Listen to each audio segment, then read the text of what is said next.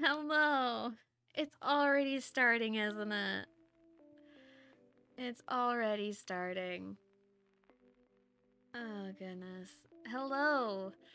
Uh, hopefully audio sounds okay. I messed with a few things earlier, but we're here. And no, I definitely wasn't procrastinating this. Maybe not. I don't know. So here we are, right where we left off.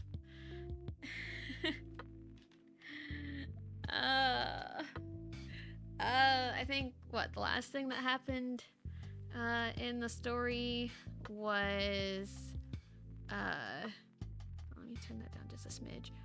Last thing that happened was the Tessa, the protagonist Tessa, um, her dad showed up out of nowhere and she ran away. Of course, it was raining and everything just kind of happened. And then this married couple found her on the street and took her in to help her, and it happened to be Ye-sung's parents. So that's where we left off. So hyped. Oh man. Okay. So whew, man. Well, I guess last time on When It Rains. Yeah, so that's kind of the Cliff Notes version of what happened last time. So, alright. We are on. Oh shoot, what chapter is this? Like 15? 15, 16? Alright. Ye-sung. Tessa kept staring into his eyes. Tessa? Ye-sung stared back. Yodok noticed that they were in their own world. Oma? Appa? Could you tell us what's going on? Well, we found her on the streets in pain, and we brought her home to treat her wounds, Sune replied. So, are you okay? Tessa asked. She nodded slightly. If you don't mind, would you tell us what happened? Jungkyu asked. Well, my appa came back. Tessa started off. Who's your appa? Sune asked. Park Jungwoo, Tessa replied in a dark tone. Sone and Jungkyu had a look of fear in their eyes. Who's Park Jungwoo? Yodok asked. Park Jungwoo was the CEO of Park Corporation, but after he went to jail... Oh, someone else took over, Jungkyu answered. Tessa nodded. I've known him all my life as this power-hungry beast. She sighed deeply. He would always treat the family like his personal slaves, until one day he totally lost his mind and it got really bad. He started to abuse my Oma and he threatened to kill Ituk and I. Oh no! Oma stood up for us and told us to run away. Tessa fought back a few tears. So Ituk and I packed up what we could in 10 minutes and ran for it. Later that night, we heard that Jungwoo killed Oma and went to jail. Oof! Oof, tragic. Oh, man. He was never her appa. Yep, and Park Corp evil. But now he's escaped and found you, Sune said. Tessa nodded and wasn't really aware of the tears streaming down her face. I understood that, but how did you get hurt so badly? Ye-sung asked. Well, earlier today, he randomly appeared at our doorstep and wanted to take back custody of us, but we refused. He really got pissed off and started hurting us, Tessa sighed. He was about to attack me, but Ituk pushed me out of the way and told me to run, so I grabbed my skateboard and went top speed. Unfortunately, I ran into a rock and got a little bit of airtime and landed pretty hard. Tessa smiled sadly. That explains your knee injury and your scratches, Yodok said. Yeah, but I'm really worried about Ituk and I don't have my phone with me, Tessa sighed. Ye-sung then handed her his phone. You can use mine. Thanks, Tessa smiled and dialed Ituk's cell phone number. A few rings. 여보세요? I can't remember if I explained. Yobseo is just how they say hello on the phone, because it's different. Yeah. Itsuki, are you alright? I'm fine, but the real question is, are you alright? Ituk asked back. I'm okay, just a few scratches, Tessa replied.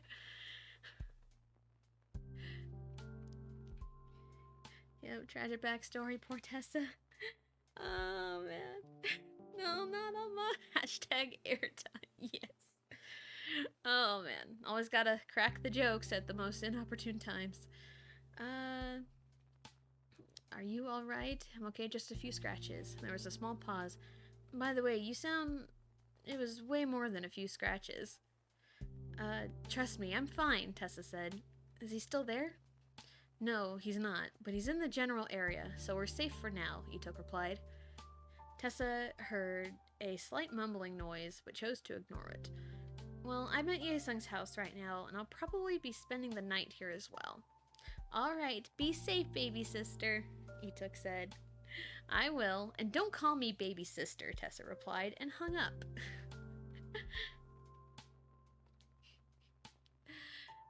She handed Yesung his phone and sighed. What's wrong? Yesung asked. Nothing, Tessa replied. You sure? Yesung shot a worried glance at her. She nodded, and there was a strange tension in the air. Well, how about we eat supper? Sone smiled to break the tension. Sounds good, Oma. Oh, man. Oh, tragic backstory. No, I feel like Ituk is not long for this role. Don't worry, Ituk is fine. I will tell you that Ituk is fine. Ituk released a sigh after he heard from his sister. I'm glad she's okay, he sighed. Why didn't you let me talk to her? Donge pouted. I still don't understand how you managed to get here through the rain, Ituk said. Donge shrugged. Pure luck? Probably, Ituk smiled. So now what?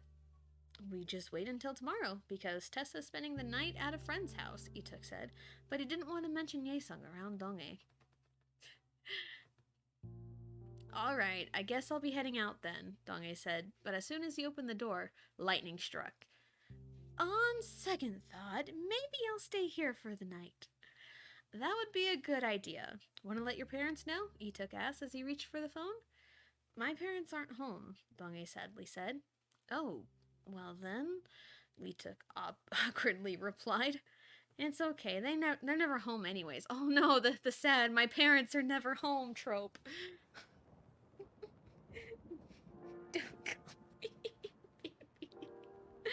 Oh man.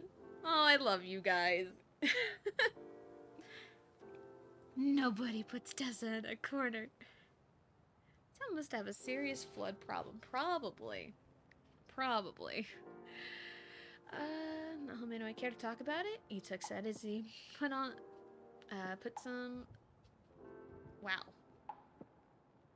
pan of water on the stove. Well, my father passed away when I was young, and my mother is always traveling. Donge started off. Do you have any siblings? Ituk asked. Yeah, an older brother, but he lives in Mokpo, so I never see him all that much. Mokpo is like a few hours south of Seoul, which is where this is taking place, so yeah.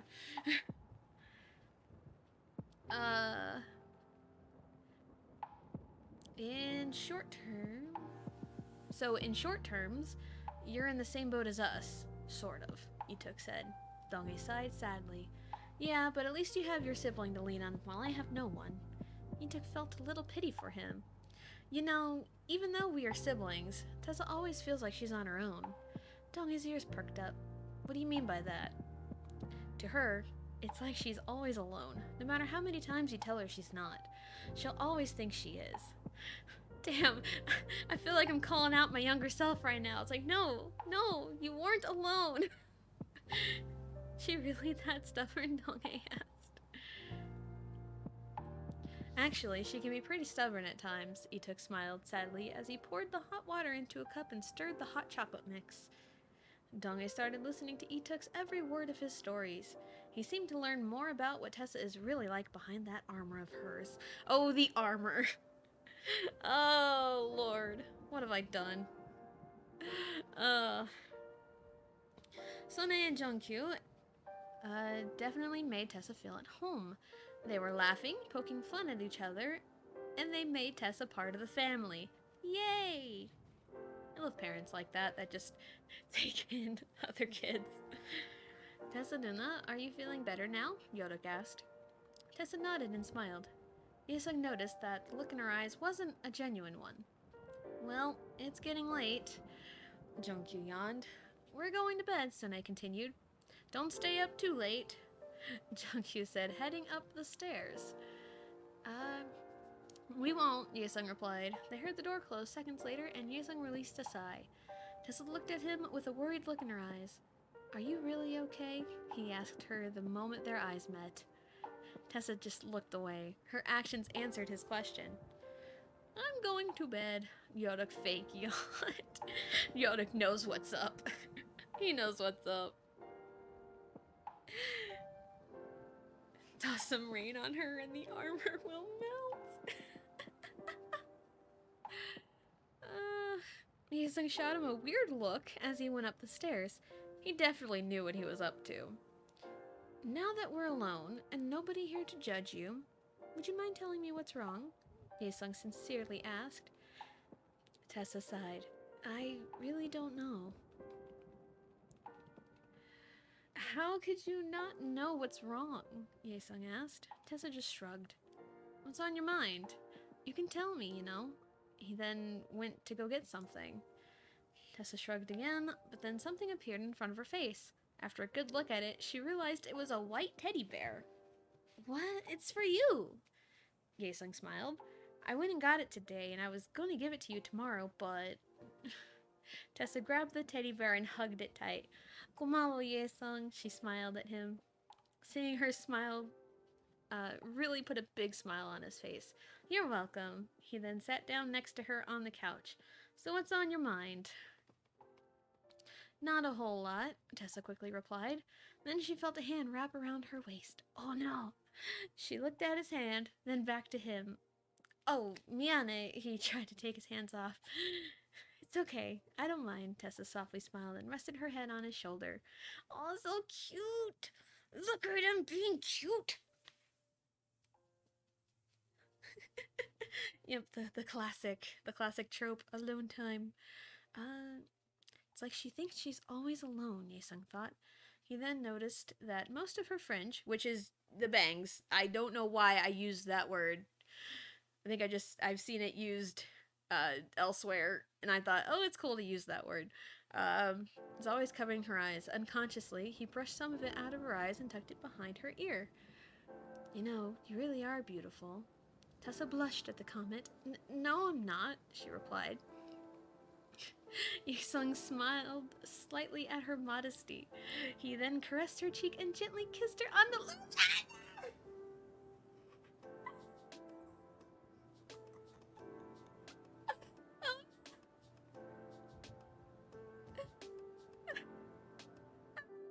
Tessa was frozen for a few seconds, but soon found herself kissing him back. Oh no! I forgot. Oh no! Ah. More like Tessa is on the fringe of her heart. I was like, oh, look at how cute they are, and then they kiss. It's like, oh no! Alright, next chapter. Okay. Oh shoot. Too far. Too far.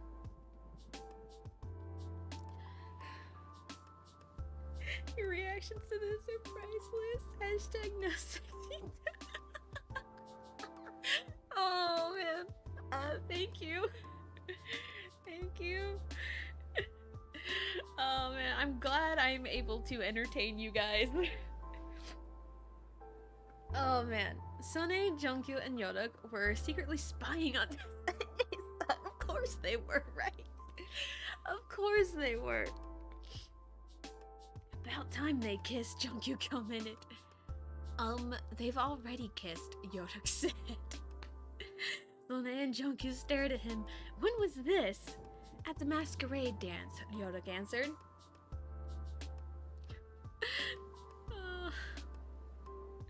Their jaws dropped. My baby's growing up, Sune fake sobbed. Oh, Yodak rolled his eyes.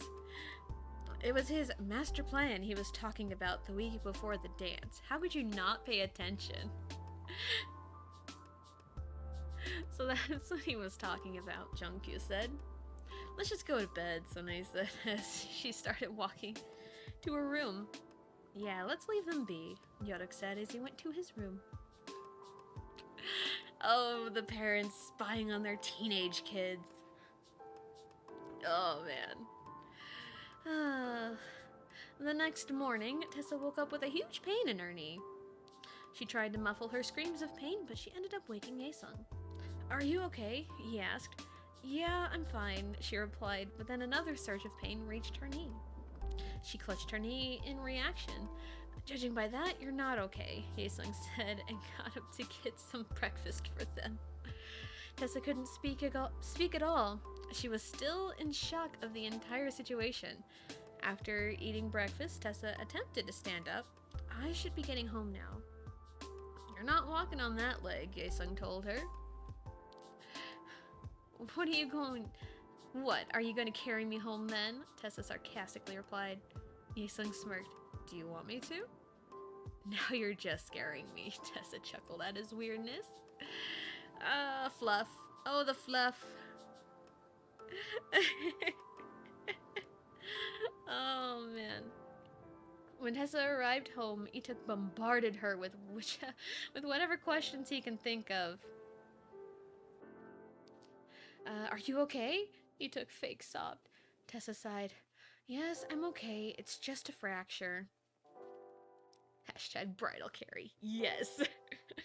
It's always the bridal carry. There's no wedding style carry. Yeah. Yes. Just a fracture? Yeah, Tessa replied like it was nothing. Ituk mentally facepalmed. He had totally forgotten how stubborn his sister was. Yeah, because we gotta, like, drive the point home that our protagonist is super stubborn. Well, do you want anything to eat? Maybe a snack or something, Tessa replied. Aish, Tessa, why don't you just tell me what's wrong or what's on your mind? Ituk thought as he went to the kitchen and grabbed something to eat for the both of them. Side note, Aish is like, you know, an interjection, like a little curse word, like, damn it, you know, it's one of those. The phone rang, and Ituk was the one to answer it. Yopseo? Yopseo, Ituk? Donghae replied. What's up? Ituk said, as he got a good distance away from Tessa. Is Tessa home yet? Donghae asked. Yeah, she's in the living room playing Mario Party.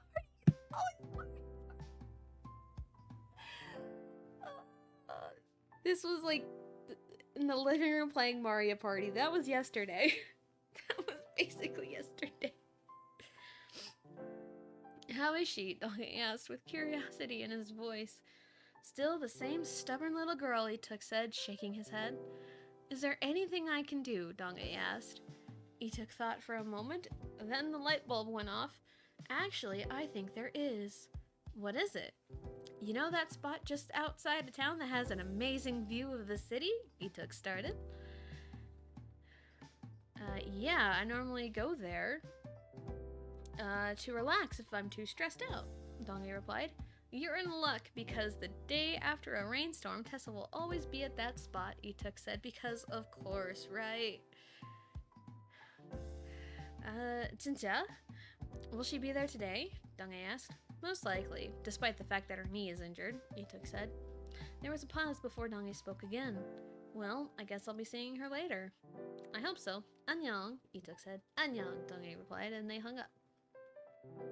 Who was it? Tessa asked from her spot on the couch. A friend of mine. That was a half-truth. Half-truth is what I was looking for. That was a half-truth by Ituk. Tessa stared at him for a few seconds and then shrugged. Whatever. You know, because that's just the thing to do. Oh my. This is reflecting reality too much. The lines are blurred. Yeah! Yeah. Yes. that night, Dong-ae went out to the spot outside of town, just as Ituk said. And just as Ituk said, Tessa was there. She was just looking at the scenery. Dong-ae decided to sneak up on her. Oh no. Oh no. I remember this scene. Oh no. Oh no. She didn't even notice him sneaking up behind him. Dong-ae then whispered, "Hey, beautiful." Tessa jumped 10 feet in the air. Oh shit! Did I scare you? Dong-ae laughed. Hell yeah, you did, Tessa shouted and started hitting him. Miane. It was just the perfect chance, Dong-ae sheepishly replied. Tessa turned away and pouted. Dong-ae felt a rush of pity through his heart. Jerk, he heard her mutter. He sat behind her and wrapped his arms around her waist. I didn't mean to scare you that bad. You of all people should know that I get startled easily, Tessa pouted. Hashtag no sexy time.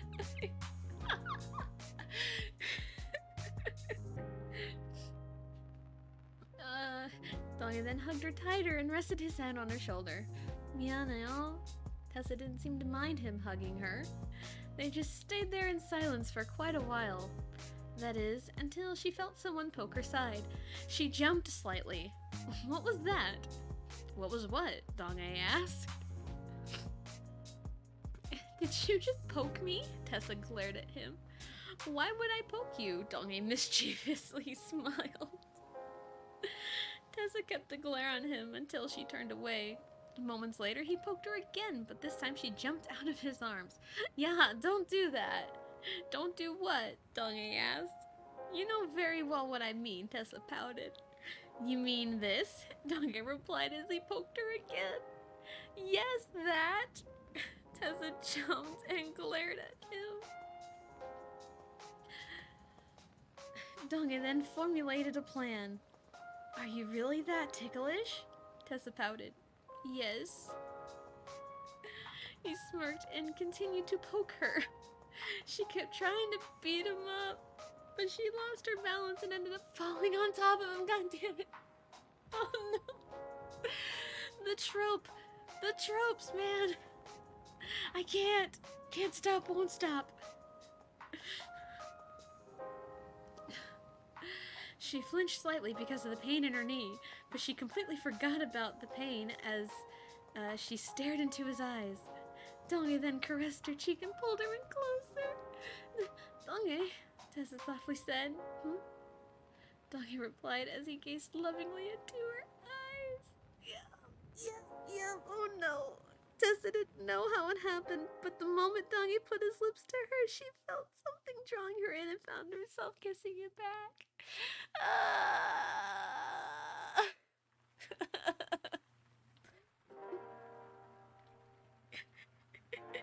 This reminds me too much of the cringe I was in high school. Oh man, what was I doing? And as I was reading, him poking her, that maybe I was psychic because whenever I met my husband, I was on dance team in college and he was in pep band, and the dance team would like dance to songs performed by the pep band, and how we met, he was talking to someone at the band and on dance team, so I came up over her shoulder and just pouted because she was pouting at him, and then he said my pout was better, and then later that night he was poking me and found out I was ticklish and he wouldn't stop, and then yeah, the relationship kind of grew from there. So I kind of called my marriage, I guess. I don't know. Hashtag no sexy time. Yep.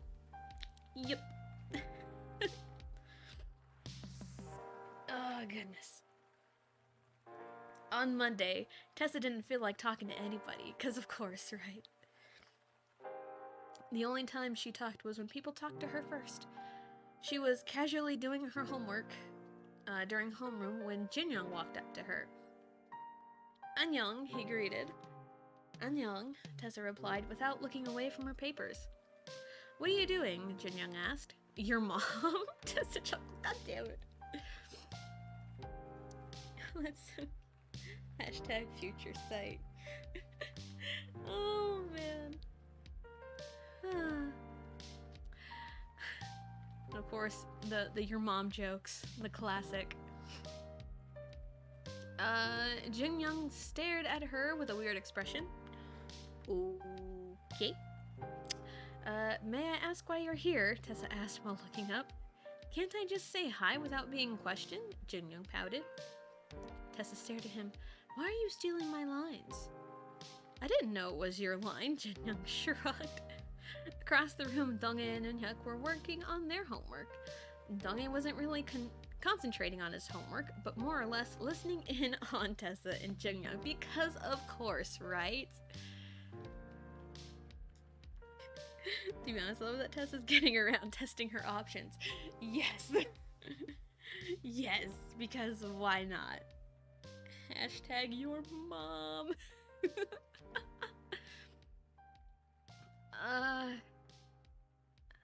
Listening in on Tessa and Jinyoung. What did you get on 5? Eunhyuk asked. He looked at him to find Donghae staring across the room. He followed his gaze and noticed he was staring at Tessa and Jinyoung. Hello? Are you even listening? Eunhyuk waved his hand in front of his face. Who, what, when, where, why? Donghae snipped out of his daze.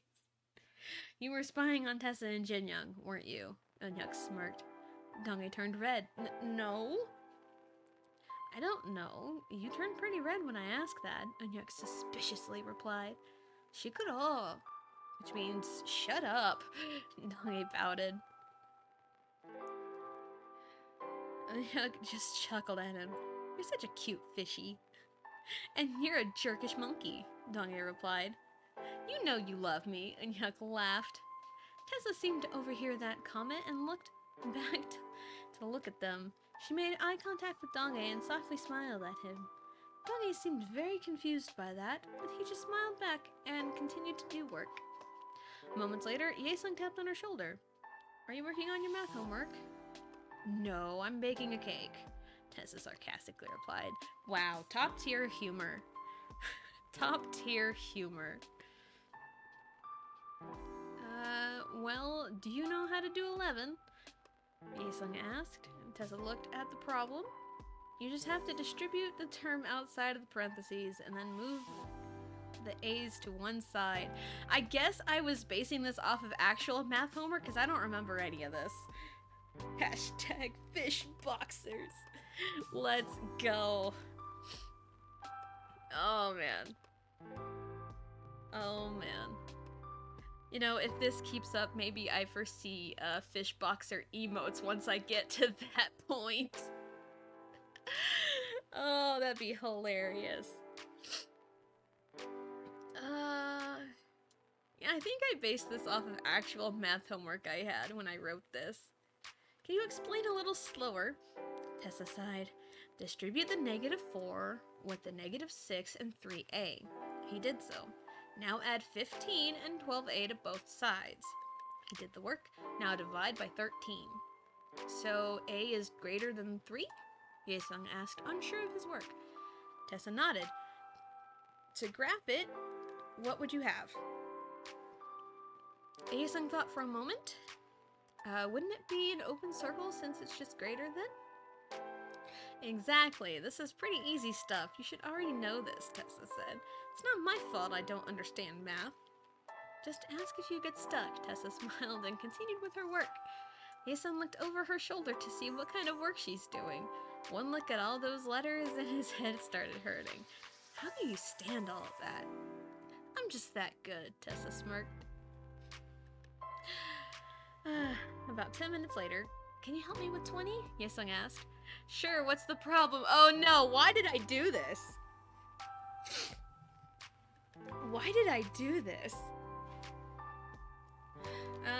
5x minus x plus 2 greater than -5 times 1 plus x plus 3.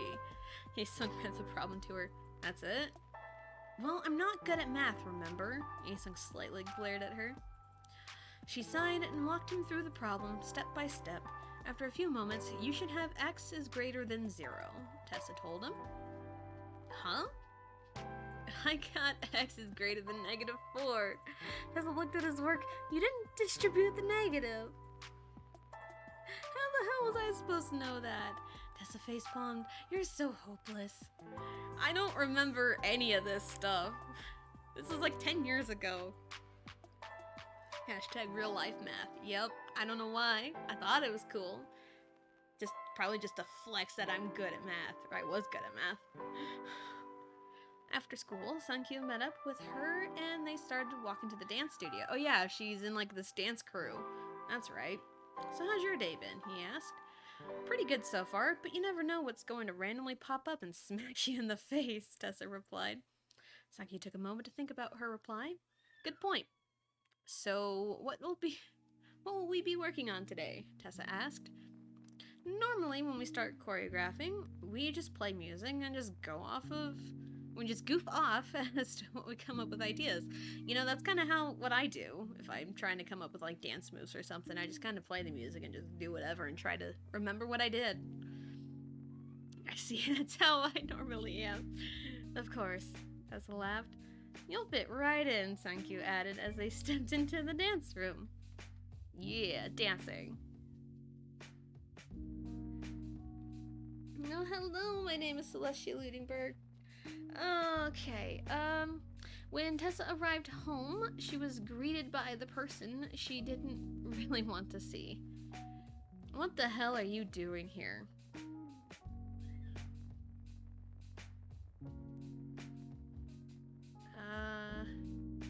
I'm here because I really need to talk to you, Jungler replied. About what?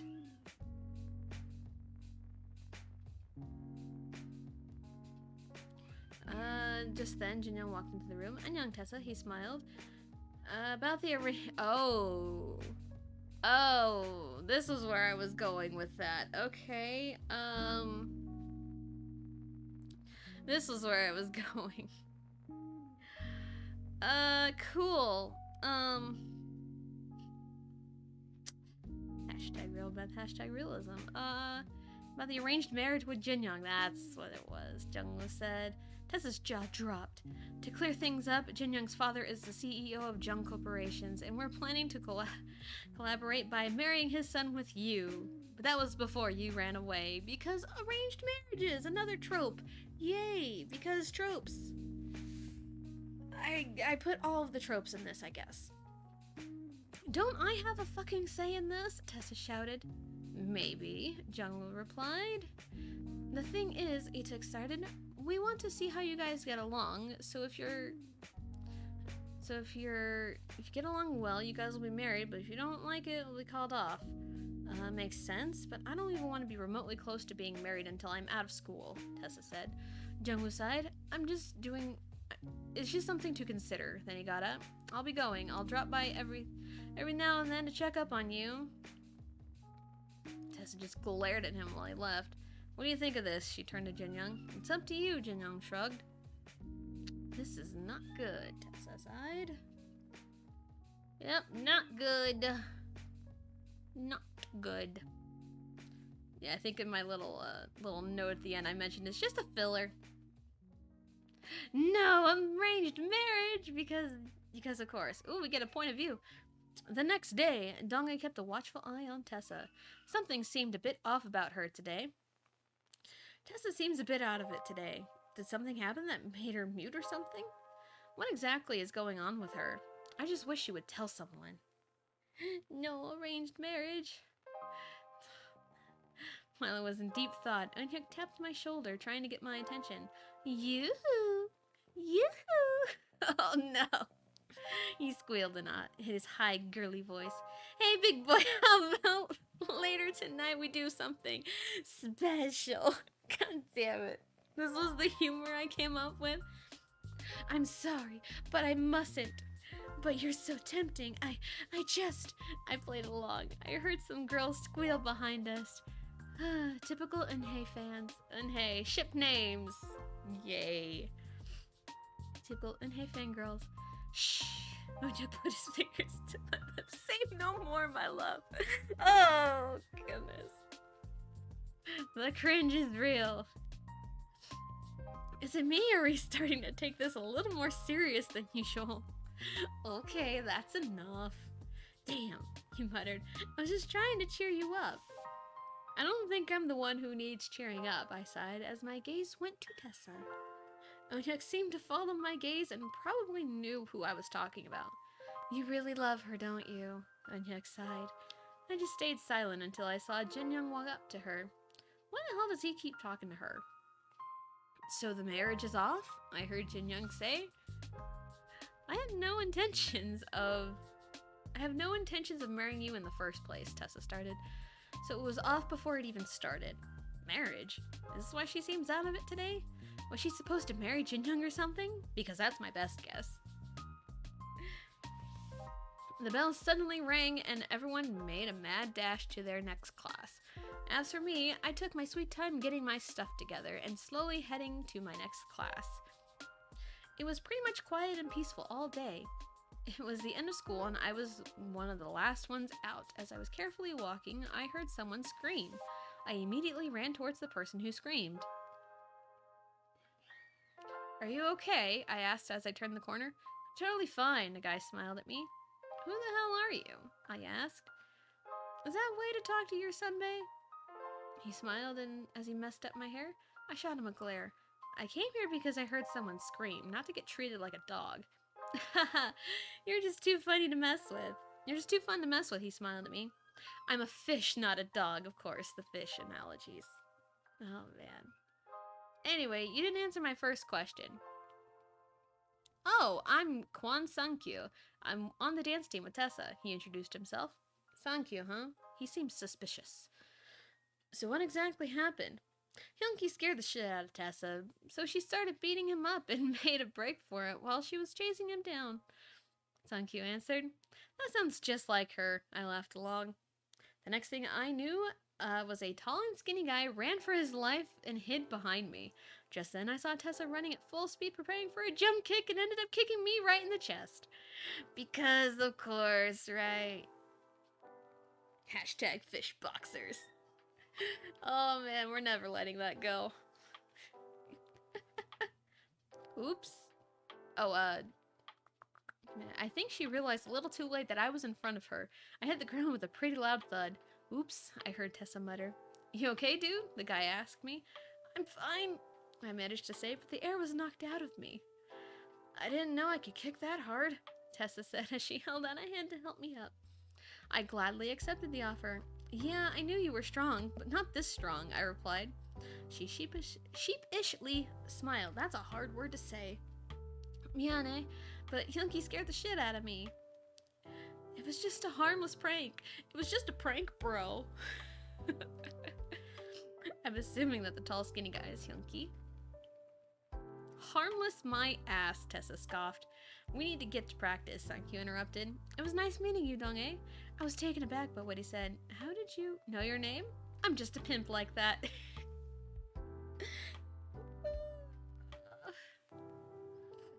Because, yeah, just a pimp like that. Cool. Sankyu smiled as he walked away with Hyunki. These guys are crazy, Tessa sighed. But lots of fun, I would imagine. So, are you guys going to perform something soon? I asked. Yeah, after we get this routine perfected, we'll be performing Saturday at the music scene, she replied. Sweet, can't wait to see it. I showed her my killer smile. Maybe, just maybe she blushed a little bit. We'll see, she trailed off as we started walking out of the school. Yay! Oh, the fluff. We want fluff. We don't want the drama, I want the fluff. I want happy. Happy. Hashtag we want the fish boxers. Big pimp.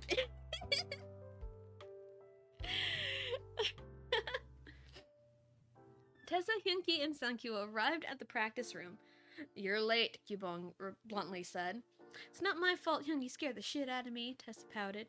She tried to kill me, Hyunki fake cried, running into Kyubong's arms. Let's just get to work, Benoit sighed as he stood up and went to the stereo.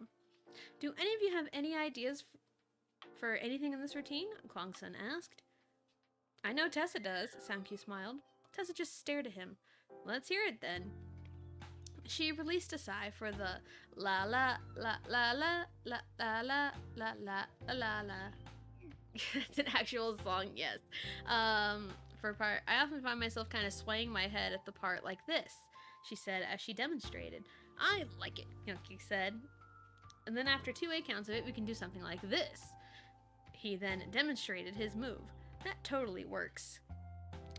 This was 100% based off of an actual choreography by, I think a K-pop rap duo, I think. So I was listening to the song the other day, so, that totally works. So the chorus should look like this, Tessa said, as she sang the chorus and danced along with Hyunki. The others were staring at them with awe. Then Kyubong walked up to her. Has anyone ever told you that you're an amazing choreographer?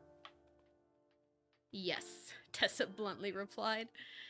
He was kind of shocked by her answer. I wasn't expecting that answer. I was expecting more of a shy reply of, no, nobody's ever told me that. I don't think I was that good, he said, last part in a shy, girly voice. Yes, I will admit I can be modest sometimes, but not when it comes to dance, Tessa smirked. Alright, let's put all our ideas together to create the most kick-ass dance there is. Kwang-sun said, yay, dancing. An hour and a half later, the group was finished putting together the dance. After they had caught their breath, they decided to go to a local cafe and grab a small bite to eat. I know this really awesome cafe we go to. The awesomest lady runs it. The awesomest. Hashtag slay. Yes. The lady may seem a bit weird, but her blood type's AB, so you get used to it. The AB blood returns. Hashtag dancing queen. Dancing queen.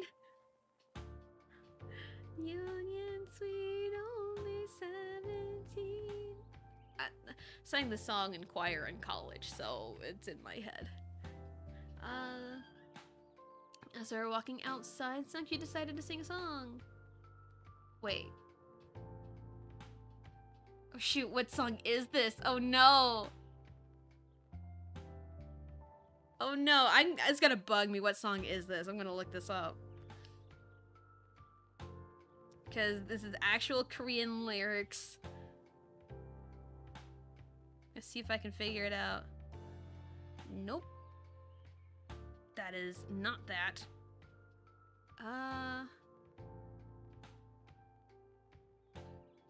Twindago. If I have the melody, I can figure this out.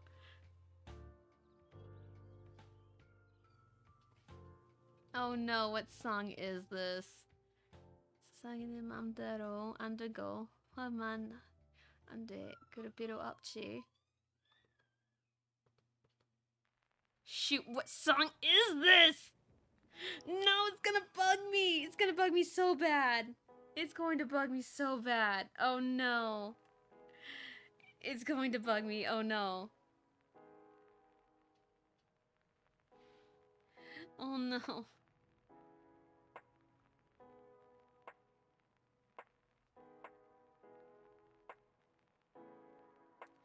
Oh no. I'm so sorry. This is gonna bug me so bad.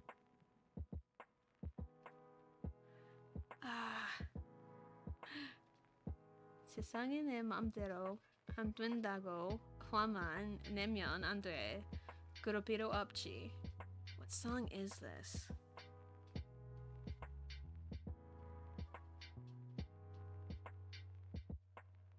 I am getting... I literally just listened to this song, didn't I?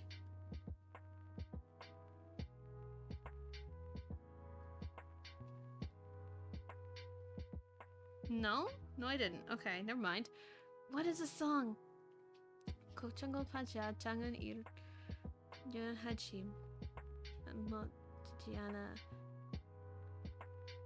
What is this song? It's gonna bug me! Hashtag awesome. Awesomeness Cafe. Oh man. What? Okay, this song is gonna bug me now. What song is this?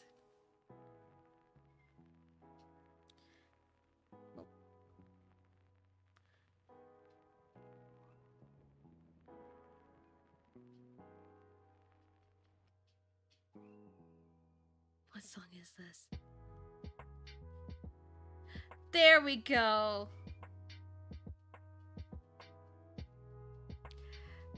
Whoops. Whoops, did not mean to do that. The song is Mr. Simple by Super Junior, because of course it is. Oh, now I got the melody. It makes it a lot easier. 세상에 내 맘대로 안 된다고 화만 내면 안 돼. 그럴 필요 없지. That's how it goes. That's how it goes. If it's not Gangnam Style, I am no help. I got it. I got it. We got there. We got there. Bonhwan knew what song that was. I figured it out later.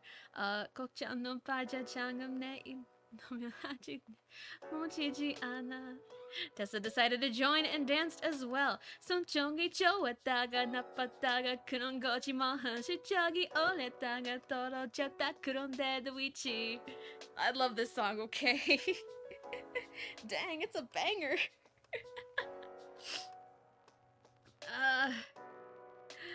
Youngie sang the next part. Yeah, this is basically just Mr. Simple. I would have gotten there if I had just scrolled a little more. Oh man, I'm not gonna sing the whole song just in case, but yeah. There's the chorus. Next part, everyone was just singing. This is basically just everyone singing Mr. Simple at a cafe, because why not, right? It's like flash mob status. Next was the chorus, and everyone did and sang and danced. Wow. The dance Tessa leading the group. What a Mr. Simple, good then a good then a good then a mucho. What a Mr. Simple, good then a good then a yappo. Yeah, this is basically just everyone singing Mr. Simple. And then we get to the end of the chorus. Blow your mind. Sankyu's saying on his own. Okay, we're here. No need to overdo it. Kwang-san laughed. Alright. Also, highly recommend listening to Mr. Simple by Super Junior. I just highly recommend Super Junior songs. They are my all-time favorite K-pop group. All-time favorites, yes. I always wanted to live in a world where people randomly broke into song. Same.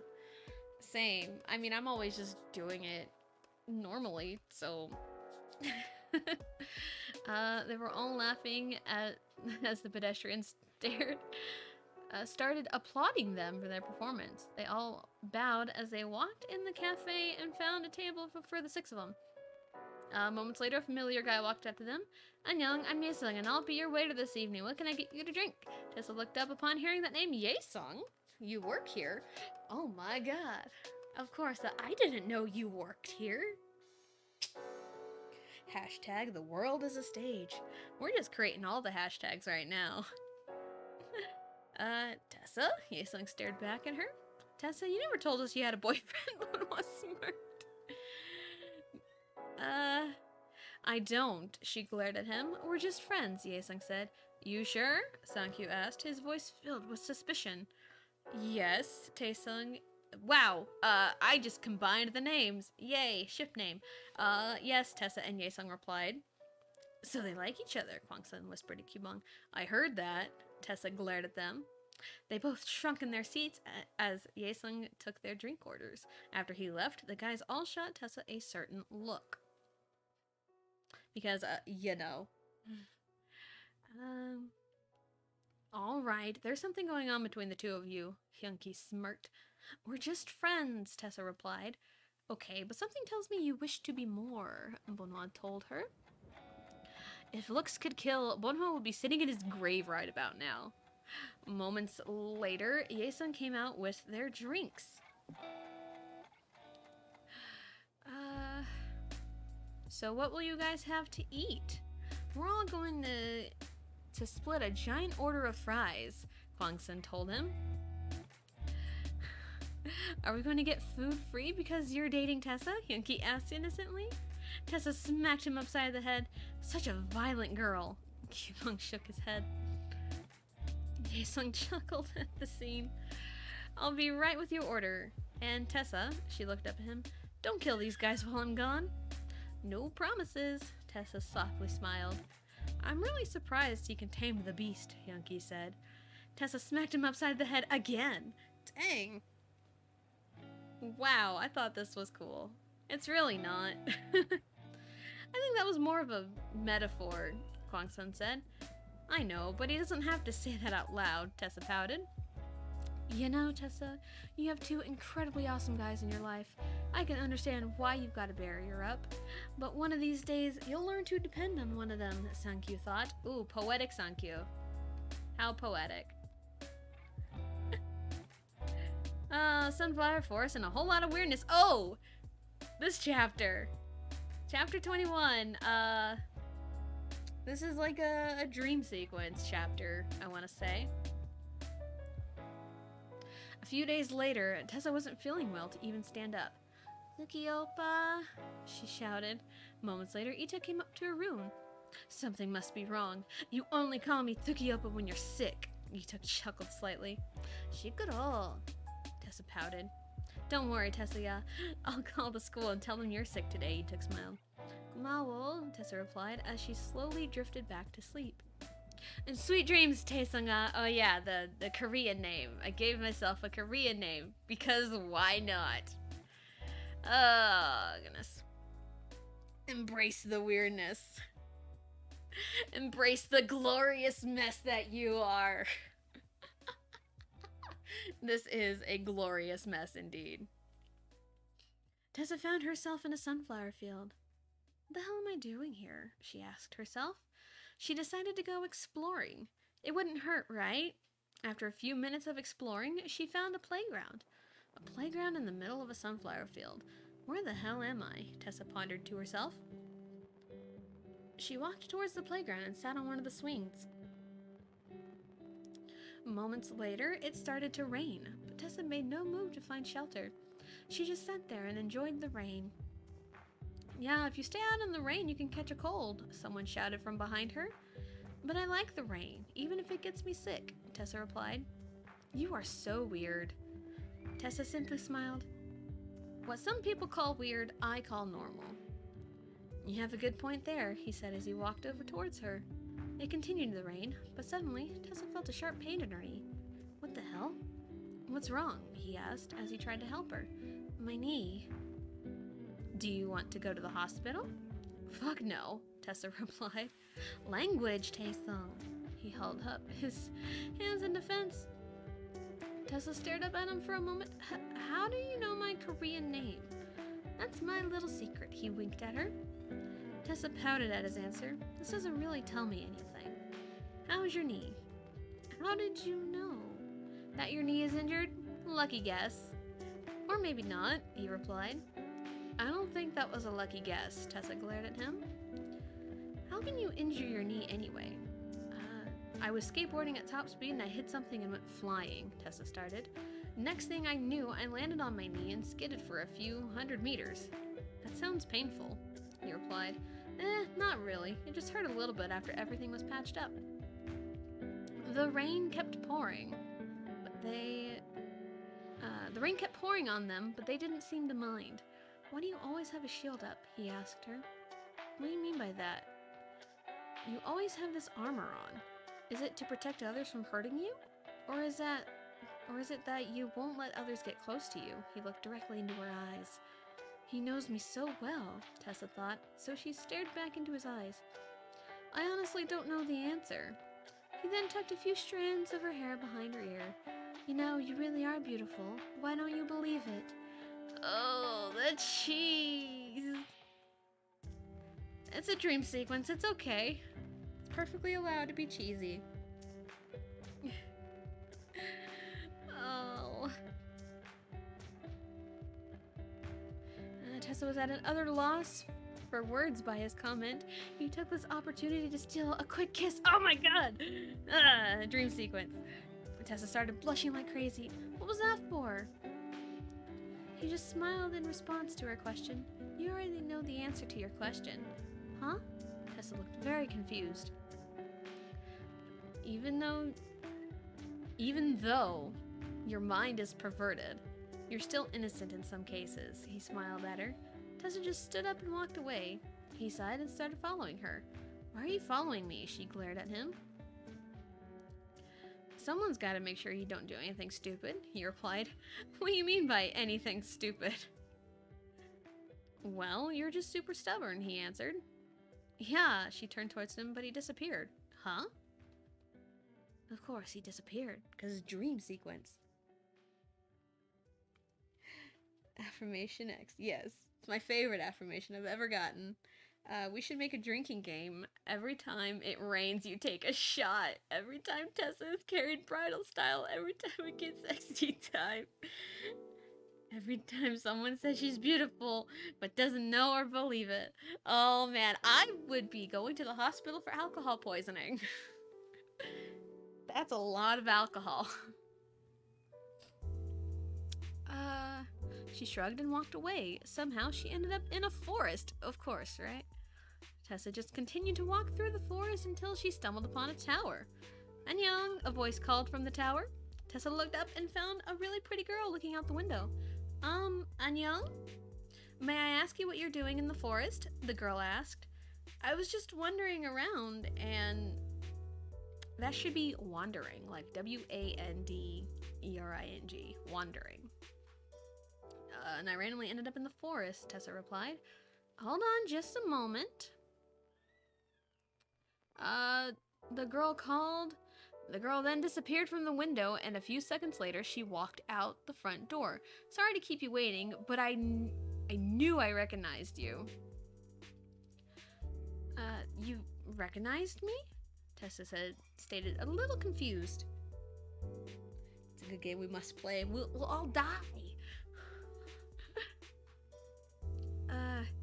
You're Tessa, aren't you? The girl smiled. Tessa seemed to recognize that smile. Yuna, what are you doing here? That's kind of a stupid question to ask, Yuna smiled. But to explain how I got in the tower, after Yuri found out I was friends with you, she told me I had no choice. I had a choice of popularity or friendship with you guys. I'm guessing you chose your friendship, right? Tessa said. Exactly, Yuna replied. Yuna was a real bitch anyway. She still is, Tessa added. Anyway, I need to tell you something, Yuna said. What is it? Whatever happens, just follow your heart, Yuna stated. Tessa stared at her weirdly. What's that supposed to mean? You'll find out soon enough, Tessa, Yuna told her. Less than a second later, Yuna vanished. This just keeps getting weirder and weirder, she said out loud as she walked away. Tessa continued walking and found herself in a deserted town. First a sunflower field, then a forest, and now a deserted town. What kind of place is this? This is the place of your dreams, Miss Tessa, a voice called out. Is this really my dreams? Tessa asked herself. You are dreaming, aren't you? True, but I've never expected my dreams to be so... Tessa tried to look for the word. Weird? The voice called back. Exactly. Weird girl, weird dream. Then the guy appeared in front of her. Tessa seemed shocked to see who it was. Ituk? You really are a weird girl. But then again, how are you not weird? Ituk shrugged. My thoughts exactly, Tessa said. Ituk smiled, then noticed a couple of people behind her. You might want to turn around, he told her. Tessa turned around to see Yorok and Unhyuk. Tessa, just to let you know, it doesn't matter what your heart tells you, Unhyuk stated. They will support your decisions no matter what, Yorok continued. That's the problem. I don't know what my heart's telling me, Tessa sighed. You'll understand in time, Unhyuk said. But for now, you need to talk to someone, Yorok added. What who, though? Tessa asked. Tessa she? You don't know? There was a voice out of nowhere. Tessa she? Silent Hill? Maybe. Was I dreaming of Silent Hill? Who knows? Tessa started to wake up, and the first thing she saw was Kyuhyun. Ooh, Kyuhyun? Where'd he come from? Staring right back at her. Good, you're awake, he smiled. What time is it? Tessa asked. It's about 3 p.m., Kyuhyun answered. I've been asleep for that long? Tessa replied, and soon after, she sneezed and hit her head on the wall. Oh, I think this was something I actually did one time. Because, a lot of the time when I sneeze, my full body goes into it. I have fallen on my face because I sneezed. I have hurt myself because of sneezes. So, when I sneeze, I go all out. Are your sneezes that powerful? Kyuhyun chuckled. Yes, Tessa simply replied. Anyways, I brought your homework, and Mrs. Kwan said I need to teach you the lessons we learned today. Kyuhyun told her. Alright, but before we get started, can I tell you something? It's just something I need to get off my chest. Kyuhyun softly smiled. I'm all ears. Sneezes OP. Yes. OP sneezes. Just give it some time. What chapter are we on? We're on 22.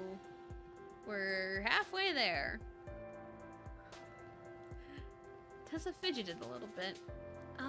Well, this is kind of hard to say, but I already know it's going to be about Yaesung and Donghae. Kyuhyun smirked. Because of course, right?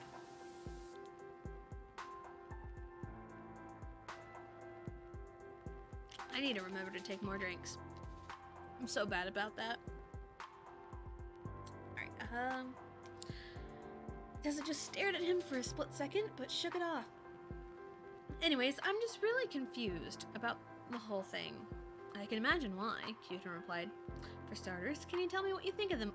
Ooh, we're gonna get the feelings all spilled out. Sometimes it's just good to just talk. Well, oh shoot. I want you guys to read this too. There we go. Well, Donghae is like a kid at heart. To the car speaker? Oh, that's beautiful. Oh, that's beautiful. Well, Donghae is like a kid at heart.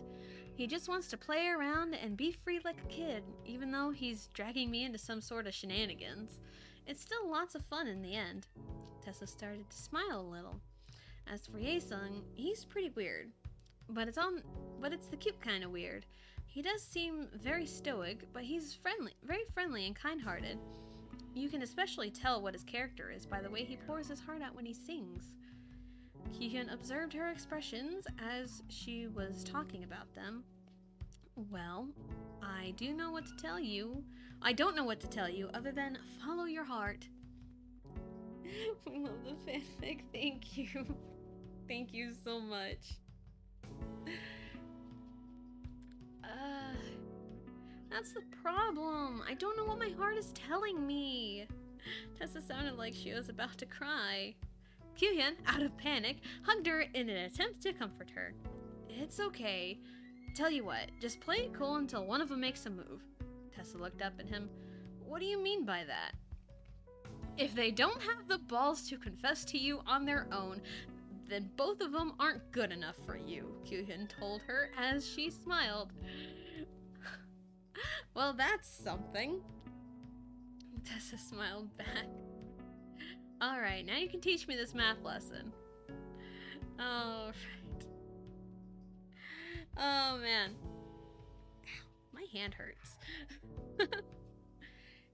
Yeah, and also, can confirm I have a bruise on my hand from yesterday's Mario Party. I mean, it's fine. The next morning, Tessa was feeling better than ever. Was it because it was Friday? Who knows? She slid down the stair rail and landed perfectly in the front door. Ituk smiled at her craziness and held up a small whiteboard that said 10 on it. Thank you, Tessa said as she bowed. Have a good day, Ituk called out. I will, Tessa smiled at him as she skateboarded out the door. On her way to school, she happened to run into someone from her class. 안녕하세요, Tessa-shi, he said. No need to be so formal, Key. And yes, that is his name. A member of SHINee, his name is Key. Well, his stage name is Key. Hashtag Mario Party too hard. Hashtag More moves than a chess game. Yes. Miane, force of habit, Key sheepishly said. Such a hard word. Why did I put that word so much? Anyway, I found out something really interesting. What might that be? Do you know who Kim Chae-soo is? That's my grandma. Oh. Oh, what is this? What is happening? I don't know what's happening anymore. Well, your grandma and my grandma are twin sisters, Key told her. So we're related in a sense. That's pretty cool, Tessa smiled. They soon arrived at school and got the day started. It wasn't until English class that things got interesting. While students were working on their worksheets, someone randomly shouted, "Fuck, I don't get this!" You know, that's a mood sometimes. That's a mood sometimes. All heads turned to Key. Kim Ki-bum, you know better than to use foul language in school, Miss Cho scolded. Miane, Miss Cho, I never knew you were such a bitch. Tessa smirked as well. I kind of have to agree with Key here. You are kind of a bitch, Miss Cho. She casually said, which made most of the students gasp. Park Tessa, you are my straight-A student. I'll let you slide just this once. But as for Ki-bum, you have detention Saturday morning, Miss Cho replied. Anyone else use foul language gets to join him. Wow! What is this? What is this? Tessa smirked, grew more evil. Fuck ass tits, cocksucker, dickhead. That's it. Ki-bum Tessa to the principal's office, Miss Cho shouted. Yeah, you definitely wouldn't get away with that in high school now. I don't know. Fuck Miss Cho. Tessa and Key high-fived as they walked to the office. They laughed their hearts out as they were walking down the halls. That was pretty awesome, Key laughed. I totally agree. I can't believe I pulled that one off, Tessa laughed with him. They both walked into Mr. Kim's office, laughing their asses off. What did you two do this time? Mr. Kim looked at them. We cussed out Miss Cho, Tessa said like it was nothing. Mr. Kim stared at them for a moment. I'm glad someone did. I was about to later today. She's a real bitch about everything, Key said. There's always that one teacher in school. True. I don't even know how she got on the staff anyway, Mr. Kim sighed. I remember she actually gave me an F once because I said my favorite hobby was playing video games, Tessa said as she reminisced about the first day of the school year. It wasn't me who hired her. Majority was against me at the time, Mr. Kim sighed. Who's the detention monitor for this week? Key asked. I think it's Eunhae this week. Oh, poor Miss Cho. Excuse me. Are you sure it's a good idea to put Eunhae in charge of detention? Tessa asked slowly. I'm pretty sure it isn't, Mr. Kim replied, because, yes, 2 of the class clowns in charge of detention. That's a great combination. Also, speaking of, like, weird teachers, there was a kindergarten teacher, when I was in kindergarten, when we had 2 kindergarten teachers, she literally failed little girls because they didn't wear dresses every day. I'm glad I wasn't in that class. So, yeah, there's crazy teachers out there. After the final bell rang, Sankyu walked up to Tessa to tell her about the performance. So let's meet up around noonish for lunch, and then we can do some last-minute touch-ups on the routine, he told her. All right, well, I might be a little late because I have detention tomorrow morning, Tessa said nonchalantly. How did you manage that? Sankyu asked. I cussed at Miss Cho, Tessa replied. Glad someone finally did. Sankyu sighed. That's good news. Bad news is Eunhyuk and Donghae are detention monitors, Tessa added. Good luck with that, Sankyu said. Hashtag justice for the girls. Yeah, quite literally. We had a whole separate, like, grade level called Primary 1 because this teacher was failing a whole bunch of little girls. It was that bad. So I think she retired some odd years ago, but yeah, it was bad. The next morning, Tessa got up just in time to leave for detention. Etuk just stared at her. I still don't get how you managed to get detention.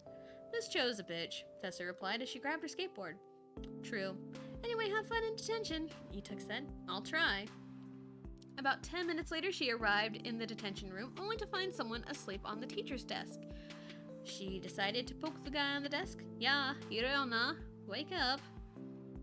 The guy moved slightly, but didn't wake up. Are you a heavy sleeper? She asked. The guy nodded and was still out like a light. Tessa then thought of a master plan. She hopped on the desk and sat on his back. Hirona, she called out. Thanks for breaking my back, the guy said. Tessa seemed to recognize the voice. You're welcome. Are you awake now? Yes, thanks to you, he replied. No problem, Dong-ae, Tessa smiled. You can get off me now, Dong-ae said. That's crazy, yeah. Yep. Well, there was a handful of people like that in my hometown, but I'm glad I'm not there anymore. Tessa hopped off and sat in one of the seats in front of him. Dong-ae stared at her. What? Didn't expect to see me in detention this week? Tessa asked. Actually, no, Dong-ae replied. Just then, Ki entered the room. Morning, he called. Morning, Ki, Tessa smiled. You're cheerful this morning, Ki commented. That's totally unlike you, Dong-ae added. Tessa shot both of them a glare, but they were saved when Eunhyuk entered the room. Who are the ones that cussed out Miss Cho? That would be us, Ki said. It was mostly me, though, Tessa added. Dong-ae and Eunhyuk stared at her like she was some sort of alien. Tessa just completely ignored their stares and started to draw in her notebook. They eventually shrugged it off and started to work on their own work. Detention seemed to fly by for the four of them, and now it was just about noon. Well, I have to get going, Tessa said as she gathered her stuff. Where are you going, Dong-ae asked. I'm going to eat lunch with the crew and then touch up the routine for tonight, Tessa answered. If you're going to perform... You guys are performing at the music scene tonight? Eunhyuk asked. Hell yeah, we are, Tessa replied as she skateboarded out of the classroom. Skateboarding. Tessa had received a text telling her to meet at the cafe the crew ate at the other day. When she arrived, she was greeted with one of the most dazzling smiles she had ever seen. Annyeong, Tessa, Yesung smiled. There was a slight hint of pink on her cheeks. Annyeong, Yesung. The guys are over in the back table. They already ordered for you, Yesung replied. Gomawo, she smiled and walked over to the crew. Yo, Tessa, how was detention? Bonhwa smiled. It wasn't all that bad, Tessa replied. What did you do anyway? Youngki asked. I cussed out a teacher, she answered. What is wrong with you? The guys asked. It was just Miss Cho, Tessa added. Oh, well, that's okay then. Yeah, nobody likes her anyway, Gongsun added. The food soon arrived, and they ate their lunch. They got to talking about random things and such. After they finished eating, they headed back to the studio, but not before saying goodbye to Sone and Yesung. You guys are more than welcome to stop by at any time, especially you, Tessa, Sone smiled. Also, if you want to help out here, you're more than welcome to, Yesung added. I'll consider it, Tessa replied. Anyway, are you going to the music scene tonight? Why, are you performing? Yesung asked. Yep, it's going to be awesome, so you better be there, Tessa said. Now I'll definitely be there, Yesung smiled. Seeing him smile caused her to smile too. The guys noticed how she was all smiles talking to Yesung. They decided to keep quiet about it as they headed off to the studio. Yay! Interactions! Fluff! Bring the fluff! I want the fluff! I would much have the fluff. Did a teacher piss you off at school that day? I don't know, maybe. I mean, there was a handful of teachers in high school that were just kind of mean. I never did any of that in school, though. I was a good kid, I swear. Although we did have this one teacher, my freshman year. She was a science teacher, and she taught physical science. We didn't learn anything about physical science, but we did learn about her family tree. because all she did was tell stories about her family the entire time. Like, if we had a quiz about her family tree, everyone would ace it.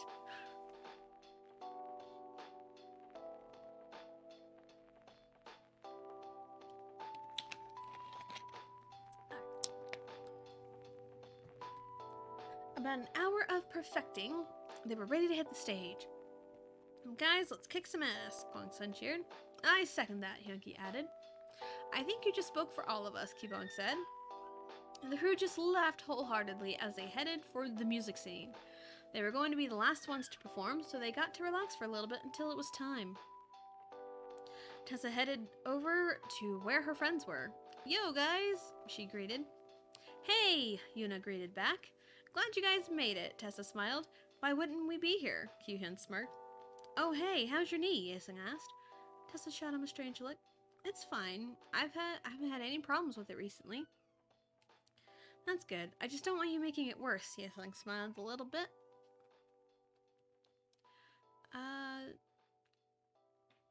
I may be a klutz, but I take damn good care of myself, Tessa defended. So, judging by your wardrobe, Dong-ae started. This is going to be a hardcore hip-hop piece? You jerk, you ruined the surprise! Tessa pouted as she started hitting him upside the head. The rest of them were laughing at them. Moments later, Bonhwa walked up to Tessa. Hey, we need to get going, he said. All right, Tessa replied. Wish me luck. Hwaiting! Yuna, Kyohyun, Dong-ae, and Yesung cheered. Yay, the gang's all here! The gang is all here. Tessa and Bonhwa met with the others and started to stretch. While they were stretching, Kwon-sung reminded them of a few things. Most of the time, it was the other making fun of Kwon-sung for playing the nagging mother role of the crew. Yep. Every group of people has to have the mom of the group, seems like. A moment later, a woman came backstage and told them they were the next ones up. Ready to kick some ass? Sung-kyu smirked. I thought no one would ask, Tessa responded. Fighting! The announcer introduced them, and the crowd cheered moderately loud for them. Then they started their routine of super magic. Oh shoot, who sings that song? Because super magic is an actual song. Let me see. Super mad. It's one word. Supreme Team. So if you're ever interested in that song and what it sounds like, I like it. It's cool. It's called Super Magic by Supreme Team. When they hit their end pose, the crowd went nuts. There was only one person that wasn't applauding, and that person was none other than Kwan Yodi, of course, the rival. As soon as the crew walked off stage, Tessa immediately walked towards Dong-ae and Yesung. You were totally daebak! Yesung and Dong-ae both gave her 2 thumbs up. Daebak is awesome. Daebak means awesome. It's like a slang word for awesome. So, yeah. Come on, Tessa sheepishly replied. Then suddenly something hit Tessa on the head. She looked up to see who it was. Tessa, yeah, that was an amazing performance, Ituk told her. Thanks, Ituk Oppa, Tessa smiled.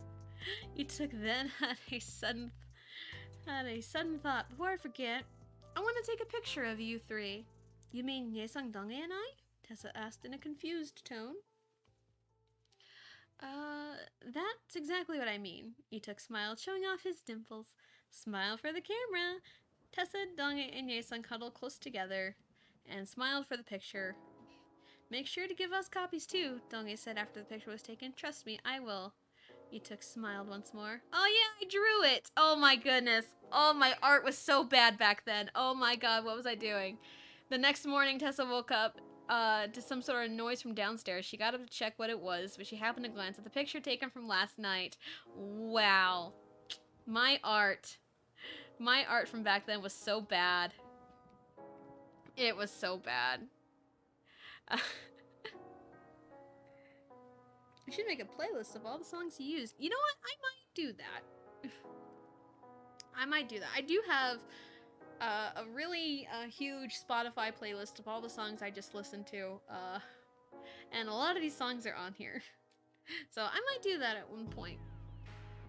She couldn't help but smile at the picture, but then she remembered why she was up in the first place. When she was downstairs, she was totally shocked to see who was making all that noise. Well, if it isn't my favorite squirt. Kangi Noppa?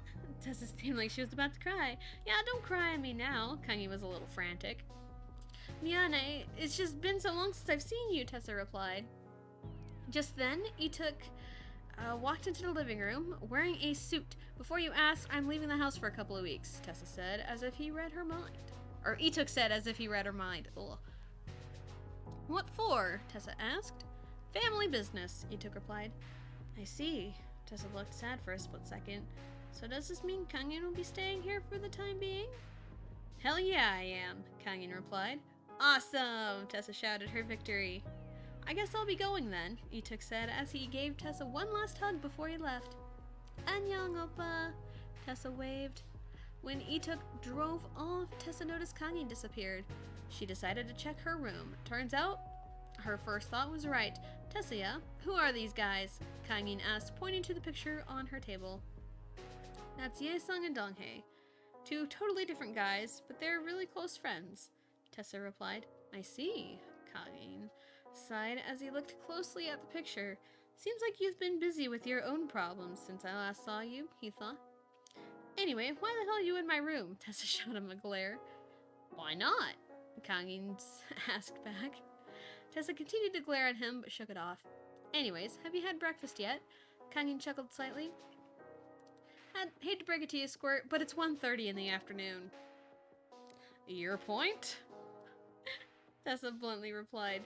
Still the same old Tessa, Kangin smiled. They headed downstairs to grab something to eat, but before they even reached the kitchen, the doorbell rang. The doorbell? Someone's at the door? Kangin opened the door and decided he was going to play a small prank. Annyeonghaseyo, may I ask who the hell are you guys? Kangin greeted calmly. I'm Lee Donghae, Donghae replied nervously. And I'm Kim Ye-sung, Ye-sung replied, with the same nervous tone as Donghae. May I ask why you're here? Kangin asked. We're here to visit Tessa, Ye-sung answered. What relationship do you have with Tessa? Kangin shot both of them a suspicious look. We're her friends. Friends? Is that so? Kangin kept pestering them. Kangin oppa, who the hell's at the door? Tessa appeared at Kangin's side. She calls him oppa? Both Ye-sung and Donghae thought. Do you know these two? Kangin asked her. Oh man. Hashtag realism. You should make playlists cute. LMFAO amazing.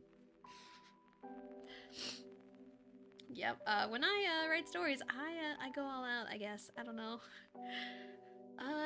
You know these two? Yeah, they're my friends. Why? Did you think they're rapists or something? God damn it. They might be. Tessa smacked him upside the head. They are not rapists. At least that's what I think. Tessa! It's not cool to joke about that, though. Unless you're, like, super close to them. I don't know. Never mind. Let's move on. Tessa! Ye-sung and Donghae shouted. Tessa laughed at their reactions. Why don't you guys come in? We're just about to eat breakfast. You mean lunch, Donghae corrected. Same thing. Tessa pouted and made her way to the kitchen. Ye-sung and Donghae followed her, but were stopped by Kangin. So, you two are the ones that have troubled Tessa, yeah? Troubled? Both of them shot each other equally confused looks. You idiots.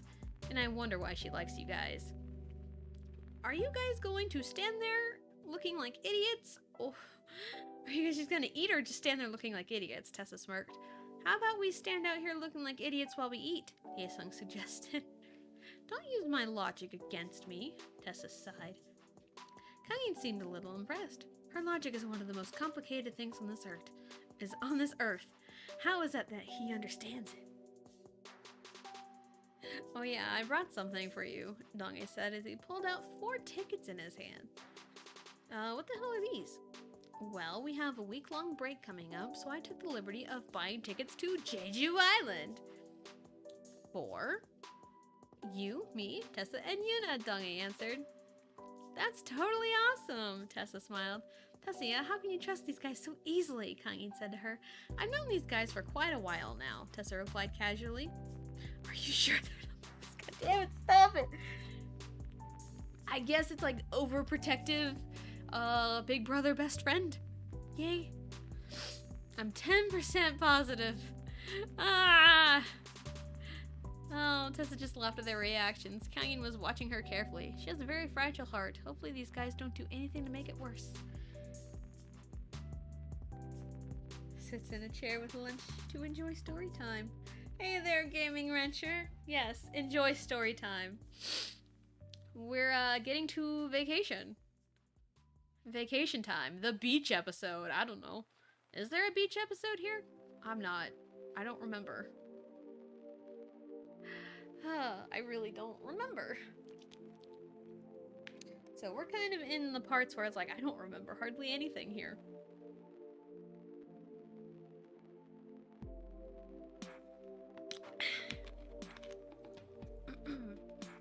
Alright. Oh yeah, I got some candy on my table that I forgot I haven't eaten yet. The trip was only a few weeks away until break. So the vacation will have to wait until then. All throughout the week, Donghae, Yesung, Yuna, and Tessa were looking forward to the trip. Yuna and Tessa started acting more like best friends during the week, and it kind of scared Yesung and Tessa. Friendship! Friendship! Friendship! Hashtag beach episode. The beach episode! There better be a beach episode. I think there is? I'm not sure. I just know they all go on vacation. Apparently. So what are you doing this weekend? Yuna asked Tessa. Most likely spending time with Kangin Oppa, Tessa replied. Who is he? Yuna asked. He is my brother's best friend.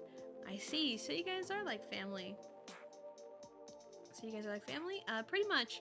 I remember when he first came to our house, Tessa sighed as she looked out the window to begin her story. Ooh, flashbacks!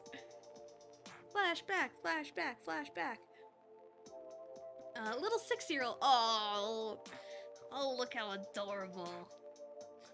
Little 6-year-old Tessa was casually playing with her stuffed softball by herself when Ituk and a strange guy walked through the door. Tessia, I'm home, but I brought a friend, Ituk said. Tessa walked towards them. She looked up to them with her big puppy dog eyes. So this is your little sister? The other guy asked. Ituk squatted down to her level. Tessia, this is Kim Young-won, but he goes by Kangin. Tessa nodded slightly. Ituk turned to Kangin. She's really shy when she's around new people. Plus, she's normally a little quiet. That's fine, Kangin smiled. Ituk left to go to the kitchen to grab a snack, so Kangin turned towards Tessa. You don't need to worry. I'm a good guy, he smiled at her. You don't look like it, Tessa said cutely. Well, looks can be deceiving. True, Tessa added. Ituk soon came back to the living room. Oma and Appa should be home around 5-ish, so what do you want to do? Ituk asked Kangin. I don't really mind, Kangin replied. Tessa had a sad look in her eyes as she went back to play with her softball. Kangin and Ituk stared after her. Why don't we play with Tessa? She's always alone anyway, Ituk suggested. Sounds good, Kangin smiled. Tessia, will you let us play with you? Ituk asked her. Tessa's eyes lit up. Okay. Oh. Yuna felt a little pang in her heart. Even when she was little, she always felt alone. Oh.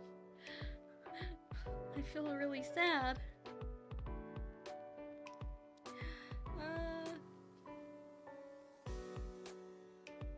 Ooh. You're making me hungry. Come on, guys, you're making me hungry. Tessa couldn't help but smile a little at the memory. She then told some more stories about her, Kangin, and Ituk. Without their knowing, Yesung and Donghae were eavesdropping on them. Ooh. Because of course, the eavesdropping.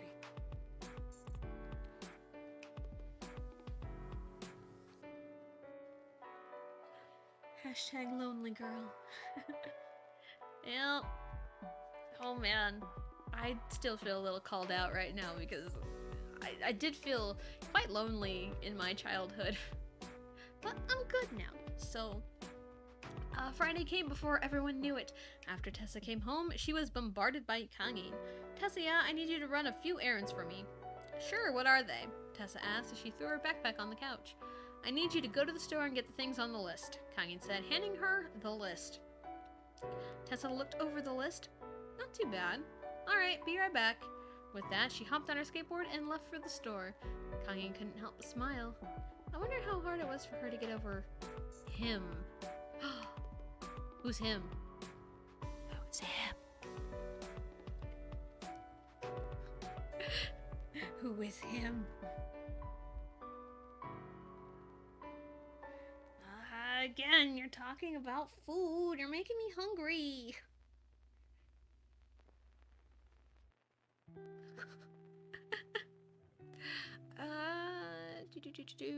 Where was I? Great, all this talking about food is making me hungry and it made me lose my spot. Yeah, left her store, good over him, that's right. A few moments later, the doorbell rang and Kanyin opened the door to reveal Ye-sung and Dong-ae. Oh, now they're a pair now. Cool. What did you want to see? What did you want to see us about? Dong-ae asked. I've noticed you two are very close to Tessa. Kanyin started. The two nodded nervously. Well, there's something you need to know that Tessa will most likely never tell you guys, because telling other people's secrets is apparently okay. Cool. So does she hop on the skateboard inside the house, then open the door and skate out? Yes, I think so. I think so. I think that's how it works. I think that's how I intended it. Skater girl. Yep. The one thing I wish I was, because I never had a skateboard growing up.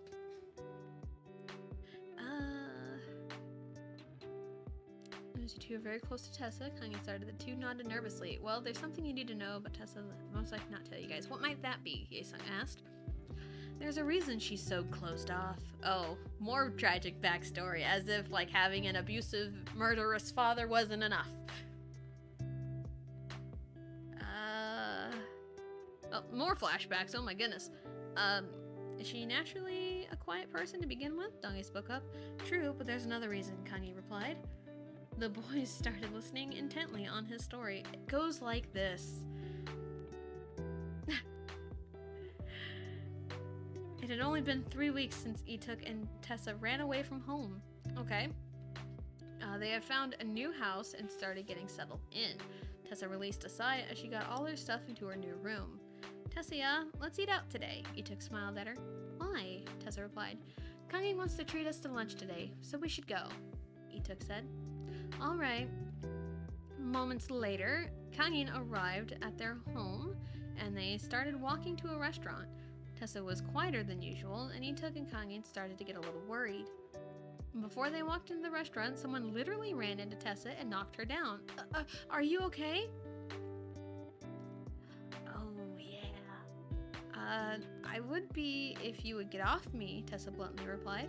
The guy then got up and also helped her up. Sorry for that, the guy sheepishly said. Tessa blushed a little bit. It's fine, she replied. I'm Ki-kwang. Ki-kwang is a former member? I don't know what the status of the group is. There is a K-pop group called Beast, and he was a member. Yay. I'm Ki-kwang, he said as he held out his hand. Tessa replied as she shook his hand. Tessa, that's a pretty name, Ki-kwang said. Tessa blushed a lot more that time. Ituk couldn't help but snicker. Tessa, why are you so red? He teased. Shut up! Tessa hit his arm. It's actually kind of cute, Ki-kwang smiled. Dang, Tessa's getting all the guys. Even in the flashback. Where the fuck did they get the money for a new house? You know, I was 16. I didn't think about it at the time. You know, maybe they're from a rich, from like a owner, CEO person. So I guess they got money or something. I don't know.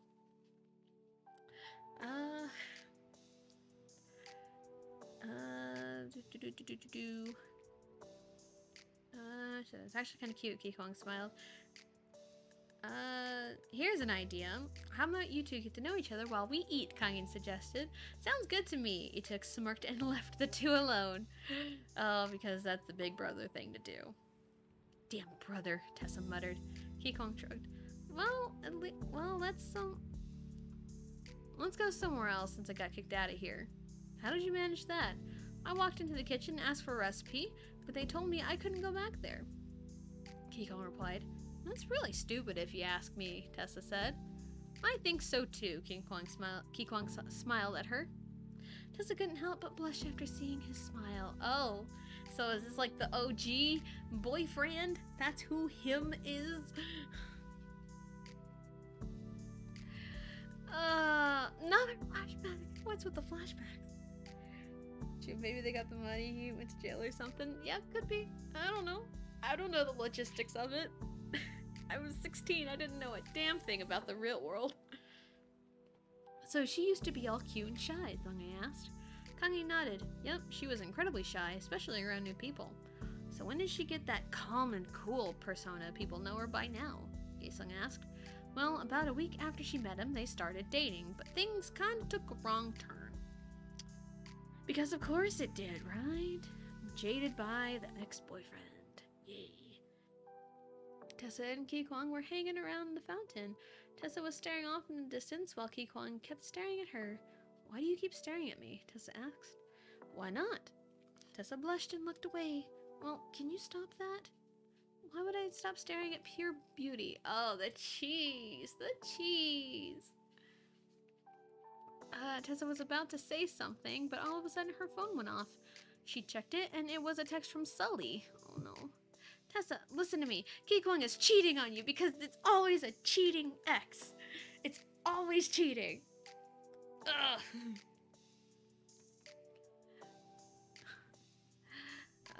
Tessa stared at the text for a small moment. What does your text say? Kikong asked. None of your concern, Tessa replied bitterly. Kikong stared at her. Why the bitter tone? So, who is it? Huh?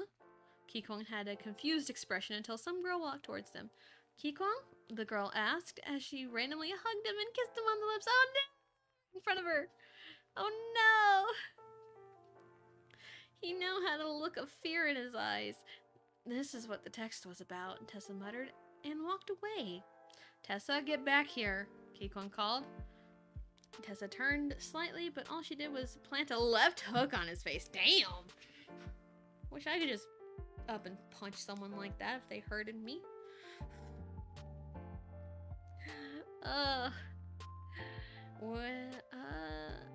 Next time, I'll use my right hand. Yeah, because being right-handed, you throw stronger punches, I guess. I don't know. With that, she walked away. Kikong was staring after her while holding his cheek as it began to rain. The freaking rain! God damn it. Oh, good lord. Who was that? The girl asked innocently. Tessa was walking silently in the rain. As she was walking, some random guy came up to her. Annyeong, miss, would you like to learn skateboarding? It's really cheap. Ah, the origin story.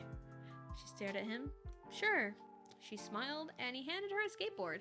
The guy taught her the basics, and soon enough, she was ready to skateboard on her own.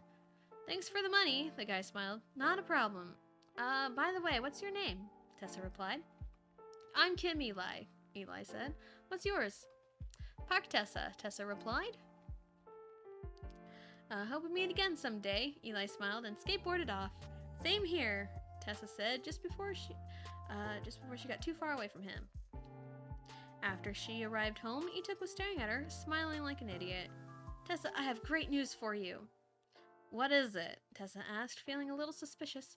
You'll be going to a different school, Ituk replied. Are you serious? Tessa bluntly replied. Well, it's for the best, so just in case he tries to find us, Ituk said. Tessa released a sigh. New school, new ways for others to see her. Yep. New school, new me. So that's how she learned skateboarding, Yesung said. Donnie smacked his shoulder. That was the day her first love cheated on her, and all you can say is that she learned skateboarding that day. Hashtag pure beauty. No! Violence summons rain.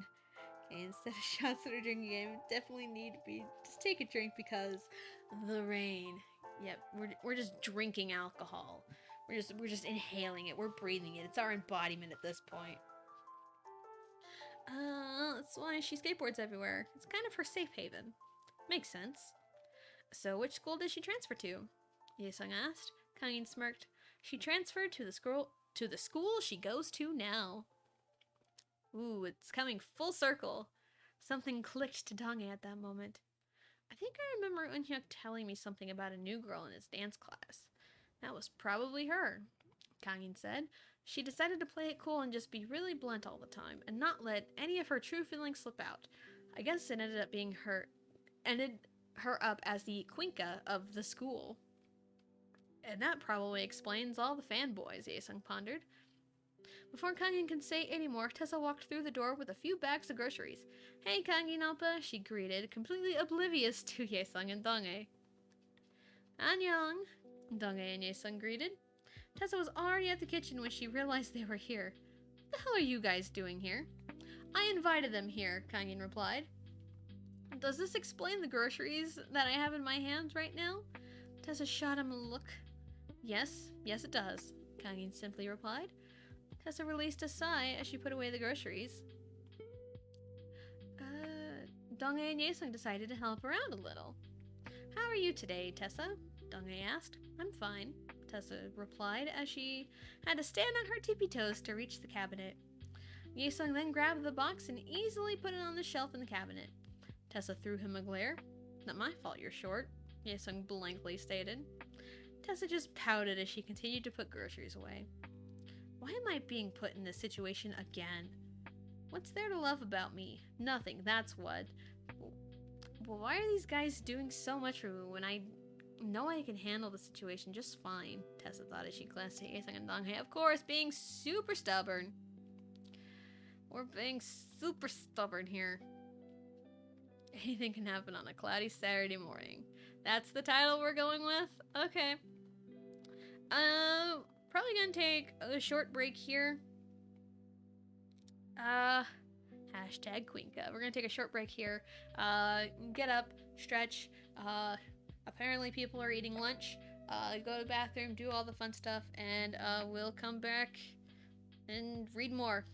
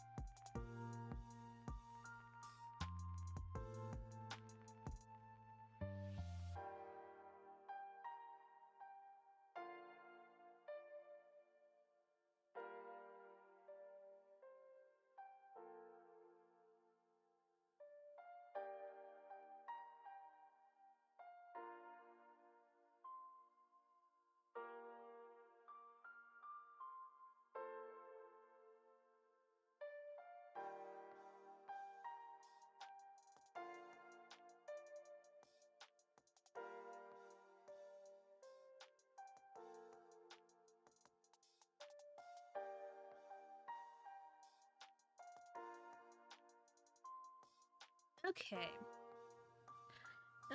I did see Alicia probably won't be here when you come back. I have an appointment in 10 minutes. Yay! That's okay. You do whatever you need to do.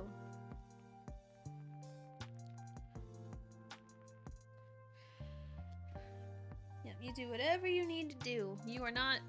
I mean, you do whatever you gotta do. Yay. Alright. Okay, let's just continue on. After they put away the groceries, I'm gonna head out to gonna pick up a sweet tea before I go back to work. Sweet tea? Nice. Yep, no worries. I'll still be here reading. No worries. Alright, as they put away the groceries, Tessa went upstairs to her room while Donghae and Yaesung kept asking Kangin about Tessa. Kangin was more than happy to tell them the stories of what Tessa was like before she met them. I have one more question, Yaesung asked. What is it? Does she ever talk to Eli anymore? Yaesung asked. Kangin thought about how to word his answer for a moment. Well, she hasn't talked to Eli ever since before she transferred schools. Oh, was all Yaesung replied with. Why did you want to know? Donghae asked him. Well, he was the one that taught her how to skateboard, so... Yaesung answered. Moments later, Tessa slid downstairs and almost tripped after the last step. Oh hey, you never guessed who I ran into at the store, Tessa told Kangin. Oh. Who'd she run into? Who did you run into? Kangin asked. Tessa was about to answer, but there was a knock on the door. When she opened the door, she was greeted by a warming smile. Hey, Tessa. Hey, Eli. Because of course, right? Gotta have, you know, the old friends come back. Hey, Eli, why don't you come in? Eli walked into the living room and met with Kangin's warm smile and two pairs of eyes glaring at him. Did you run into Eli at the store? Kangin asked. Tessa nodded. Donghae, Yaesung, this is Eli. Eli, this is Donghae and Yaesung, she introduced them. I've heard so much about you two, Eli said. Well, we've heard so much about you too, Donghae replied. So you're the one who taught her how to skateboard? Yaesung asked as he skeptically stared down Eli. Yaesung, why are you staring at him like that? Tessa glared at him. Yaesung didn't reply. Instead, he shot Tessa a look that only she knows the meaning of. She looked at him weirdly. Why that look now? She thought as they sat down on the couches. Yaesung kept staring at her with that look. Tessa felt a little uncomfortable with that stare, so she got up and dragged him to the kitchen once she knew no one would hear her. What the hell is that look for? You know very well what that look means, Yaesung replied. I know, but why? Tessa pouted. Yaesung looked like he was trying to find the right words to say. Tessa's point of view? Why does he keep stalling his answer? I know what that look means, but why is he having so much trouble saying it? Well, I know you haven't seen Eli in a while, but... Yaesung started out really shyly. I think I know where he's getting at now. You want me to spend time with Eli, but yet you don't. Yaesung stared at me like I was an alien. How did you know? The look you keep shooting me says a whole lot, I replied. Yaesung blushed at the comment. I think we should get back to the living room. Why the hell is he stuttering? I brushed off the thought and followed him back to the living room. Once I entered the room, I accidentally met Donghae's gaze. It was like he was looking into my soul. All I did was stare back at him. Okay, you two, nobody's gonna win this staring contest, Kangin said. I released a sigh and reluctantly sat down on the couch. This is going to be a long night.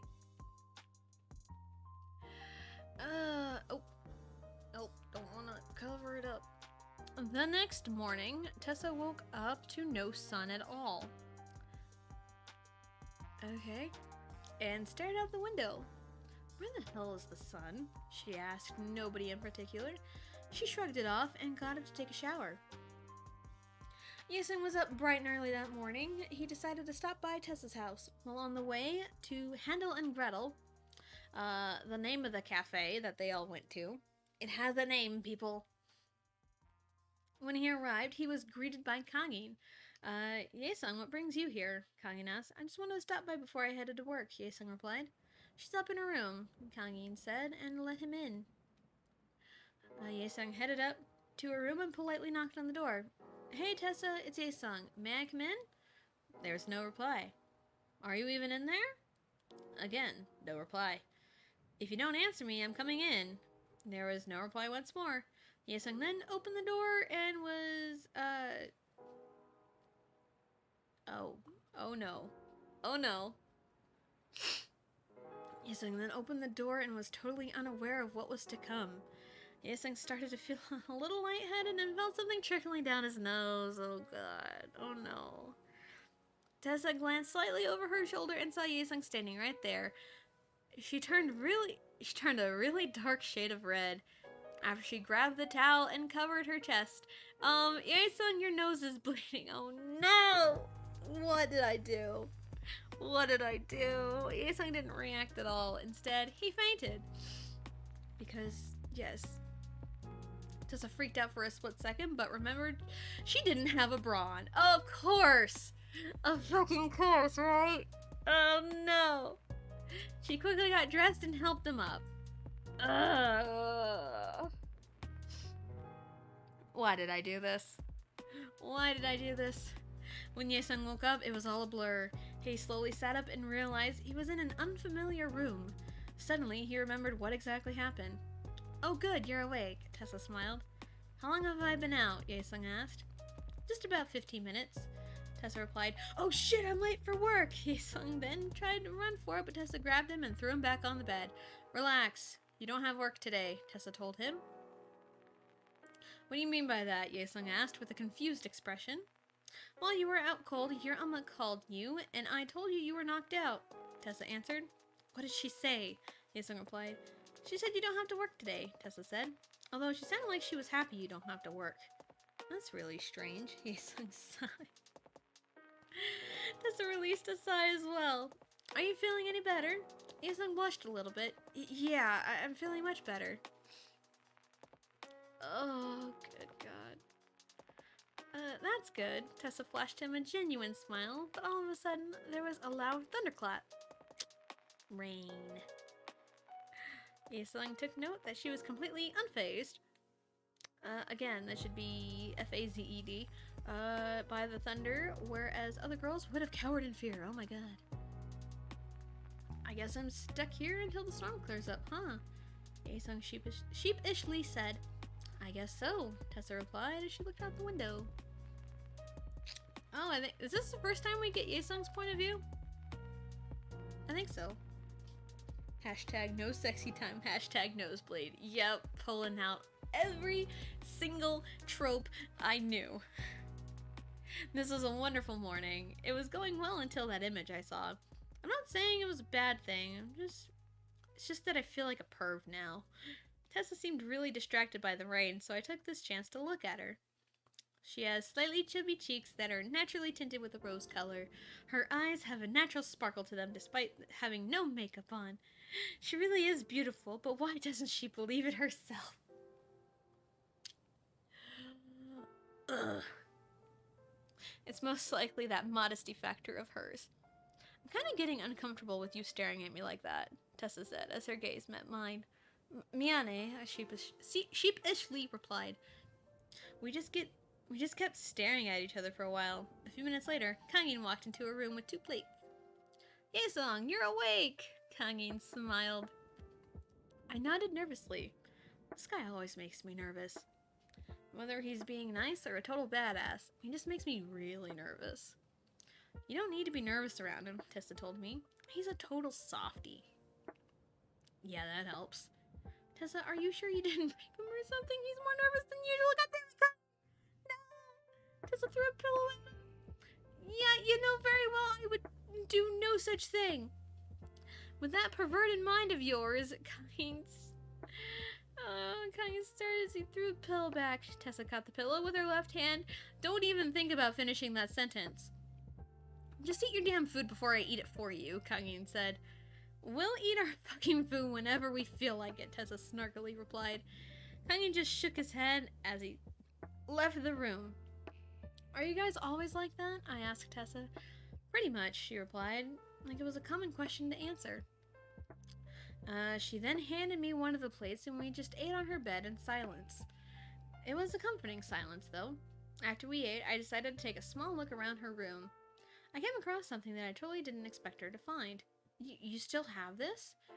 I asked, pointing to the stuffed bear I gave her a few weeks back. Oh no, the white teddy bear. Hashtag too modest. Yep.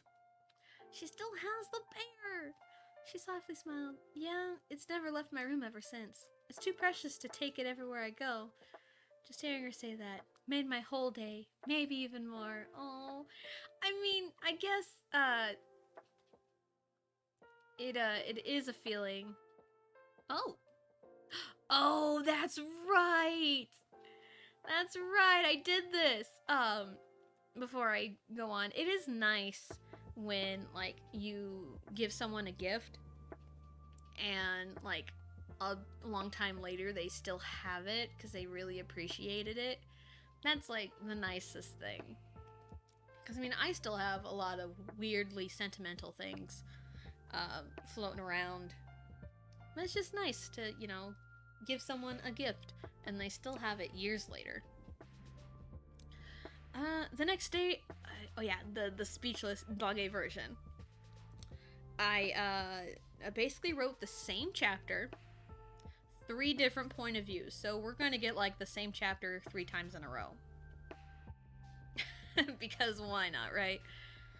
The next Monday at school, Kyuhyun started a gaming tournament. Tessa happened to walk by it, but she was watching the poor suckers who dared challenge Kyuhyun. By the time Kyuhyun defeated the 10th guy, the bell rang. Kyuhyun smirked, but Tessa shook her head at him. They started walking to their class together, but they were met by Donghae. Alright, we got Donghae's version now. I was so close to being late today. Damn you, alarm clock. Why didn't you do your job this morning? Oh, that's a mood. That is a mood. Anyways, I had just made it to the school when the bell rang. Luckily, I saw Tessa and Kyuhyun walking to class, so I decided to join them. Annyeong, I greeted. Annyeong, Donghae-hyung, Kyuhyun greeted. Yo, Tessa greeted coolly. You look like you just ran a marathon, Kyuhyun commented. I was about to reply, but Tessa beat me to it. I'm guessing you forgot to set your alarm clock, and you had to run a mile a minute to beat the bell. I have many reasons to believe she's psychic. Are you? Psychic? Tessa smirked. Nah, it just happens to a lot of people, so I took a shot in the dark. Kyuhyun chuckled while I just shook my head. You were so weird, I sighed. That is epic, yeah. Oh man, there's a lot of stuff that I did while writing. You're so weird, I sighed. Tessa seemed to hear that, but she only smiled slightly. Class got started several moments later, and I am so glad I got to school in time. First off is math. Oh joy, I'm actually thankful that today is a free day. I was jotting down random lyrics when all of a sudden Eunhyuk appeared. What you writing there? He asked.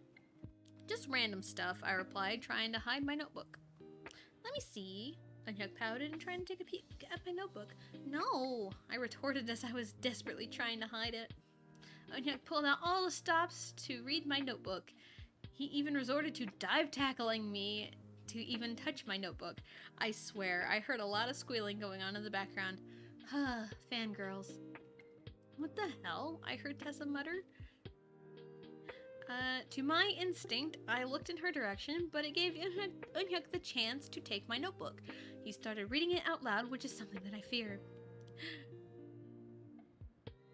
Oh no! I make fire in your heart. I am the original woman killer. Should I seduce you so that I make you write, erase text messages? I won't leave you alone so that you won't be able to sleep at night. Don't think of stopping me or else you'll be hurt. This is why I didn't want you to read that, I said as I snatched my notebook from him. Those are translated lyrics from a song called Oppa Oppa from Donghae and Eunhyuk. They formed like a little subunit of Super Junior, and that is one of their songs. And that is one of Donghae's lines. So, Dude, this is a work of genius! Eunhyuk showed off his gummy smile. Huh? I am extremely confused. Keep writing, dude. He suddenly hugged me. Out of the corner of my eye, I saw Tessa slightly chuckle as she went back to doing her own thing. During lunch, Eunhyuk wouldn't stop bugging me about the lyrics. So did you finish that song? Eunhyuk asked. I nodded slightly as I handed him the notebook with completed lyrics. As Eunhyuk was reading the lyrics, Yuri approached me. Hey, Oppa, she smiled at me. Hey, Yuri, I blankly replied as I started eating this monstrosity the school calls food. Hey, have you heard about the guy that's setting up the video game tournament? Yuri asked. Who? I think it's Kyuhyun that's running it, Yuri pondered. It makes sense since it's Kyuhyun, I said to myself. Yuri then sat a little too close to me. He's pretty much beaten anyone who's challenged him. And you're telling me this why? I shot her a look. I heard you walked in the door 10 seconds before the bell rang, so I assumed you missed it. Yuri smiled.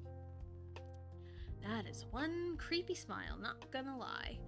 I was about to continue eating until I heard some guy say something that caught my attention. Is Park Tessa gonna challenge GameCube? A girl? Challenge GameCube? Impossible! Like, girls can't play video games. I mean, this is 2022. Girls can play video games. After hearing that, I decided to go check it out. I headed over to the place Kyuhyun had set up and saw Tessa standing in front of Kyuhyun. It looks like they're having a stare-off to the death, or something. I'm telling you, you would be better off if you just don't challenge me at all, Kyuhyun tried to convince her. Why? You just don't want to get your ass whooped, Tessa smirked. That's pretty big talk for someone like you. What's that supposed to mean? Girls aren't supposed to play video games. Kyuhyun brushed off her glare. Bad move, Q. Bad move. I was about to walk away, but Tessa retorted with something that nobody expected. You pussy. The whole crowd went silent, especially Kyuhyun, who knew she had such a colorful language.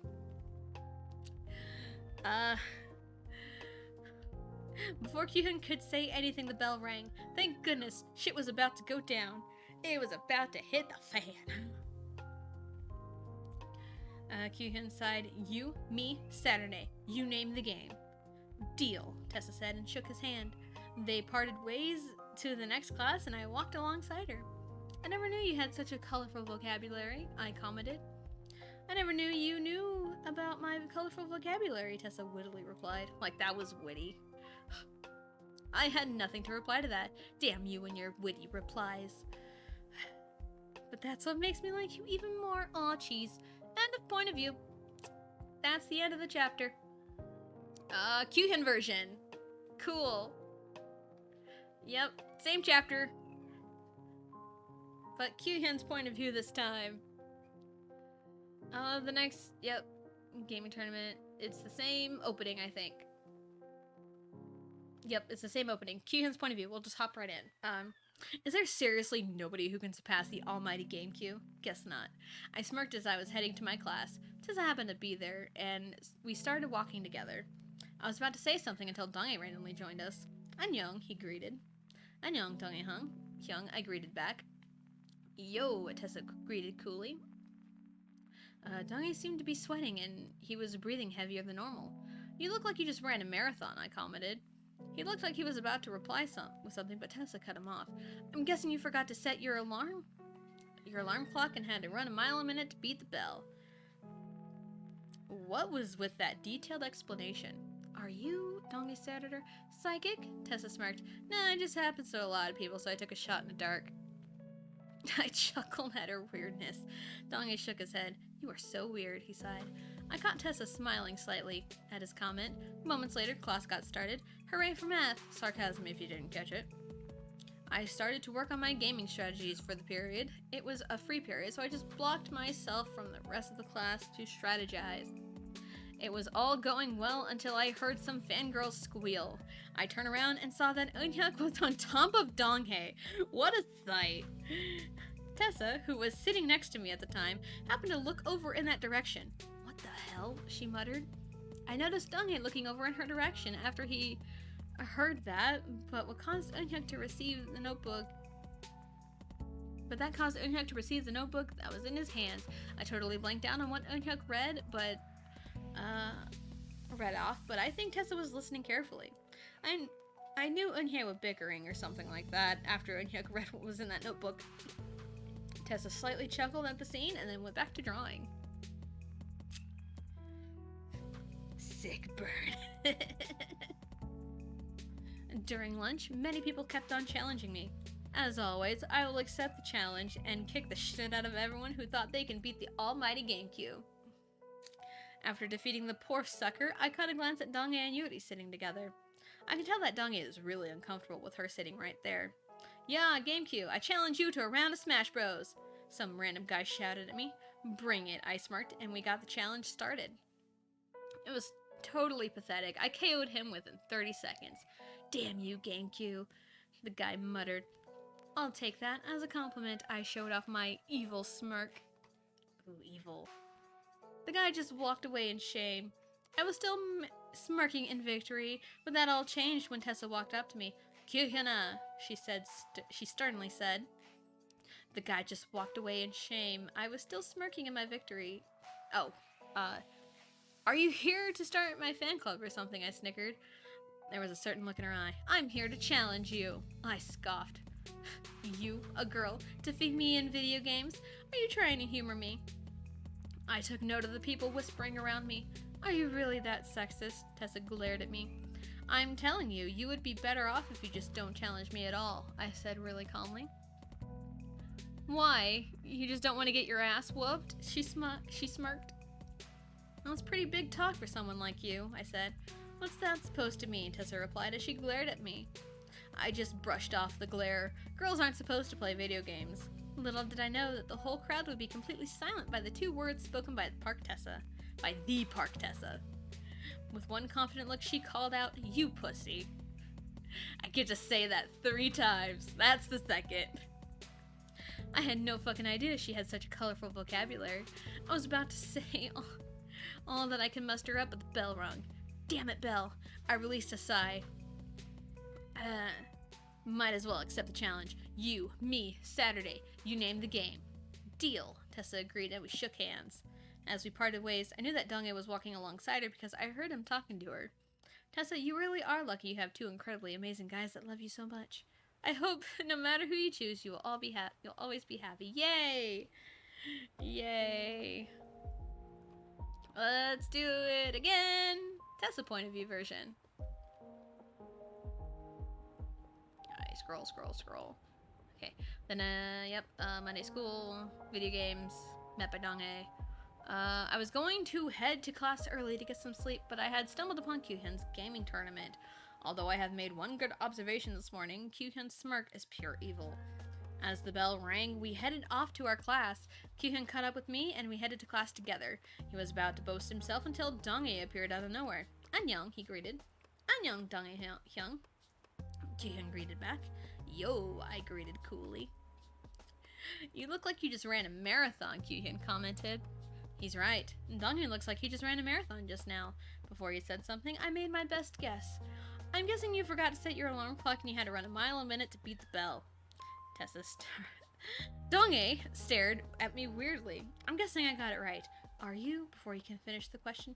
Psychic? Nah, it just happens to a lot of people, so I took a shot in the dark. I heard Kyuhyun chuckle out of the corner of my eye.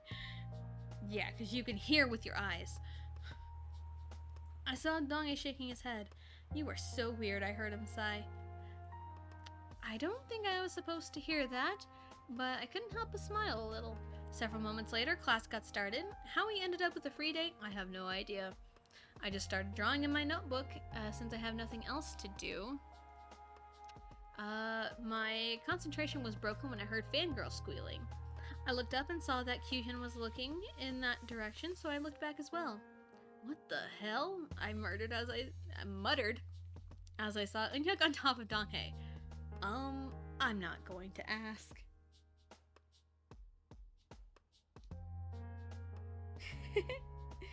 So when you beat him, are you gonna save the local rec center from closing? I don't know. Maybe.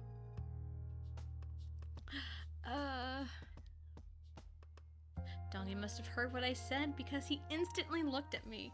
The moment we made eye contact, Eunhyuk stole the notebook from his hands and started reading the words. I make fire in your heart. I am the original woman killer. Should I seduce you? So I should make you write, erase text messages.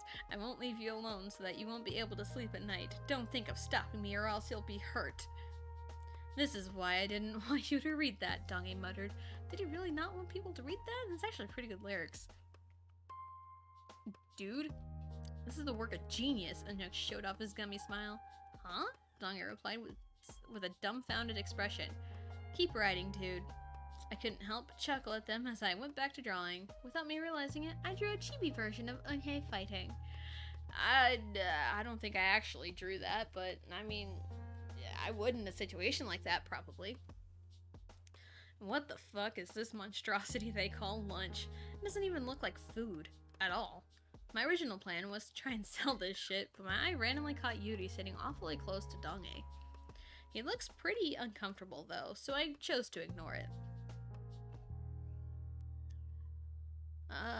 As I got up to throw away my food, a guy sulking and mumbling something along the lines of "Stupid match, stage help you win." It's gotta be Kyuhyun and his gaming stuff. I went over and checked it out. It's about time he needs to get his ass kicked in video games. Kyuhyun, I confidently said. Are you here to start my fan club or something? Kyuhyun snickered. That kinda pissed me off. I'm here to challenge you, he scoffed. You, a girl, defeat me in video games? Are you trying to humor me? Are you really that sexist? I asked as people started whispering around us. I'm telling you, you would be better off if you just don't challenge me at all, Kyuhyun calmly told me. I smirked. What a fucking coward. Why? You just want to get your ass whooped? Oh, man. That's pretty big talk for someone like you, Kyuhyun said. What's that supposed to mean? I glared at him. He just brushed off my glare. Girls aren't supposed to play video games. That was your worst mistake, Kyuhyun. I couldn't think of what to say for a split second, but I was just winging it at this point. I shot him a confident look. You pussy. The crowd went silent. I guess people weren't expecting me to say something like that. Well, he was acting like one. He was about to say something, but the bell rung. Haha, sucker. Kyuhyun looked pretty pissed, but ended up shouting, You, me, Saturday, you name the game. Deal. I agree. I agreed and shook his hand to seal the deal. He started sulking as he walked the opposite direction as I. That's what he gets when he messes with Park Tessa. While I was walking to my next class, I was joined by Donge. I never knew you had such colorful vocabulary, he said, still shocked of what I had just said. I never knew you knew about my colorful vocabulary. I had no fucking idea what I just said.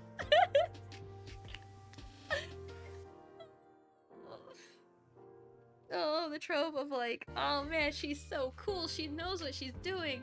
No, she doesn't. She doesn't even know what she's saying at all. Seems to be stumped by the nonsense. I just replied with, he looks a little cute with that. He looks like a cute little kid with that expression. Yay. We can move on. 1 coin and shocking news. Where are we? We're 29. We're getting closer. Saturday came faster to Kyuhyun and Tessa. The event took place at Tessa's house, even though she didn't plan it. When Kyuhyun arrived, shit got real. Yep, shit's getting real.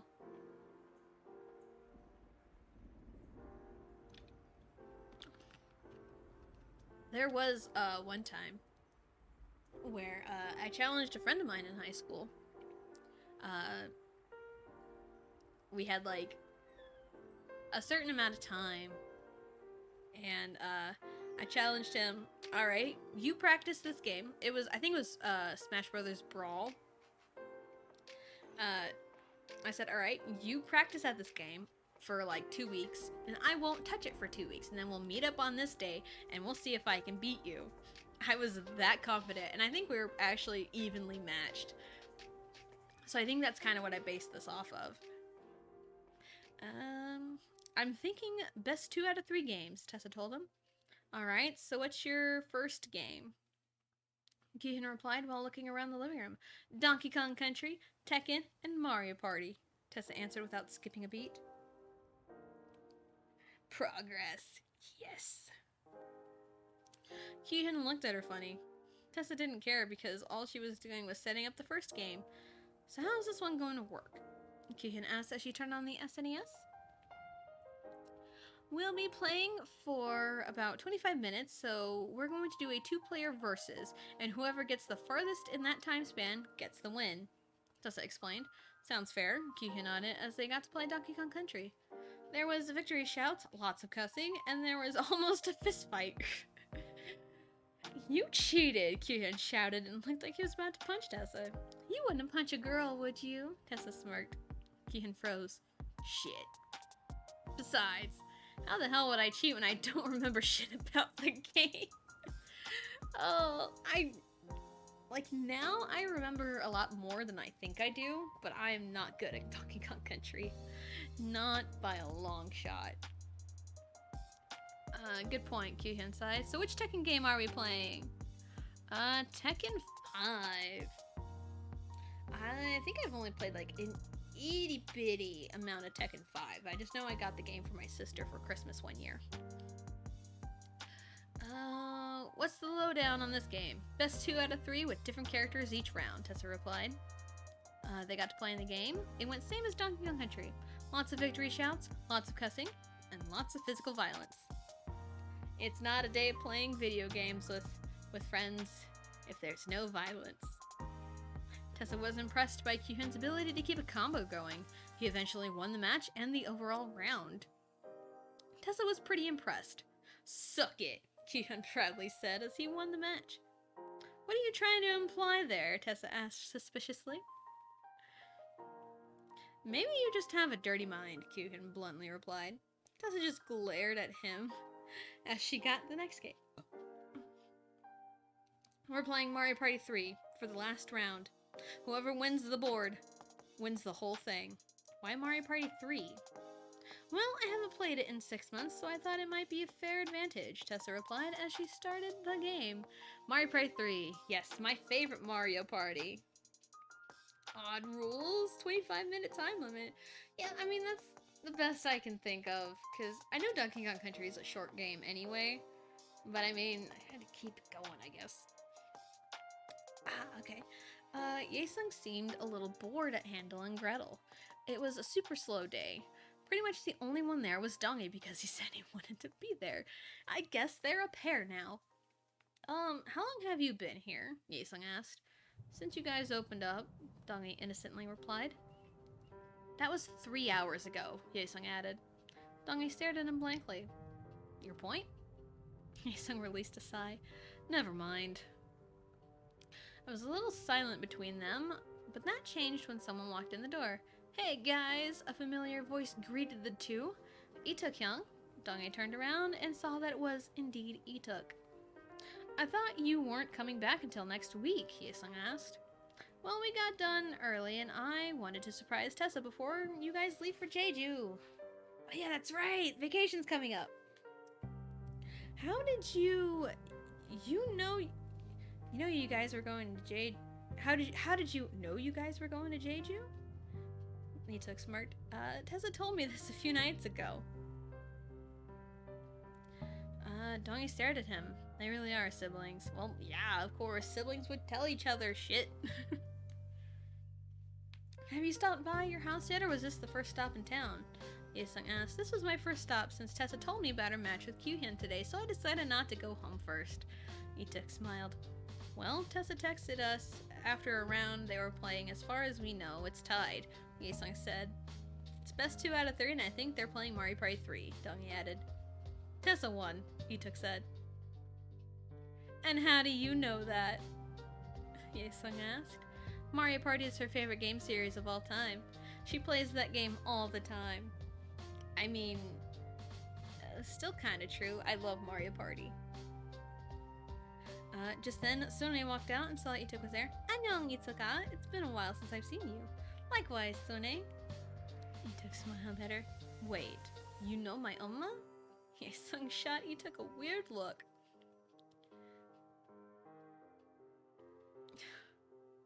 He and Kangi would always come here after school, and sometimes they would bring a cute, shy little girl, Sone told Yaesung and Donghae.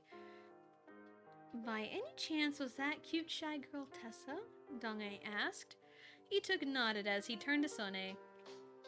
I'll have my usual to go, please, and something chocolate for Tessa. Sone smiled and went to make drinks. So you and Kangi used to come here all the time? Yaesung asked Ituk. Nope. There we go.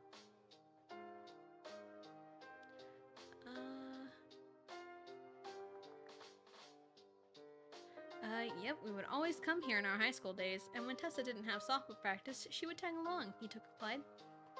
I knew that girl in the picture looked familiar, Haesung sighed. What do you mean? Woman likes to take pictures of her favorite customers.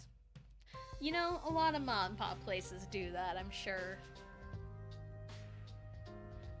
Those are like the best places to go eat and hang out, is like little hole in the wall mom and pop shops. They're the best. Your Uma is really weird, Donghae said with a straight face. Her blood type is AB, isn't it? So is mine, Yaesung said. His answer caused Donghae and Ituk to stare at him. That explains so much, Ituk said. Before Yaesung got the chance to defend himself, Sone appeared with the drinks. Here you go, Ituk. Come on, Sone. Ituk smiled at her and grabbed the cups. He then turned to Yaesung and Donghae. Would you guys like to come to my house? Yaesung and Donghae shot each other a look. Sure, they replied. Ituk, Yaesung, and Donghae walked through the door to find Kyuhyun and Tessa cussing each other out as they were pressing buttons like crazy. They decided to sneak by them since they were facing away from the door. You're lucky I'm not using turbo, Tessa commented. You're still kicking my ass either way, Kyuhyun complained. Exactly, Tessa simply replied. After the minigame. Well, it's the last turn, and I'm ahead by 2 stars. Give it your best shot. After Kyuhyun heard that, he pressed A and rolled a 1. What? You gotta be fucking kidding me. I'm sure I have shouted those words a time or two playing Mario Party. Tessa was laughing her ass off and started applauding him. Proud of you, Q, she said through her laughter. That was fucking ridiculous, he complained. Tessa laughed as she rolled a 3 and got a hidden block. If this is a star. Right after she said that, she got a star. What the hell? Hacks! Hacks! Gotta call hacks when something doesn't go your way. I'm just getting really lucky, Tessa continued to laugh. Kyuhyun glared at her but proceeded to play the minigame. Of course, Tessa won the minigame, and they got to find out the results for the entire board. I'm really curious to see who won the minigame star, he commented. Me too. We both won quite a bit, and the minigame star is... Tessa read the text. Daisy! Kyuhyun shouted his confusion. Hell yeah! Tessa cheered, because that secured her victory.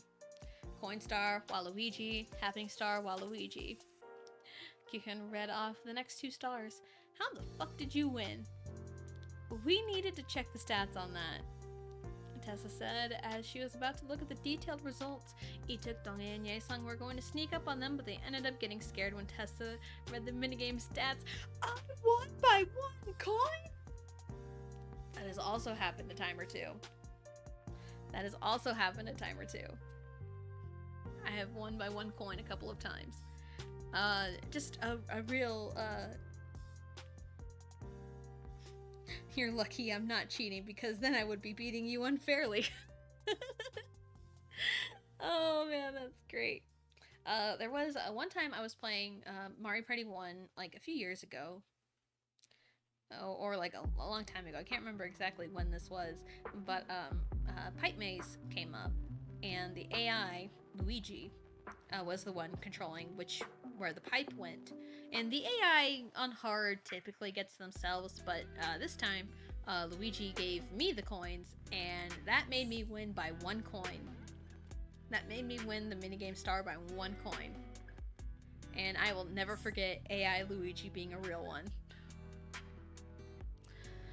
Alright, they got startled. They got so startled They ended up tripping over their own feet. After hearing the thud, Tessa looked behind the couch and saw the three laying there on the floor. Hey guys, when did you get here? A few minutes ago, Ituk replied. I guess that makes you guys more ninja than me, Tessa smiled. She then turned to Kyuhyun, who seemed really speechless by what just happened. I lost by 1 coin. Hell yeah, you did, Tessa smirked. Ituk started to shake his hand. This is what happens when you challenge Tessa to something video game related. Tessa started to laugh as she showed Kyuhyun the door. Come back when you practice a little, she winked at him. Trust me, I will want a rematch, Kyuhyun replied as he headed out. Tessa turned around and walked to the kitchen. Oh yeah, I bought you a chocolate shake from Hansel and Gretel, Ituk told her.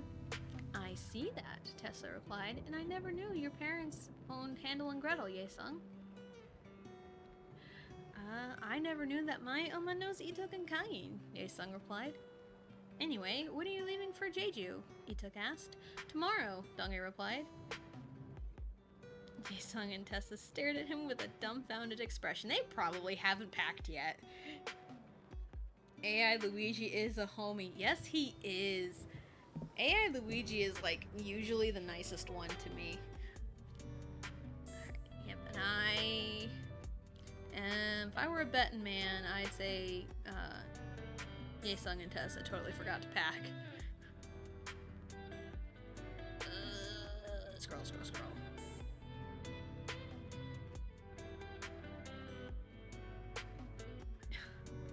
When Tessa heard they were leaving tomorrow, she immediately ran over next door to Yuna's house. After she answered the door, Did you know we're leaving tomorrow? Tessa asked. Yeah, I've known for a while now. And you didn't tell me? Tessa pouted. Yune, I thought you knew, Yuna sheepishly replied. Well, do you want to help me pack? Miss, I already knew the day we were fucking leaving. Tessa shot her a friendly glare. A friendly glare!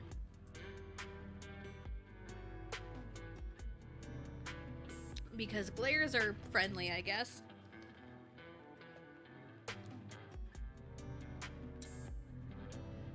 Sure, Yuna chuckled as they walked back to Tessa's house. As they walked in the door, Tessa noticed that Yaesung and Donghae were gone. As if Ituk read her mind, Donghae went to help Yaesung pack. Yep, called it. After the thrashing Tessa gave him, she in turn gained a new member of her harem. Yep. Yes. Just like how Yuna's here to help me, Tessa replied. Most likely. Tessa and Yuna went upstairs to Tessa's room. Yuna took one look around her room and was a little impressed. Are you going to continue to stare at my room, or are you going to help me pack? Tessa said as she grabbed a suitcase. How about both? Yuna tried. Nice try, Tessa smirked. Yuna laughed as she went over to the closet to find some outfits to wear. She found a lot of similar shirts. Where did you get all these shirts?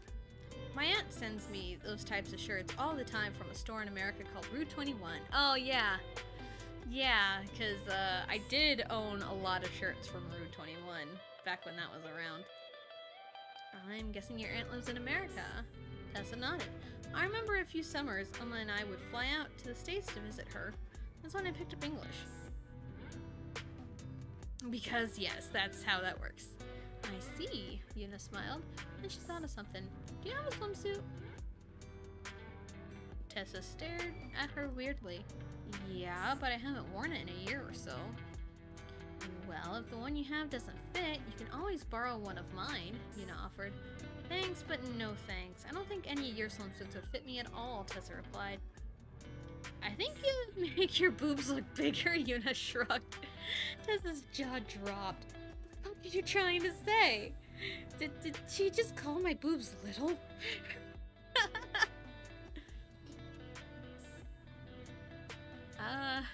I'm saying that you would look hot and Donghae and Yaesung would totally drool all over you.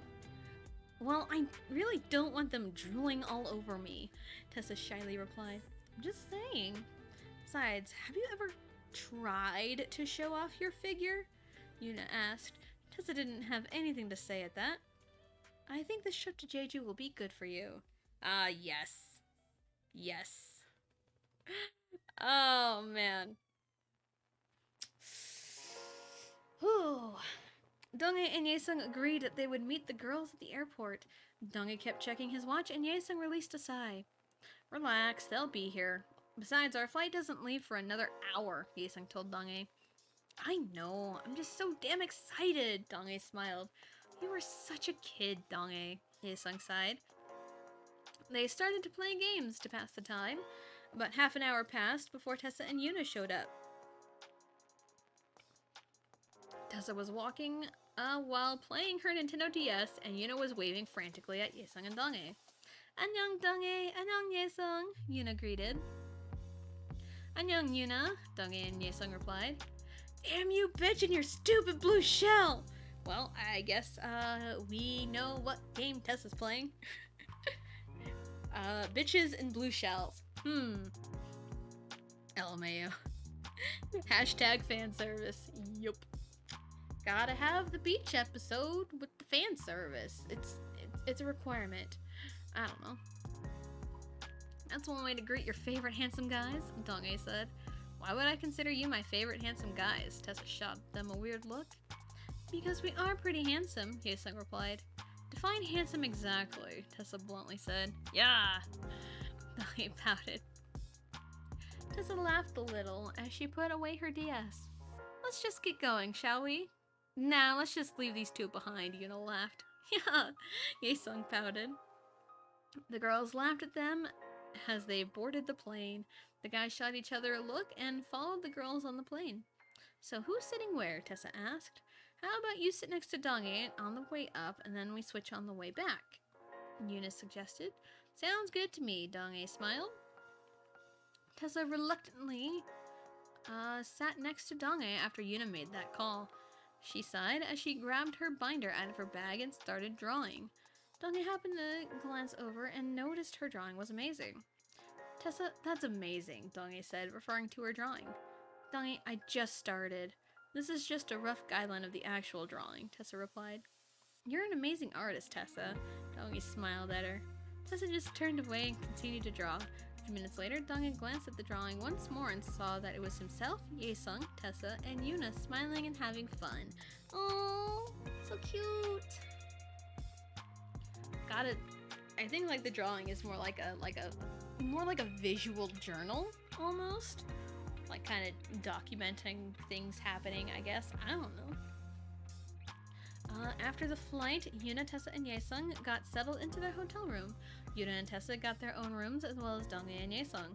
After Tessa and Yuna got their suitcases into their room, Tessa hopped on one of the beds and just laid there. Tessa, you're gonna have to get up, Yuna told her. I don't wanna, Tessa childishly replied. Yuna sighed.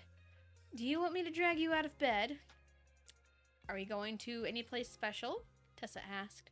Maybe, Yuna replied. Then I'll just stay here for a while, Tessa said. Yuna released a sigh before there was a knock on the door. She answered it to reveal Donghae and Yesung. Hey guys, Yuna greeted. Hey Yuna, Yesung greeted back. So, what do you guys want to do tonight? Donghae asked. I'm pretty sure Tessa just wants to be lazy right now since she refuses to get up. That's just my state of being. I am pretty lazy. Well, how about we order room service and just be lazy tonight, Yesung suggested. We can start? Well, how about, we can start our random adventures tomorrow, but tonight we shall be lazy, Donghae dramatically said. Sounds good to me, Tessa said from her spot on the bed. Donghae then ordered room service and they began being lazy.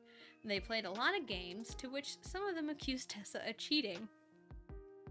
Tessa and Yuna played a prank on the guys who delivered their food, but they were using only 2 lines to annoy the guy. Donghae and Yesung were laughing and facepalming all through their little skit. Little did they know that was just about the most fun they will have on this trip. Oh no. What is that ominous feeling? What is that ominous feeling? What's going on?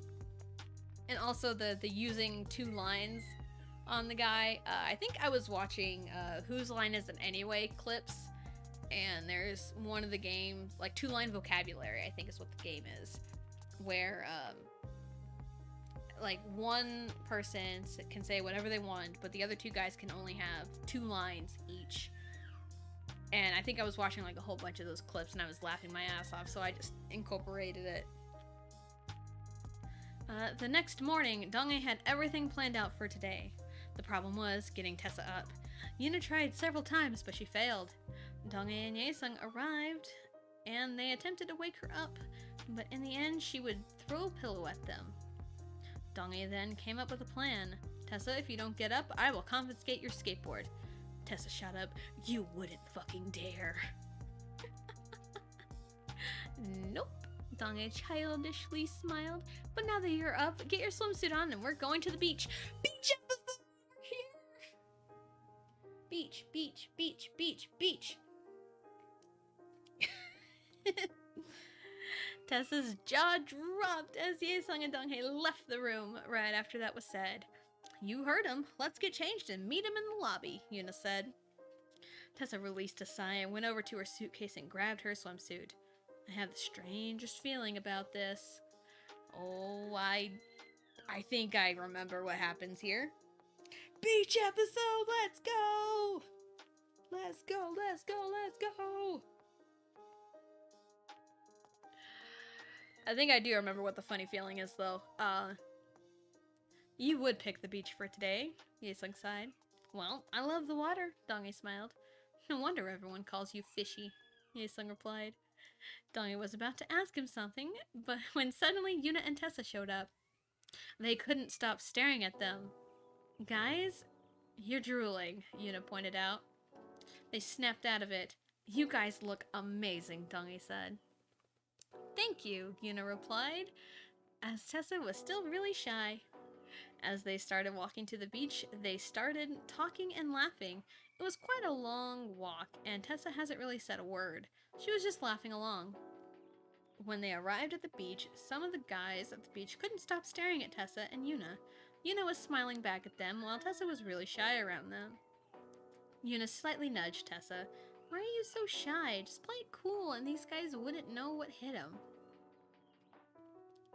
She slightly nodded at her comment. When Dong-ae and Ye-sung went off to get drinks, some guys walked up to Tessa and Yuna. Hey ladies, are you new around here? One of the guys asked. This is my 3rd time at Jeju, but this is her first, Yuna replied.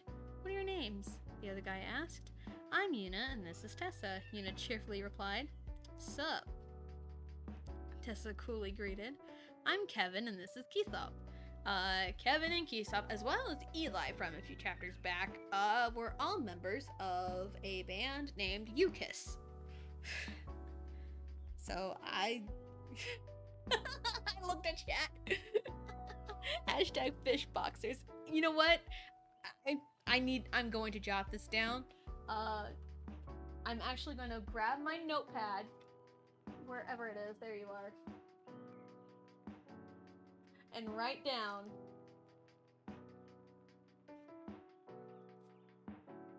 You can hear the flicking of my notepad.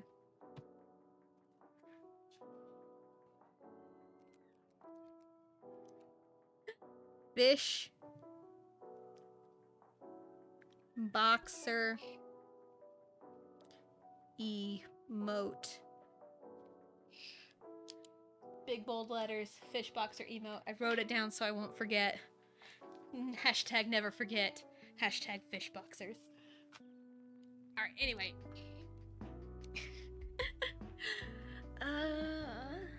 Kevin and Keithop, I mentioned they're from UKISS. That's where I got them from. Alright, Kevin is an American name. Do you speak English? Yuna asked. Kevin nodded, and I'm guessing you speak English too, he asked Tessa. Tessa nodded. So what school do you guys go to?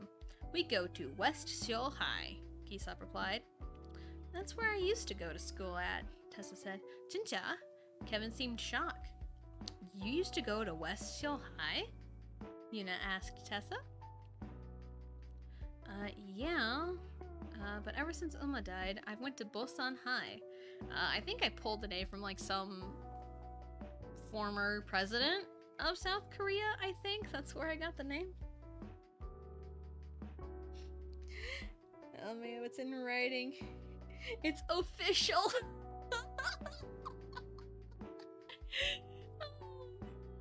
Oh man, I'm about to cry. I'm laughing so much. Yep, you go to Bosan now, Kisop asked. Yeah, I've been going there for 2 years now, Tessa answered. Before Kisop was going to ask her something, Donghae and Yesun came back. Who are these guys? Donghae asked. We're old classmates of Tessa's, Kevin smiled. Chincha? Kevin nodded. It's awesome that we met you guys in Jeju. Hope to see you guys again. Tessa nodded coolly and walked away with the others following her. Who knew we'd run into your old classmates here? Yuna sighed. Yeah, who knew? Tessa thought as she stared off into the sea. You know, I've only ever seen the ocean like maybe a handful of times. I know my husband and I vacationed in Florida back in 2018, and we saw the ocean. It's crazy. And then flying to New York, which I talked about I think yesterday, of course seeing the ocean from an airplane. It's a little different than being up close.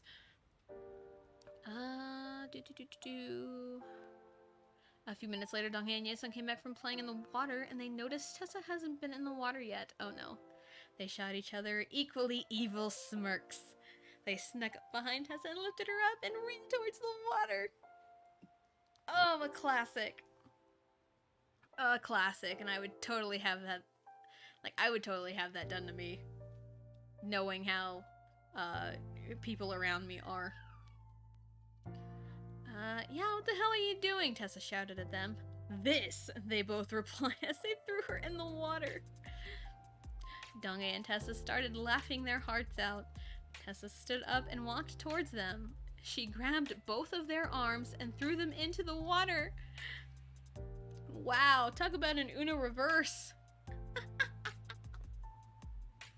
Yuna happened to catch the scene and she started laughing. Tessa was laughing hysterically at the two. The looks on their faces were priceless. Tessa, you're a genius, Yuna said as she walked by her.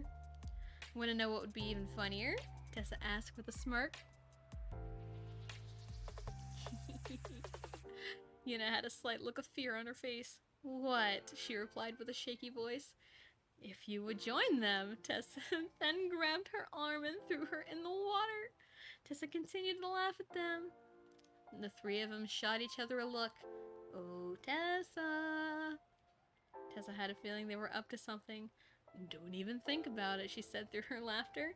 You should join us, Donghae said creepily. Yes, join us, Tessa. Yesun followed up with the same creepy tone.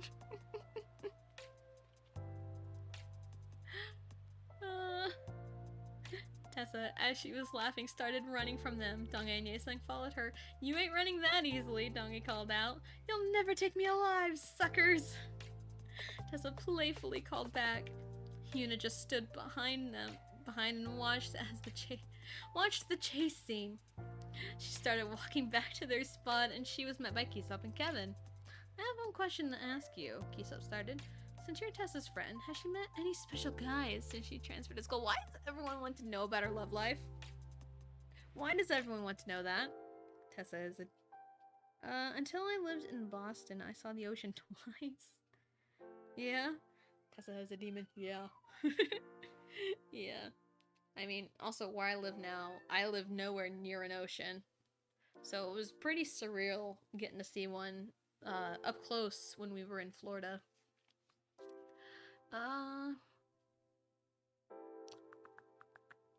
Yuna managed to crack a smile after hearing that. Yes, she has. I'm not trying to be a pest.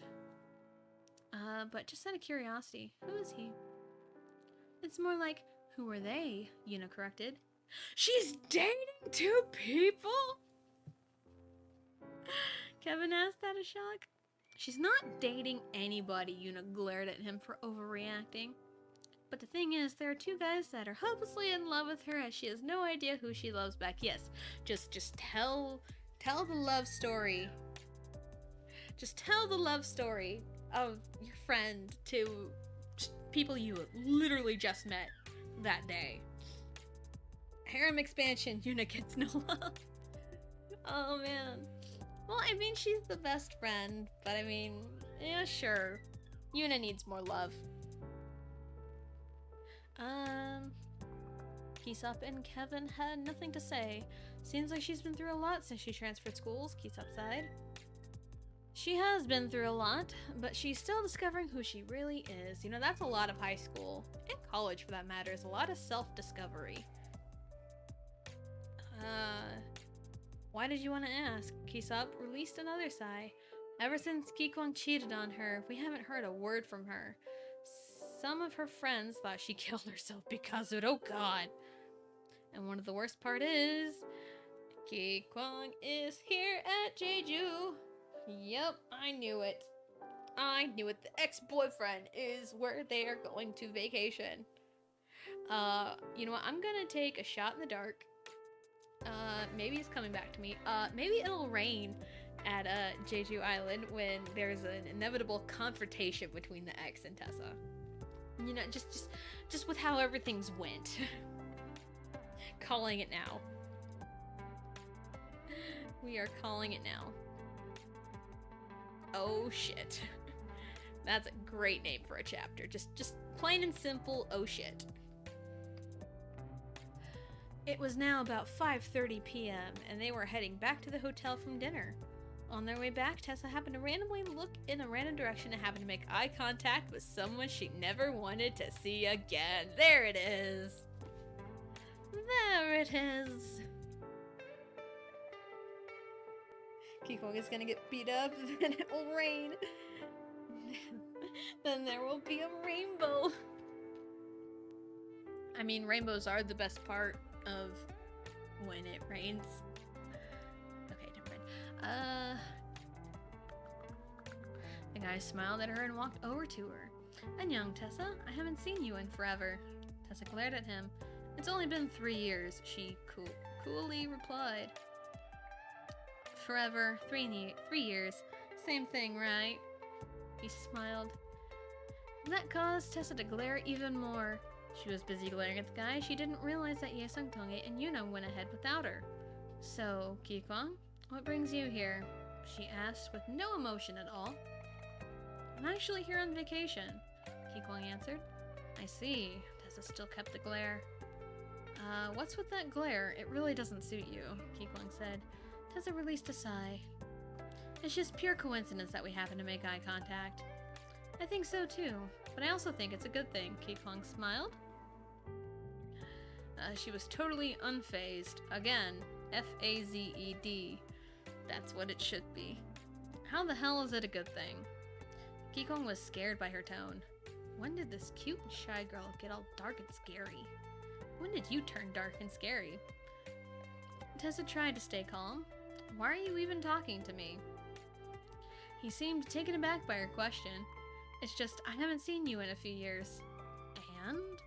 "Well, I just wanted to talk to you," Kikwang slyly said. "And what will you accomplish by talking to me now?" Tessa leered. "It's just that. I never stopped thinking about you ever since you transferred schools," Kikwang told her. Tessa's expression lightened up a little bit. "Ja?" she replied blankly. Kikwang nodded. "Although, there were some rumors that you committed suicide when you transferred schools." "Who knew the rumors at Westhill High would be worse than the ones at Busan High?" Tessa sighed. "Well, it's good to see you, Tessa, yeah?" Kikwang said as he caressed her cheek. "Nope, strange danger." Tessa immediately slapped his hand away. Kikwang was totally shocked by her actions. "Don't even think about it." "Seriously, what happened to that cute and shy girl I used to know?" Kikwang sighed. "It was because of you I changed," Tessa seriously said. Ooh, we're gonna get the talking to. We're gonna get the monologue here. "It was because of you I have a barrier up. It was because of you that my heart was more fragile than ever." By that time, Yesung had gone back to get Tessa, but ended up overhearing her. "It was because of you." She had to fight back a few tears. Kikwang tried really hard to not dry her tears. "I can't even trust myself." With that being said, she stormed off. Yesung shot Ki-Kwang a look and followed after her. Ki-Kwang just stared at her retreating figure. I guess I had really messed up back then. Yeah, you think? You think? All throughout dinner, Yesung couldn't help but worry about Tessa. After her encounter with Ki-Kwang, she's been a little more irritated. Even though she stayed quiet, everyone could tell she was pissed. Are you okay? Dong-ae asked with caution. Yeah, I'm fine, Tessa replied bluntly. You don't seem fine. Or you don't seem like it, Dong-ae mumbled. Yesung leaned over towards Dong-ae. She had an encounter with Ki-Kwang after 3 years. It kind of pissed her off, he whispered. Oh shit, Dong-ae muttered. Who's taking a shit? Tessa misheard. Your mother, Dong-ae seriously replied, is a classy lady, Yesung added. Good save. Good save. Good save. Tessa managed to crack a smile while Yuna couldn't believe she knew those two. While Yuna was laughing, she looked away and found something she didn't expect. Oh, something she didn't expect. Ooh. Oh shit, she mumbled. Tessa looked over in the direction Yuna was staring and her jaw dropped. Oh shit. What's happening? What's happening? Hashtag who's taking this shit? Oh, goodness. Why is everyone saying, oh shit? Yesung asked nobody in particular as he looked in the same direction. Oh shit is right. Dong-ae looked in that direction as well. His jaw dropped as well. Oh shit, what's happening? Why is everyone shitting? Why is everyone shitting? What's happening? Yuna's point of view. Ooh, we get Yuna's point of view. When all of us say, oh shit, shit just got real. We were just casually laughing and having fun when all of a sudden I found Yuri making out with some random guy. Oh, that's what it is. Okay, never mind. The guy looks unfamiliar to me, but judging by Tessa and Yesung's look, I think this guy might be Ki-Kwang. Most importantly, I had no idea Yuri was in Jeju. Since when was Yuri in Jeju? I heard Tessa mutter. Great minds think alike because I was wondering the same thing, I replied. Anyway, I think our food's here, Dong-ae said. Tessa and I sighed simultaneously. After the waiter placed our food on the table, Dong-ae and Yesung dug in, while Tessa and I shot each other a look and began eating our food slowly. So, what do you guys want to do tomorrow? Yesung asked. What did you guys have in mind? I asked. I was thinking we can go sightseeing tomorrow, Dong-ae suggested. I think we did that just now, Tessa wittily replied. I agree. Ooh, something witty that was actually kinda half-assed witty? Alright. I agree. Good point, Dong-ae and Yesung sighed. As we finished eating, I sighed and glanced to my left and accidentally made eye contact with Yuri. Oh shit. Now I'm saying oh shit. Let's see. She smirked and started walking with Ki-Kwang over to our table. Yuna, it's such a nice surprise to see you here, she faked smiled. It's nice to see you too, Yuri. It really hurt me to say that. I would like you to meet Ki-Kwang. Yuri motioned towards him. Ki-Kwang was about to say something, but I think he got one look at Tessa and turned speechless. I looked at Tessa and found her poker-faced. Hey, bitch, she greeted Yuri. Yup. Always greet your mortal enemy with, hey, bitch. Oh shit, it's spreading. Shit is, hitting the fan.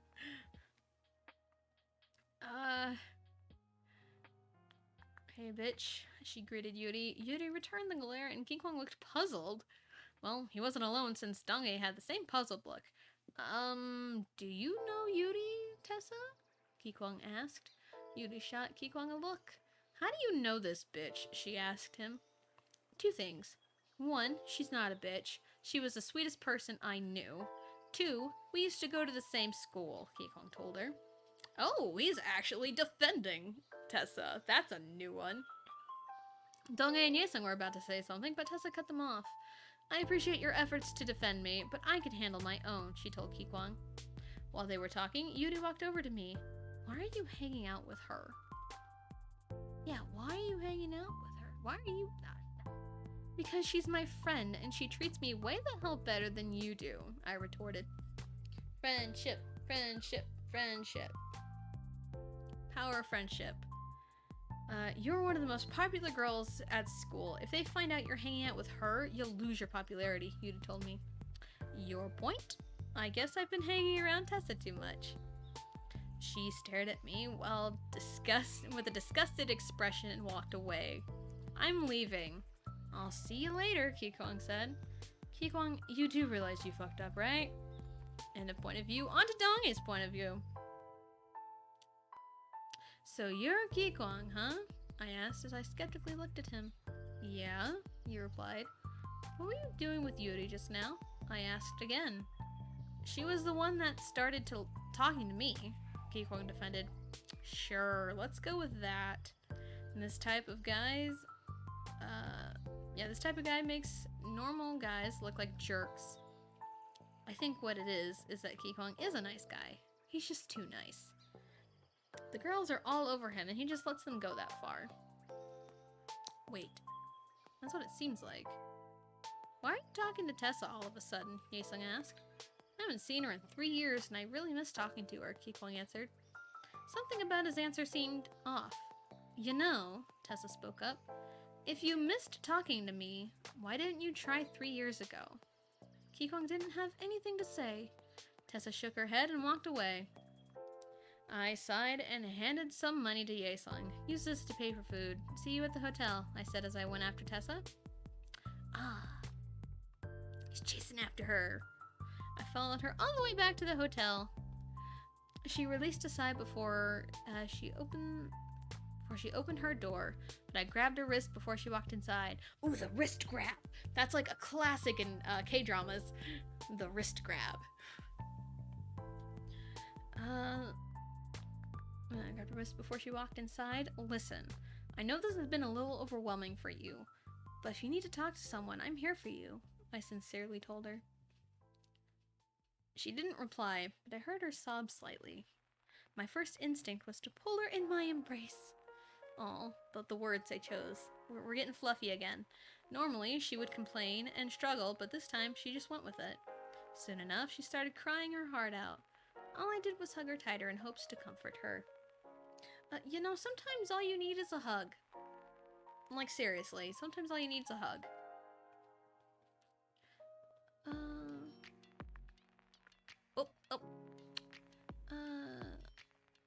After a few moments have passed, she started to calm down.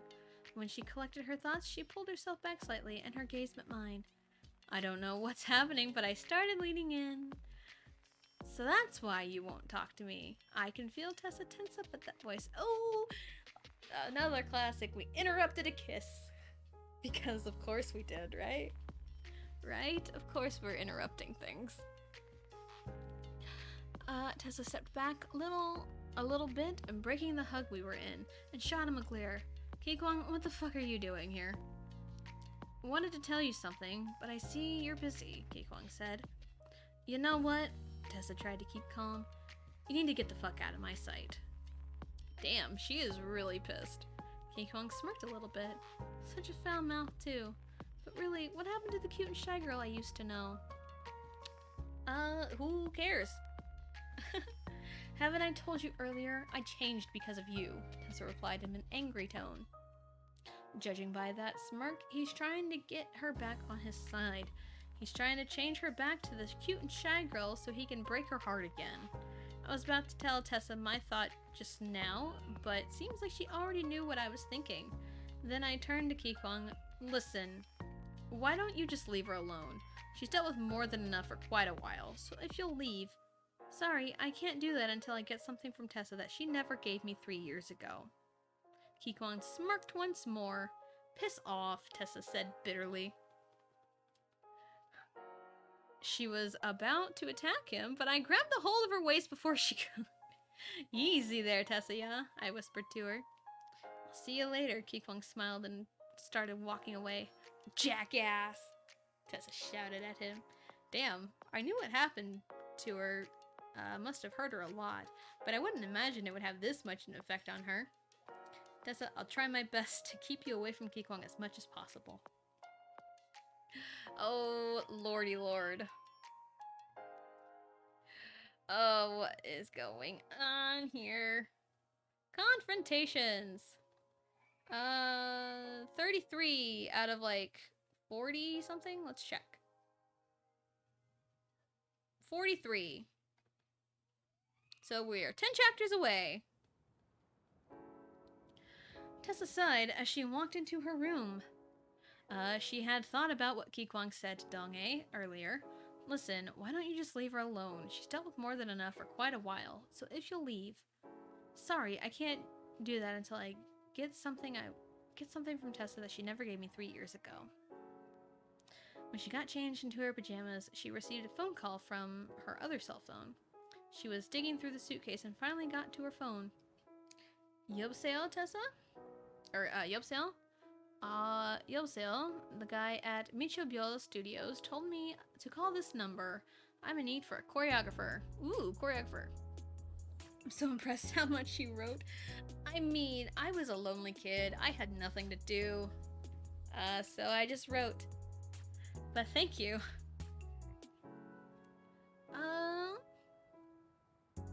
Also, Micho Byol, crazy star is what that literally translates into. Well, you've called the right number and I can't get to you right away, Tessa replied. Alright, well, can you choreograph something for me and a friend? Sure, no problem. The thing is, I'm in Jeju right now, and when I get back, I'll give you a call, Tessa said cheerfully. Thank you so much. No problem. Talk to you later, Eunhyuk. Yeah. I heard I missed the beach episode. Kinda, yeah, we're still here. We're still on vacation. They're playing at the beach. And then, we met the ex-boyfriend here at said place. So we're still here. We're still here at Jeju. We're still good. And yeah, called her about choreography. Wait, how did you know Mai before you finished? She hung up. Tessa sighed. Looks like I have a project to do when I get home, she said to herself. She then turned on the TV and sat back and relaxed. Relaxation time. The moment Dong-hae walked to his room and jumped on the bed, his phone went off. He looked at the caller ID and was debating whether to answer it or not, but he did anyway. What do you want, Hyuki? I just wanted to tell you that I got a choreographer, Eunhyuk said excitedly. You do know I can just talk to Tessa about that, right? Dong-hae bluntly replied. But I already made the phone call. He could hear the pout in his voice. Dong-hae sighed. Alright. Do you know anything about the choreographer? Well, I know she already knows me for some reason, Eunhyuk replied. What dance studio did you call? Dong-hae asked. I went to Micho Byol Studios and they handed me a card with a number on it and I called it, so we have a choreographer. She said she's in Jeju at the moment and will call me back when she returns. Alright, maybe we'll run into her here since I'm in Jeju right now. Oh no. The cheesiness. Oh goodness. I don't know how likely it'll be, but I'll see you later. It's a lot more likely than you think. Dong-hae put his phone away and laid on the bed for a while. Isung walked in the room moments later. Hey Dong-hae, he casually greeted. Hey Hyung, Dong-hae greeted back. What exactly happened with Tessa? I've stopped by to check on her, but she seemed kind of out of it, Isung said. Well, I followed her here and I talked to her for a bit. For a little bit, but then Kikwang showed up, Dong-hae replied. Isung nodded and walked over to his bed. So, what are we going to do now? I was thinking we could try to keep him away from her as much as possible, Dong-hae suggested. That could work, but we don't want to be too controlling over Tessa, Yesung replied. Dong-hae nodded. Let's just get some sleep. Yesung agreed, and he drifted off to sleep. The sleep. Surprisingly, Tessa woke up early. It was only 6:45 a.m. After glaring at the clock, she took a quick shower, got dressed, and grabbed her skateboard that she packed. Of course! Why wouldn't she pack a skateboard? Oh, man. She wrote a note and taped it to the mirror and walked out the door. The moment she stepped outside, she skateboarded away. She was casually strolling along the sidewalk next to the beach. The morning breeze felt really good to her. As she was skateboarding, she happened to see some ajumas and ajashis walking along. Ajuma is like aunt or like older lady, and ajashi is the male equivalent, so like an uncle or older male. As they walked by her, she smiled at them and they smiled back. Good morning, they greeted her. Morning, Tessa replied with the sweetest voice. Later, when she was skateboarding, she saw an elderly couple walking hand in hand. She smiled and it reminded her of her grandparents. The couple smiled at her. "안녕하세요," the lady greeted her. "안녕하세요." Tessa smiled at them and skateboarded off. A few seconds after she skateboarded by them, she heard the lady scream. Oh no! What happened to her? Skater girl. Surprised she didn't use the skateboard on the beach, in the sand, in the water. Yes. Using skateboarding in the sand. Totally gonna work. Oh shit.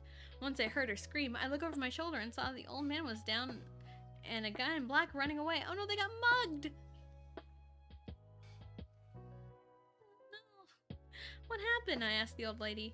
This guy in black just walked up to us and punched Chungjin in the stomach and ran off, the lady cried. I looked at the guy whose name was Chungjin, I assume. He looked pretty bad. Then looked up to see if the guy was near, and he was. Stay here, I told the lady and chased after the guy in black on my skateboard at full speed. Once I was near him, I jumped and kicked the living shit out of the guy.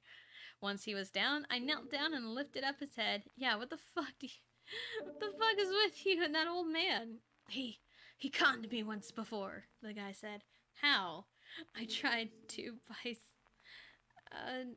something from his shop, but he wouldn't sell it to me, so I walked away angry from the store. That was just my revenge, he answered. What did you try to buy? I asked, kind of curious. It was an old clock that would go really good in my mansion, the guy replied. I raised a brow. Did you even think to consider, was the clock even up for sale? I just said I wanted it, and the old geezer threw a fit, the guy said. I stood up, left him on the ground, and kicked him as hard as I could. After that, I skateboarded back to the old couple. Once I reached them, I knelt down the Chungjin to check on him. It's okay. Take deep breaths. Breathe in, breathe out. Chungjin calmed down a little bit, but he was still hurt. Thank you so much, young lady, the old lady said to me. It's no big deal. And by the way, what's your name? I replied. I'm Kim Chaeyu, she smiled at me. The name sounds awfully familiar. Sorry to bother you, but do you know who Kim Chaesu is? There was some sort of spark in her eyes when I asked that. That's my twin sister. Why do you know her as well? Well, to be frank, Kim Chaesu is my halmoni. Halmoni is grandmother in Korean. I said with a sheepish smile. Well, that's a coincidence. I knew you looked familiar. Yay! It's all coming full circle. OMG, not the old people. Tessa is the badass. Yeah, I really wish I was in real life. Thank you for helping me. I smelled a little more tension. Thank you so much for helping me, Chungjin said weakly. It's no problem, really. Nobody should hurt an old man for a ridiculous reason, I replied. I agree, Chaeyu smiled. I think you should rest up, Chungjin, I suggested. Would you guys like some help on your way back? It's very nice of you, Chaeyu smiled. I smiled back and started helping them walk back to their places. On the way back, my phone went off. Yupseo? Tessa, where are you? I'm at the beach, but I won't be back at the hotel for some time, I replied.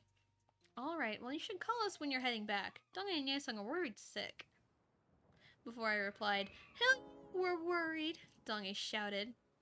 You don't have to yell. Do you want to make her deaf? I heard Yesung add. Are you on speaker? I asked. Unfortunately, yes, Yuna sadly replied. Well, don't worry, guys. I'll be fine. I'll be sure to let you guys know when I'll be back, I sighed. All right, don't get in too much trouble, Donghae said. No guarantee, I wittily replied. Yeah, no, that's just a joke. a bad joke, really. To be serious, Tessa, we don't know what kinds of rape. Why did I do that? I'm like cringing. That's like the most cringe thing.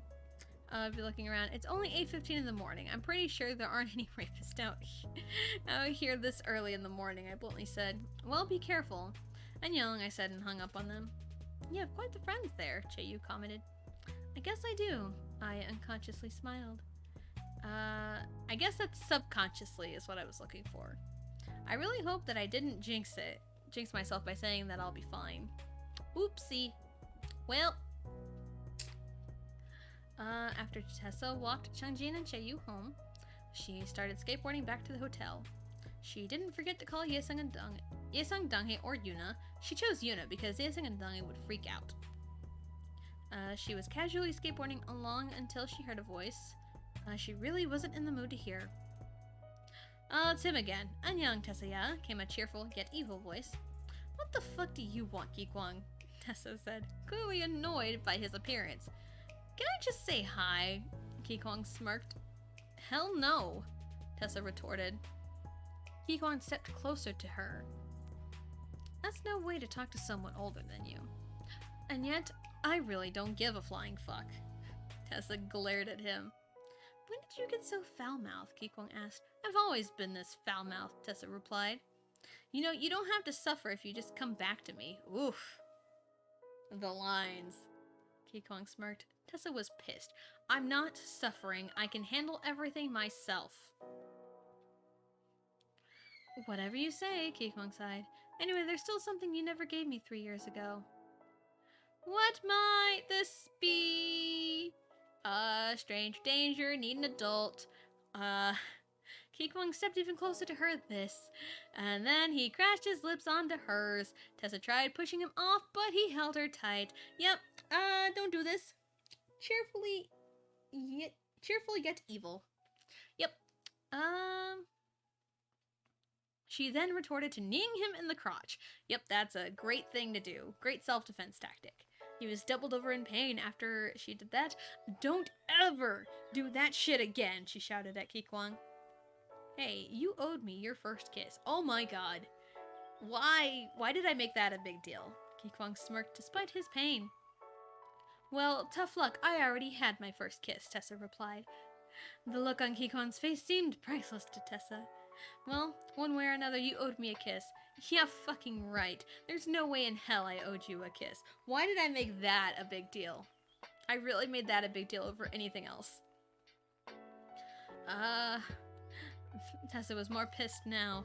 3 years ago, when the girl showed up, that was the day I was gonna take your first kiss, so yeah, you owed me a kiss. Oh my god. We're really bringing this up, Kikwang told her.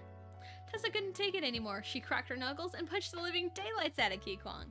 By now, the whole beach was staring at them. Tessa scoffed. Told you I used my right hand next time. Boom, the foreshadowing. With that, she got back on her skateboard and went off at full speed back to the hotel. Without her realizing it, Ye-sung watched the whole scene. Oh my god. Kikwang needs to be in more pain. Kick him in the balls more.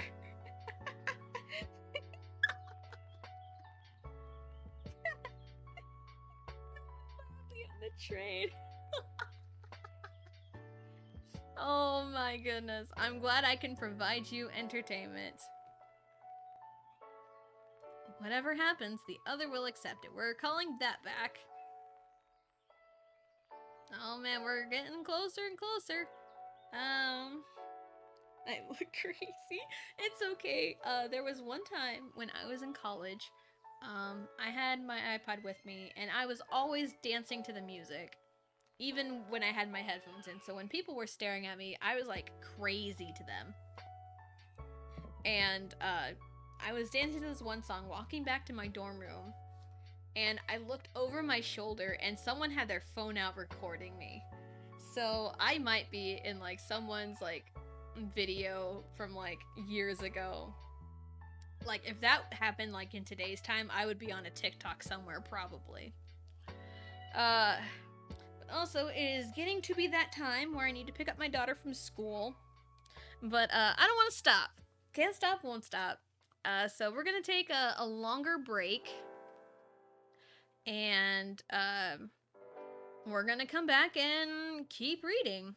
There's 43 chapters. We got about 10 left. 10, 11 left. So, yep. No, I know. I mean, well, maybe we'll skim through. We'll read through this chapter and then we'll take a longer break. Yesung had watched the scene from afar. He didn't want to interfere because he had a feeling Tessa was going to pull that off. As she skateboarded away, he walked over to Kikwang. "Annyeonghaseyo," he casually greeted. Kikwang wiped the blood from his lip. Oh, she busted his lip too. Nice. "Annyeonghaseyo," he replied. "Do you still have feelings for Tessa?" Yesung got straight to the point. "Why do you want to know?" Kikwang asked. "It's a simple question that requires a simple answer," Yesung bluntly told him. "Ooh, you go, Yesung. You protect your girl." Kikwang released a sigh. "Yes, I do still have feelings for her, but I've come to realize that the girl that I loved is not the same anymore." "Oh, you realize that now, after she punched you in the face?" She changed because of you," Yesung sighed. "I really don't get it," Kikwang said. "You're an idiot," Yesung immediately replied. My theory is that Yesung is endgame? We'll see. We'll see.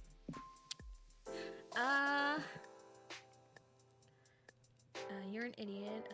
It might have been the girl who randomly came up to you that day, but you were careless to what Tessa was feeling. Too bad I realized that a little too late," Kikwang sighed. But I've got to thank you," Yesung smiled slightly. Kikwang stared at him with a look that said, "What the fuck are you saying?" "What do you mean by that?" he asked. "If it wasn't for your mess up, I wouldn't have met Tessa in the first place," Tessa said as he turned to walk away. Or Yesung said as he turned to walk away. "Wait!" Yesung caught him before he walked away. "Just make sure to take care of her." "Don't worry, I plan on it," Yesung replied and finally walked off. When he walked in the front door of the hotel, he saw Tessa sitting down. She looked like she was taking a break, but decided to sit next to her. "Yo," he smiled at her. Tessa smiled slightly. "Hey," she softly called back. "You okay? You seem kind of out of it," Yesung noticed. I'm okay," Tessa shakily replied. "You sound like you need a nap," Yesung said. I can't take naps," Tessa shot him a look. "I know, but you did wake up early, right?" Yesung shot him a similar... wow, I'm scrambled. Yesung shot her a similar look. Tessa glared at him. "That's because I had a nightmare and woke up early in the fucking morning." "I don't blame you," Yesung said as he stood up. "Let's head back to our rooms. Dong and Yoon are probably waiting for us." Tessa stood up and started walking alongside him. She couldn't help but notice he seemed a bit out of it too. It was different from normal. "He's worried about you." After lunch, they decided to have another trip to the beach. More beach! It was their last full day in Jeju after all. Yuna started dragging Tessa to a random location. Dongi made sure to keep a close eye on her. Then suddenly, Kevin and Kisop walked up to them. "Hey, Tessa, we heard about what happened with you and Kikwang earlier this morning," Kevin said. "Word spreads fast, huh?" Tessa smirked. "So when are you guys going back?" "We're leaving tomorrow morning," Yuna answered. "So are we. Maybe we'll be on the same flight or something," Kevin said. That would be pretty weird if that were to happen," Kisop added. While they were talking, Dongi snuck up behind Tessa. Kevin and Kisop saw him and were about to say something until Dongi gave him the signal to be quiet. Kevin and Kisop kept talking to Tessa until Dongi suddenly lifted her up over his shoulder and carried her to the water. "Yeah, what the hell, Dongi?" Tessa shouted. Dongi couldn't help but chuckle. "You're so light, Tessa, yeah?" "No, I'm not." "Okay, wow, I really gave away my weight. Wow. I was kind of a heavier girl, so I translated that. It's like, Jinja? 60 kg is like maybe 140 pounds? Maybe? I don't know. Jinja? You look only about 55 kg. Dongi seemed shocked that she would say her weight so easily. "Can you please put me down?" Tessa asked in a calm voice. Dongi thought about it. "All right," he said and tossed her in the water. When Tessa stood back up, "Not what I meant," she pouted. Then she walked towards Dongi and opened her arms. "What are you doing?" Dongi asked. I just want a hug, Tessa pouted again. Donge couldn't resist and hugged her. Okay, wow! Tessa smirked and she completely flipped him over into the water. That's basically like, I think the visual I had is basically like a German suplex.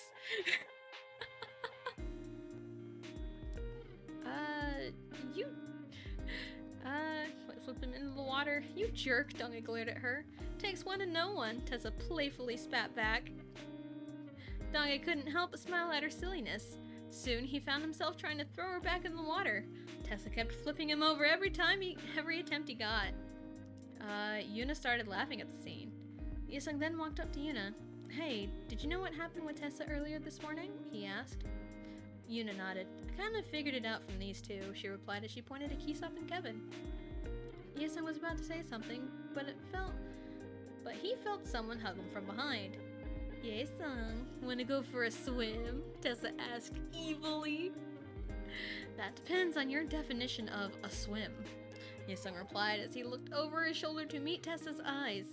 Tessa smirked. You know me so well, she said as she released the hug and walked in front of him. She then grabbed his hand and led him to the water. Fish are friends, she randomly said. That was random, Yesung commented. Not for what I'm about to do, Tessa smirked. Yesung immediately knew where she was going with that. He tried to escape, but was too late. Yesung had flipped him over into the water and he landed near Donge. Tessa's one evil girl, huh? Yeah, but that's just the way she is, Yesung replied, also smiling. Tessa stared at them. What's with the smiling? It's starting to creep me out. Yesung and Donge laughing, leaving Tessa extremely confused. She ended up walking away, but the guys started following after her. Yuna glanced over at them and smiled to herself.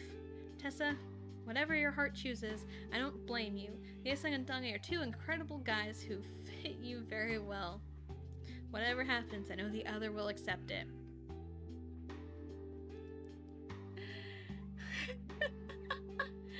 Oh man. Was just assaulted. You seem out of it. Tessa's the mayor of Suplex City. Hashtag Fishbox. Let's go. Yesung thought it would be a good idea to watch a horror movie that night. Donge opposed the idea, but he was outvoted 3-1. Donge was pouting and screaming during the scary parts. Yuna jumped a little bit during the scary parts, but stayed calm. Yesung was neutral and Tessa was laughing. Why are you laughing? Donge asked her and peeked his head out of the covers to see where he was hiding. This is so predictable, it's too damn funny, Tessa replied. How can you stand horror movies? Donge asked. How can you not? Tessa retorted. Donge didn't have a comeback. That's what I thought. Tessa smirked and continued to watch the movie. During one part of the movie, Yuna screamed really loudly, which caused Yesung to scream, surprisingly, and that caused Donge to scream and run to the closet to hide. Tessa started laughing hysterically. Was she laughing at Yuna's scream that started it, or was it Yesung's scream? Maybe Donge's reaction to Yesung's scream. Nobody figured that out. Tessa was laughing too hard to tell them. Can I come out now? Does that mean you're coming out of the closet? Tessa asked through her laughter. Of course, that's the joke I set up. Oh no. I knew it. Anya is real. She continued to laugh. She got you good, Yesung added as he started laughing. Donge pouted. Yuna saved me here. Mian, no can't do. She really did get you good, Yuna said as she suppressed her laughter. Donge pouted and got sat back down to his original spot on the bed. Moments later, they ended up falling asleep. Tessa was lying down on the foot of the bed. Yuna was sprawled out. That's why Tessa was so close to the edge of the bed. Yesung was sitting on the floor with his back to the bed, and his head was near Tessa's legs. Donge was sprawled out on the floor with his head near Yesung's lap. A few minutes later, Tessa rolled off the bed and landed on Yesung and Donge. Donge woke up slightly and noticed that Tessa's head was near his crush. Oh, god damn it. Shit. I'm just really glad she's asleep right now, he thought as he went back to sleep. After 20 minutes later, Yesung woke up. The first thing he saw was Tessa's feet were on Donge's face and Donge's head was on his lap. Damn, what the hell did I miss? He thought as he went back to sleep. Oh, goodness. What a great chapter. Okay, now I really gotta get going. We're not ending. We're just gonna take a longer break. I think that was a better chapter to end on, or before a break. So, we're gonna go on a longer break so I can pick up my oldest daughter from school. And then we'll be back and we'll try to wrap this up. So we'll see you in about maybe 25 to 30 minutes, so it's a longer break.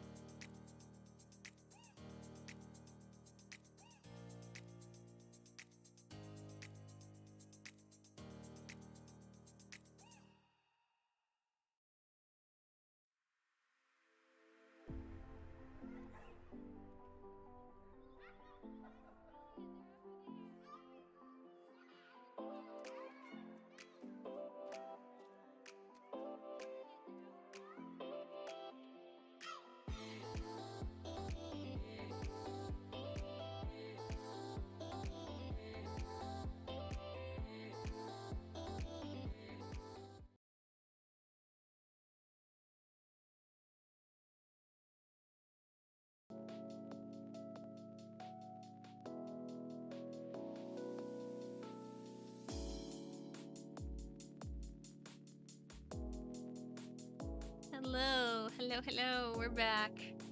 Uh, hashtag you wouldn't like me when I use turbo. That's funny. That is funny. Alright, let's get settled back in. Alright.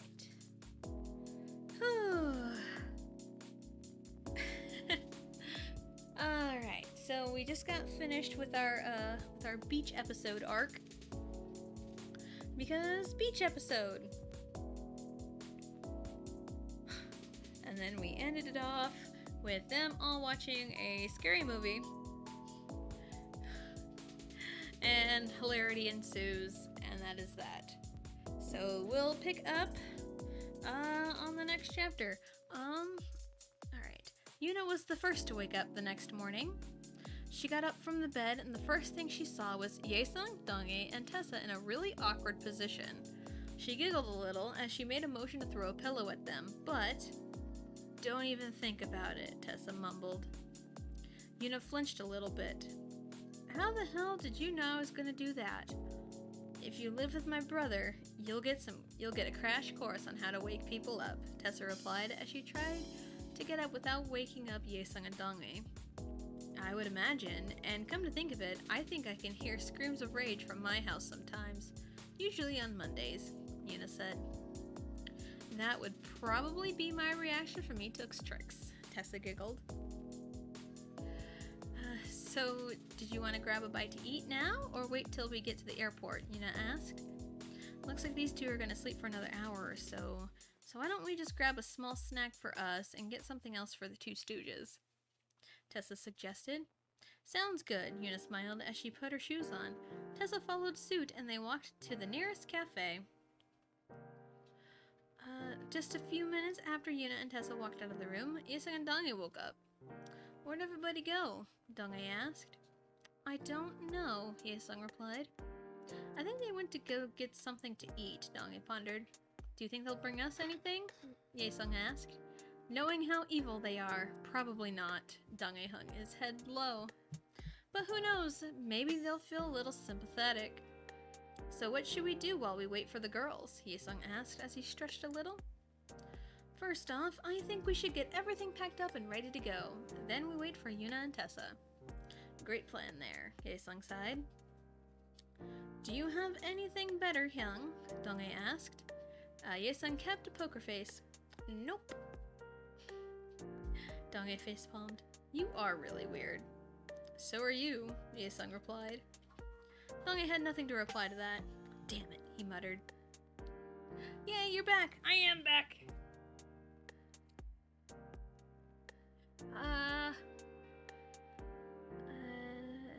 About half an hour later, the girls came back with a few drinks.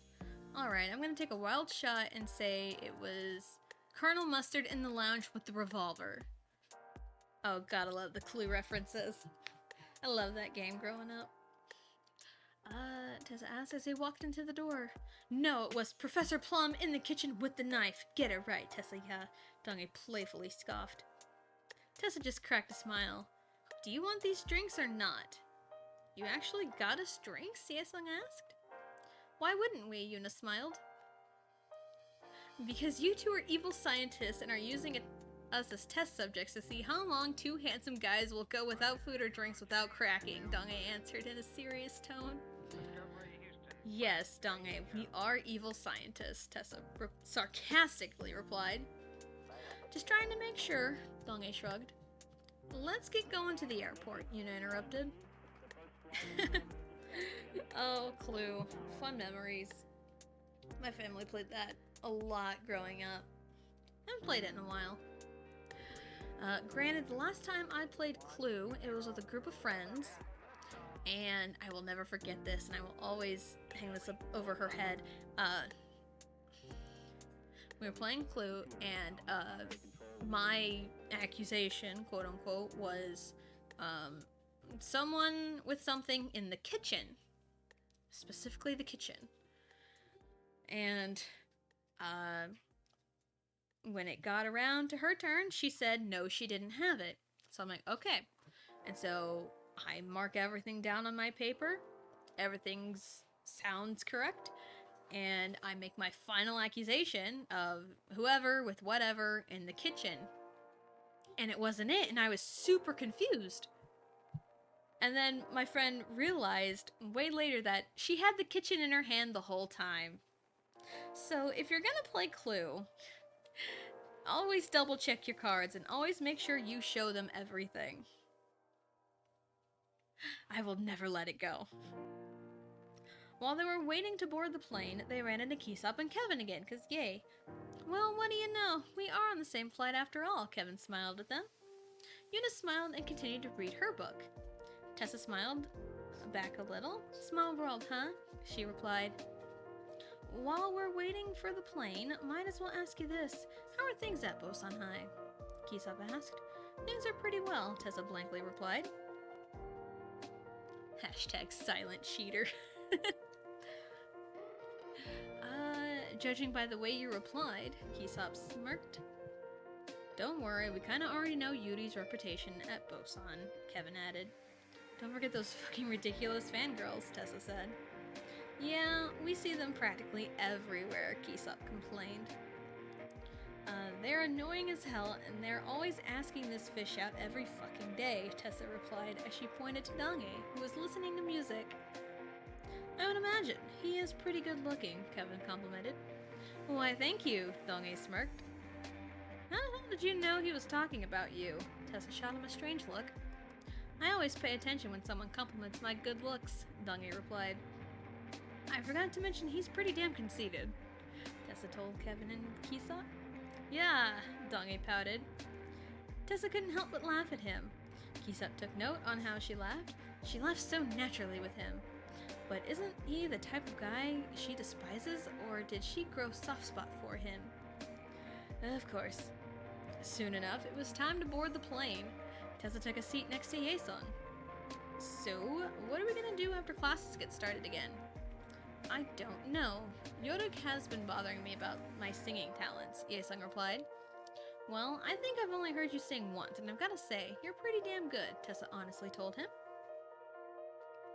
Even though it seems very faint, Yaesung blushed a little at the compliment. Thank you, he replied. Hey, we have a lot of talent at Bosan. We really don't want it to go to waste, Tessa said as she sort of leaned back in her seat. Which reminds me, how are things at work? Yaesung asked. Pretty well. I received a call a couple days ago for a choreography project, Tessa replied. I was gonna swing by the studio after we get back. Well, hope you have fun with whatever it is you're doing, Yaesung smiled. Don't I always? Tessa wittily replied. Yaesung couldn't help but smile when she said that. Oh, thank you, kiddo. Hashtag Yaesung is endgame. Alright, we'll see. We'll see about it. Even though I know I am the keeper of secrets. Is it really a secret? I don't know. After we got home safely, Tessa headed out to Michobyo Studios, where when she arrived, she was greeted by Keesop. I didn't expect to run into you here, he sheepishly said. I work here, Tessa bluntly replied. What a coincidence, I'm actually applying for a job here, because everything's all intertwined. Sweet, Tessa smiled as well. She then turned to the guy at the desk. Woo-sung, there was a guy named Eunhyuk that came by here a few days ago. Was there anything he left? Woo-sung nodded. Here's the form and the disc that I know you'll have fun with this project. It's Eunhae. It's not supposed to be taken seriously at all, Tessa chuckled as Woo-sung handed her the papers. He then turned towards Keesop. How are you enjoying it at Michobyo Studios? And trust me. I hope you enjoy it at Michobyo Studios. And trust me, you'll get used to the craziness that goes on around here. With that, Tessa skateboarded back to her house, because why not? When she arrived home, Ituk greeted her. Annyeong, Tessa ya, he smiled. Annyeong, Ituk oppa, Tessa greeted back. She set her stuff down and headed into the basement. The next thing Ituk heard was a familiar voices singing.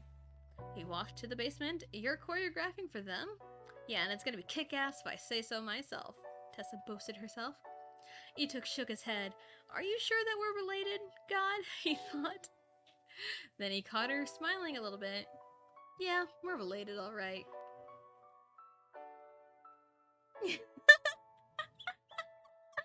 Hashtag Team Yesung is better than Team Donghae. Okay. Alright, them's fighting words. Them's fighting words. Yep, we finished our trip to Jeju Island. Hooray. 36. And we are getting closer. We're getting closer to the end.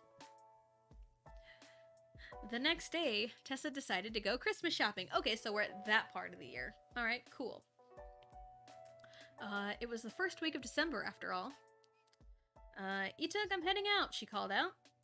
I'll hold down the fort, Ituk called back. I want the naked men and booze out of here before I get back, Tessa joked. What are you trying to imply? Ituk shot her a look. See you later, Tessa sang, and put on her jacket and grabbed her skateboard and headed out the door. Oh, the line about the naked men and booze. My parents joked all the time when they left to like go somewhere for like their pool nights, or they had to go somewhere, or they went to a town an hour away for going to the nearest casino just to have fun. Like, they always say, like, make sure all the naked men or booze are gone by the time we get back. And they know full and well that we would never do that. Goodbye, beach. Yep, goodbye, beach. Hello, Christmas. It's not even Thanksgiving yet, IRL, but, well, we're here. The first stop was the mall. First stop in the mall, GameStop, because of course. Hashtag Team Fishboxers. You know, Fishboxers are the real winner. The Fishboxers are in game. It's the Fishboxers. Naked men and booze. Yeah, my parents were those kinds of parents. My parents were cool. Of course, GameStop, of course, right? She looked at some of the games, and she fought the urge to buy herself a game. Then she asked one of the workers for any recommendations. Is this for a Christmas present? The worker asked. Tessa nodded. Yeah, one of my friends is pretty much a clone of me, but he's pretty sexist. She chuckled a little. I think I know who you're talking about. The worker chuckled a little as well. I would recommend this game for him. I'll take it. Tessa smiled and paid for it. Come back soon, the worker waved at her. Tessa waved back and started walking to another store. She decided to check out a few more stores. She decided to walk into a random clothing store in hopes to find something for Yuna. After a few minutes of looking around, Park Tessa? Tessa turned around and saw yet another face she hasn't seen in years. Sully? I haven't seen or heard from you in years, Sully smiled. Yeah, and when the hell did you get so tall? Tessa pouted. Sully chuckled. And I see you stayed the same height. I just happen to have an affinity for tall people, apparently. Even in fanfiction. There are so many people on the train now hearing me laugh.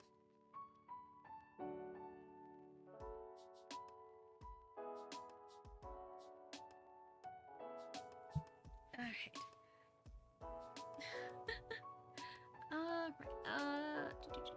I grew a centimeter within the last few years, Tessa protested. Wow, 1 whole centimeter, Sully joked.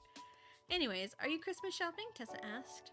Sully nodded. I'm shopping for family and friends. What about you? Same. I was just looking for something for a friend, Tessa replied. Sully decided to help her look for something since she knew that Tessa's fashion taste is very different from the average girl. Yeah, I had to really drive that point home. It's very different than the average girl. How about this? She asked, holding up a casual dress. That actually fits Yuna's style, Tessa said. Let's get it for her then. I think it was just a crumb she ate. That 1-year-old picked up something off the floor and ate it because, yeah. Hey, us shorties need someone to reach stuff up on the top shelf. Yes. Yes. Hashtag Tessa is not like other girls. Yes. They ended up helping each other find Christmas presents for their friends and families. After a while, they decided to eat lunch together. As they were eating, one of Tessa's classmates came up to her. Aren't you Park Tessa? That's me, Tessa coolly replied. And who might you be? I'm Choi Shi-won. Shi-won smiled at her. Tessa was unfazed, but slowly turned a little red. So are those rumors true about you and Dong-ae?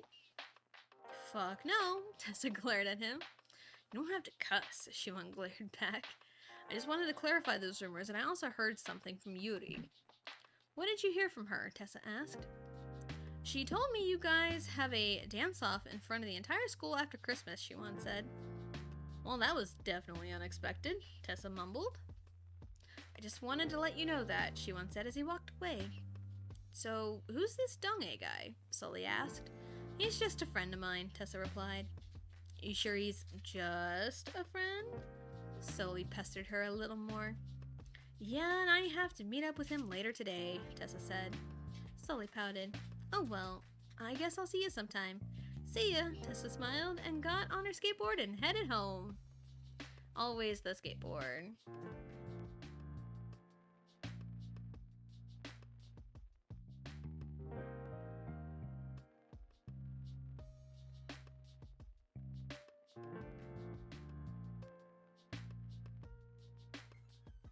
Okay. Sorry about that. That was my youngest because, she's throwing a fit. Okay. After Tessa hid her gifts in her room, she decided to head to the dance studio early. When she arrived at the studio, she was greeted by Wusong. Annyeong, Tessa, he greeted. Annyeong, Wusong, Tessa greeted back. From what I know, they'll be here in about 10 minutes, Wusong told her. All right, Tessa replied and headed to the studio room. During the 10 minutes, Tessa looked at her notes and quickly went over the moves and made sure she can explain them well enough. 안녕하세요, the two guys greeted as they walked through. You guys don't have to be so formal with me, you know. Tessa smirked as she turned and faced them. Tessa? Eunhyuk and Dong-ae's jaws dropped. You guys seemed shocked to see me, Tessa said. Dong-ae then smacked Eunhyuk upside the head. I told you I could have just asked Tessa. Tessa couldn't help but laugh. Don't you guys want me to teach you the choreography or not? Let's just get started, Eunhyuk smiled. With that being said, Tessa got started teaching them the choreography. She went through it step by step while making sure to explain the step if they got confused. Next, you put your hands right by your ears. You also do a hip wave like this at the oppa, oppa part. Because, yep, still the same song as the lyrics I read a few chapters back. It's Oppa Oppa by Super Juniors Dong-ae and Eunhyuk. Tessa said as she slowly demonstrated the moves. She checked to make sure they were getting that move, but as she saw Dong-ae struggling with it. Dong-ae, are you getting it? No, he isn't, Eunhyuk answered for him. Dong-ae glared at him, which caused Tessa to laugh. It's alright if you don't get some of it. Let me know if you get lost, and I'll go over it more slowly. They both nodded and went over what they had just learned. Tessa noticed Dong-ae still had a little bit of trouble on that one part. She sighed, and she decided to go over to him. Yeah, I think it's just something I can't really get in the habit of, Dong-ae sheepishly told her. I'll make you get in the habit of it. Oh. Oh. We need to create a stage play of this so we can see all the dances. Create a stage play, make a K-drama out of it. I don't know.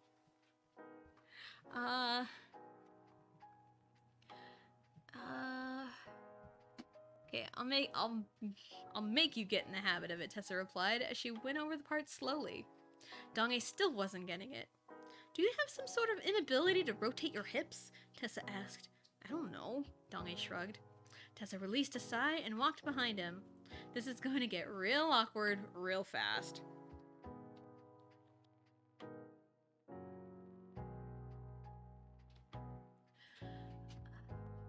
She thought before grabbing his hips. The move is just like this, she said as she moved his hips in a rotating motion. Might as well get used to this move since it's used a lot throughout the dance. We're getting handsy now, okay. But I mean, to learn a dance, I mean, yeah. There was a lot of times where dance instructors would come and like move our hands and legs, whichever direction, whatever, to make sure we got the move and got it right. Dongie nodded as Tessa stepped away from him. She might have seen him blush, but she shook the thought away. She continued to teach the dance until they got to the end of the song. After going over it a few more times, they got the hang of it. Alright guys, that's good for today. If you have any questions or something, you guys can just ask during school. Alright, see you later, Unyuk waved and walked out with Dongie. Tessa smiled and walked over to the stereo. What song to dance to? She mumbled to herself and selected a song at random and decided to just be a goof. Sometimes I do that. I just play music and I just dance because why not? There's a reason the expression is dance like no one is watching. She was only going to dance to one song, but there was another good dance song that started playing afterward. Tessa kept dancing to each and every song that came up. Just then, one of her favorite songs started playing. Tessa decided to take off her baggy shirt, and all she had underneath was a white undershirt. She decided to let loose and throw in some sexy moves while she danced. Because that's kind of what I did too. Dance like no one's watching! What she didn't realize was that Dongie walked back to the studio and happened to see her dances. Of course. Of course. When the song ended, Tessa turned towards the door and was totally caught off guard when she saw Dongie standing at the door. Hi? She awkwardly said.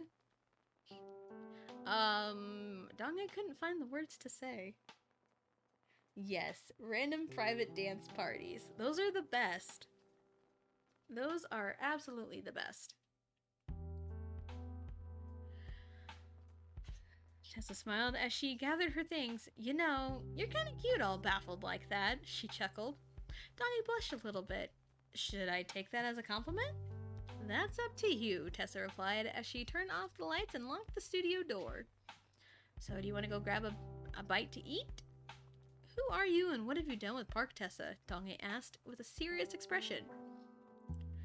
Can't I just ask you if you want to grab something to eat without being questioned about it? Tessa pouted. Nope, Dongie answered immediately. Do you want food or not? Tessa glared at him. Dongie chuckled. Yeah, sounds good. Tessa smiled slightly and handed the studio keys to Wusong when they passed the front desk. Annyeong, Tessa, Wusong smiled at them. Later, Tessa waved and they left the building. As they were walking, they kept talking and laughing about really random stuff. They got so many comments from the Ajashis and Ajumas about how they looked like a cute couple. They got the same compliments when they were eating at the local cafe. Dongie ignored the comments while Tessa was a little more conscious about him. You seem worried, Dongie commented. Tessa shrugged. It's nothing to make a big deal about, though. If you say so, Dongie replied in a sing-song voice. She playfully rolled her eyes in return. I wish we could have more moments like this. Just you and me, playfully laughing and poking fun at each other without any care. Tessa, I hope you know that I really do love you. Aww, cute. But even if my feelings can't be returned, we can still share this friendship. Power of friendship, Dongie thought as they paid for the food and headed home. 'Cause friendship is important. Friendship is important. Gee, Battletoads and hot chocolate. Oh, Battletoads! Why Battletoads? Why Battletoads? I'm so confused now. The next school day, Tessa was... Okay, hold on. I'll be right back. I need something to drink. My throat hurts.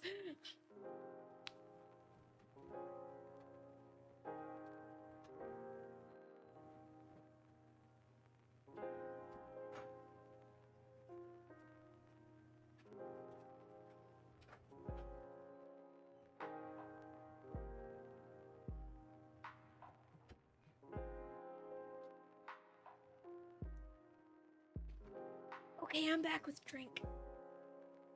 I am back with a drink. Not of the alcohol variety, which, I mean, Would we be surprised if I busted out the alcohol at this point?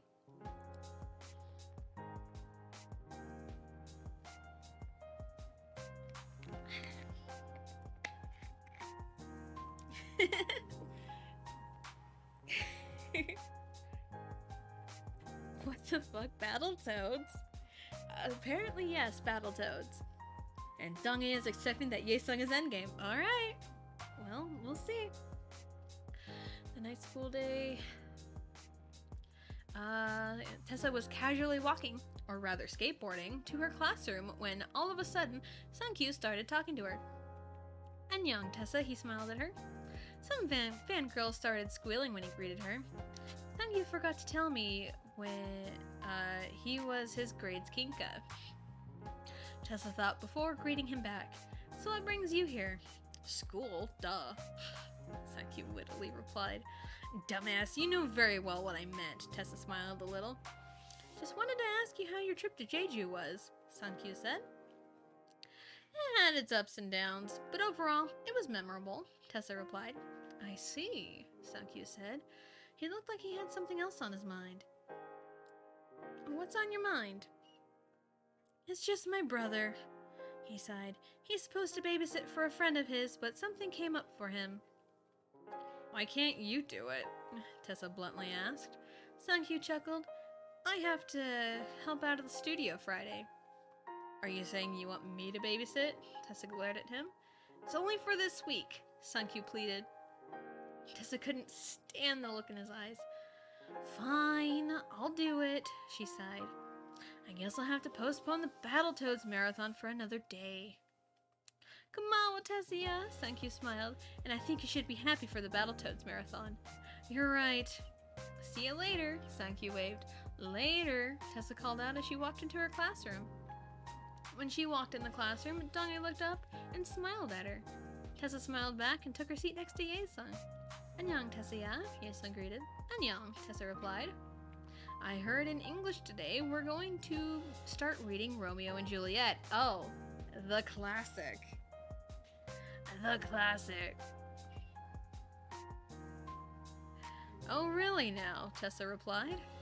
He nodded. "Yeah, Miss Cho is going to fawn over this entire play." "Oh, we're back to Miss Cho again. Okay. Alright, we're back to Miss Cho. Do we need to cuss her out again?" "Dude, one of these days I'm gonna tell her that nothing is always gonna happen her way," Tessa said as she leaned back and propped her feet on the table. Things are going to get interesting today," Yaesung said. "Yep, and I heard during the computer class there is a Battletoads tournament." "Oh, there's a Battletoads tournament at school, and then she's hosting a marathon. Why are you torturing yourself? Why are you doing this?" Oop. Okay. Battletoads tournament. "Didn't you say there was a Battletoads marathon this weekend?" Yaesung asked. "There is. I just now got a text saying that there's a Battletoads tournament today from Kyuhyun." "Of course it's Kyuhyun, right?" Tessa replied as she looked at her phone. "What is Battletoads anyway?" Tessa was about to answer, but the bell rang before she got a word out. "I'll tell you later." It's best you don't know, Yaesung. It's best you don't know." Alright guys, today we learned about some random crap you probably already know. Mr. Park, aka JYP.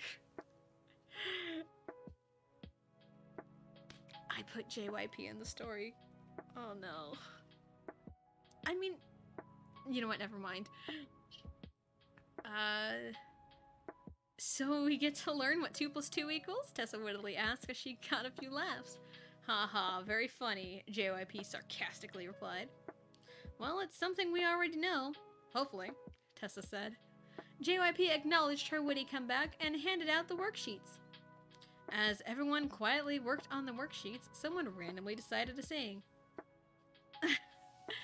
Oh, this is where G comes in. Because G is the name of a Girls' Generation song. Arguably, one of their most popular hits, actually. "Uh-huh. Listen, boy. My first love story. Ooh, oh, yeah.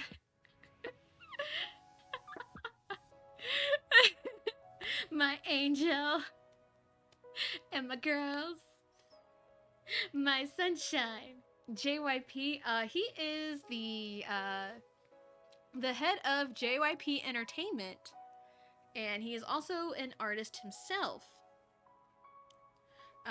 If you have ever heard of like clear plastic pants, JYP has modeled for those. So there is that. Let's go. 너무너무 멋져 눈이 부셔 숨을 못 쉬겠어 떨리는 걸. He sang. Oh, they're all singing G G G G baby baby baby G G G G baby baby baby.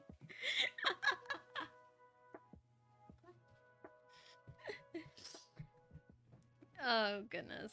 너무 부끄러워도 찾아볼 수 없어 사랑하는 벼슬 주주부터 은혁은 on it.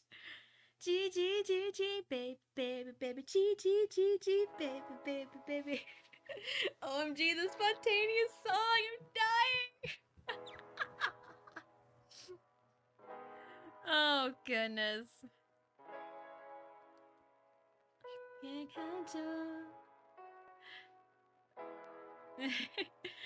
Oh, Sungmin's in, and then Yuna joins in with a what the hell attitude because, you know, it makes sense for Yuna because Yuna is based off of the actual member of Girls' Generation, and this is their song.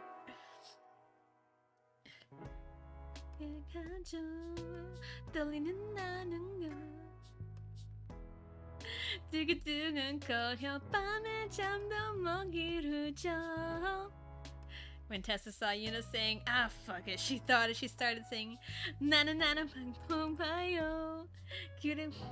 그래밖에 모르는 바보. 그래 보는 나 너무 반짝반짝 눈이 부셔.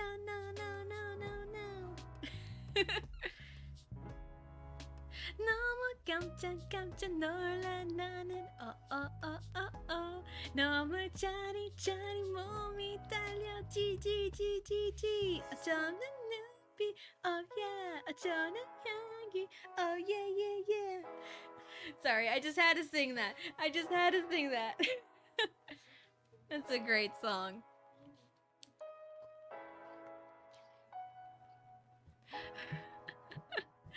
JYP applauded his class. If only this was singing class, you guys would pass with flying colors. The class started to laugh. Who started singing anyway? Haesung asked. Tessa turned her head towards Donghae. He smirked and winked, and she winked at him. I really don't know, but I got my spirits up for the Battletoads tournament today, she said. Good luck with that, JYP replied. G, baby. G, baby. Maybe I should definitely make a playlist of all the songs I used just in this fanfic. I've used a lot of songs throughout all of my fanfiction, so.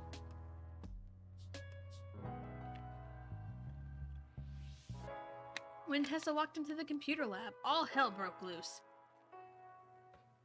Finally, she's here, Taemin said. Well, yeah, let's just get this motherfucking tournament started, Tessa waved him off. That's the Battletoad spirit, Kyuhyun said as he pulled out a chair for Tessa. Let the extreme cussing begin, Tessa cheered.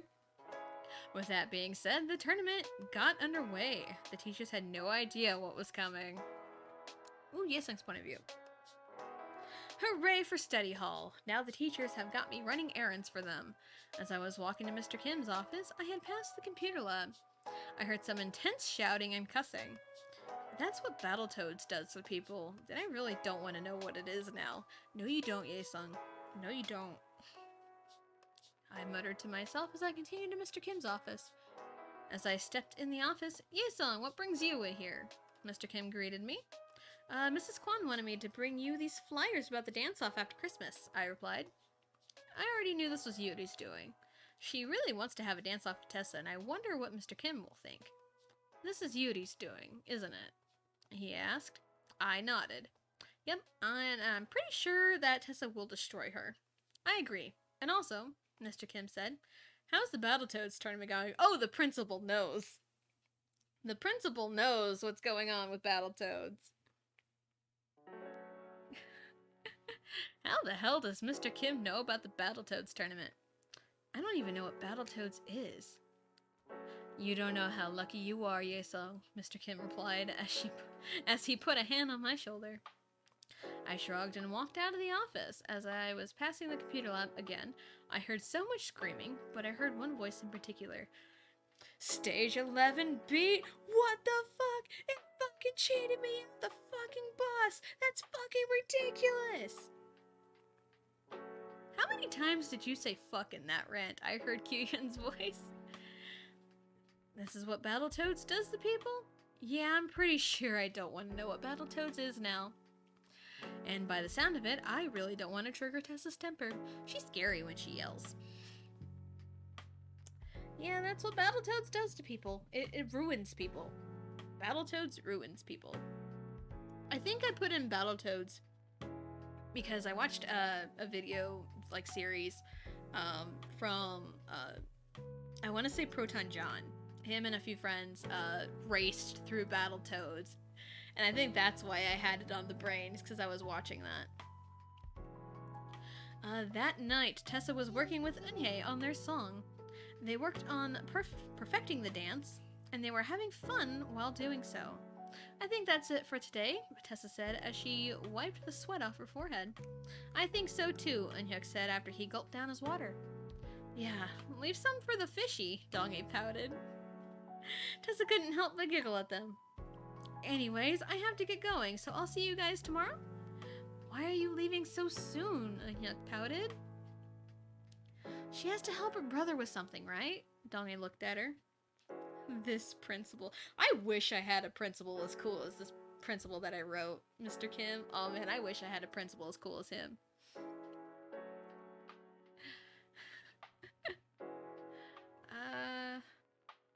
Yeah, Ituk needs me for stuff that I can't tell you, Tessa replied as she grabbed her bag.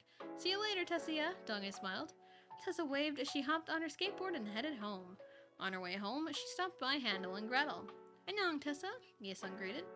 Seems like you need some business, Tessa said. You think? Yesung chuckled. Tessa chuckled as well. I'll have 2 hot chocolates, but in one of them put some extra whipped cream. Anything for you, Tessa. Yesung smiled and went to go make the hot chocolate. Yep, yep. Okay, a few minutes later, Yesung handed her the cups. Do you take credit cards? Unfortunately, we do not, Yesung replied. Good, because I don't have one. She laughed at her own joke. Ah, yes, laughing at your own jokes. Peak comedy. Yesung just shook his head at her. Anyways, you never told me what Battletoads is. Tessa shot him a glare. You are very lucky you don't know what it is. Mr. Kim said the same thing, Yesung sighed. Tessa was about to tell him the origin of Battletoads until a text interrupted her. Well, I have to go. Ituk really needs me home. Don't worry about paying. It's on the house, Yesung smiled.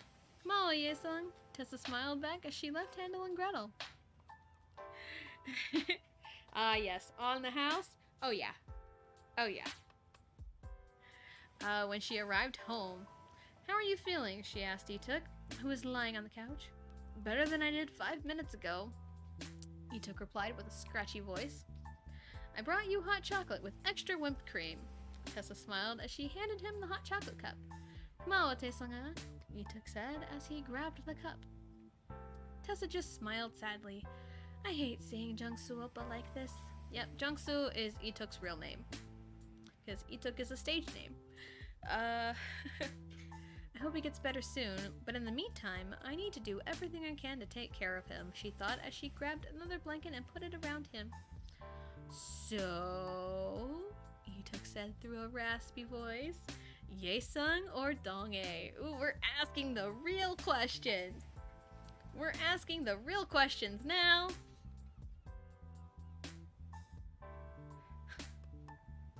Gotta ask the real question. Oh no. Babysitting Nightmares Part 1. Challenge accepted. Babysitting nightmares. I think I based this off the actual nightmare of a kid I was babysitting.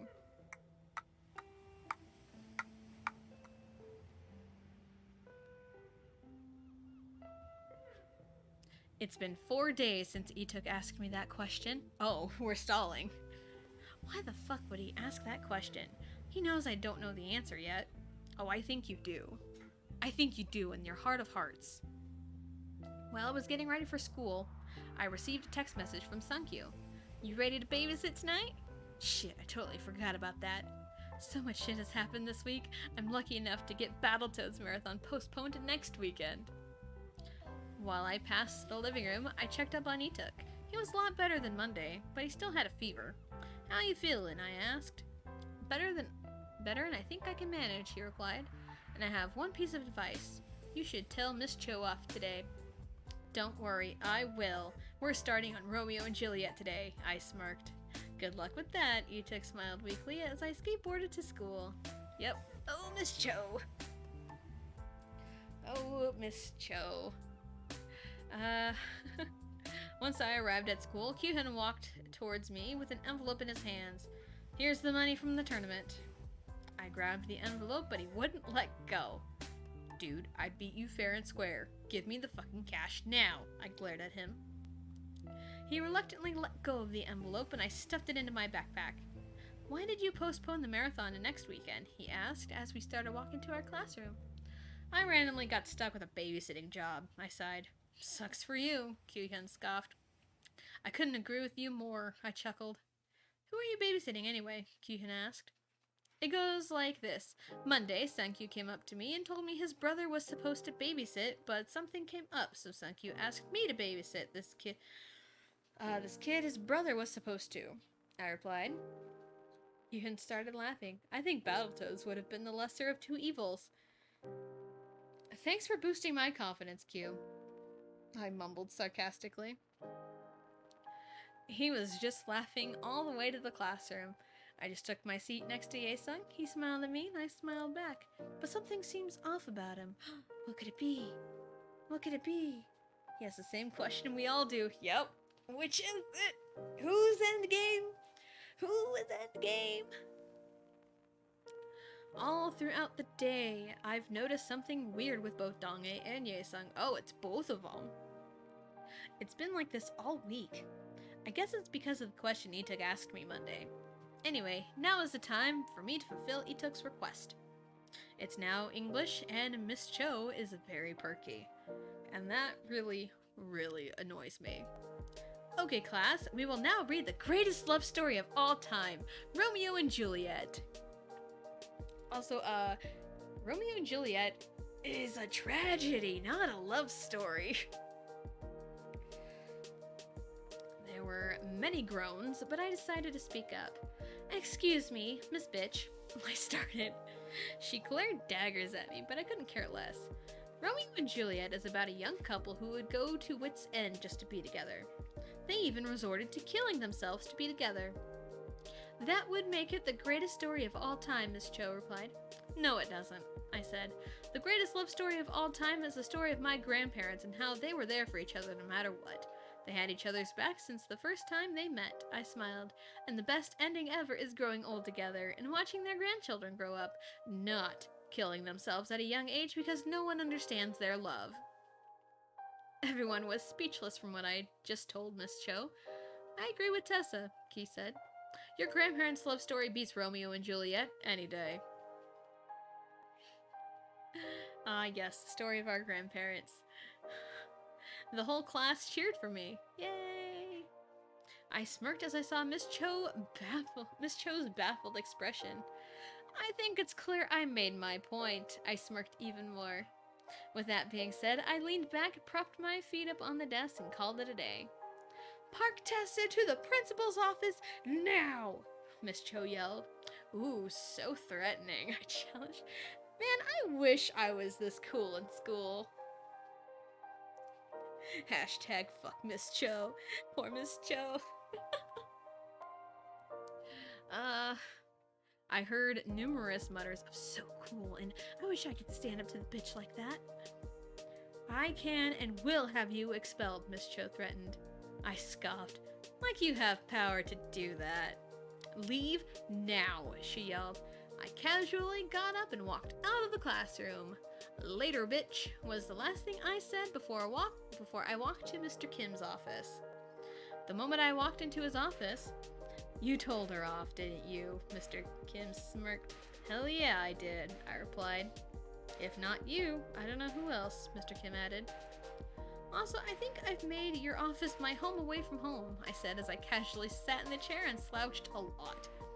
Yeah, I sit like a guy. Got a problem with it? Wow, I really had to emphasize that, didn't I?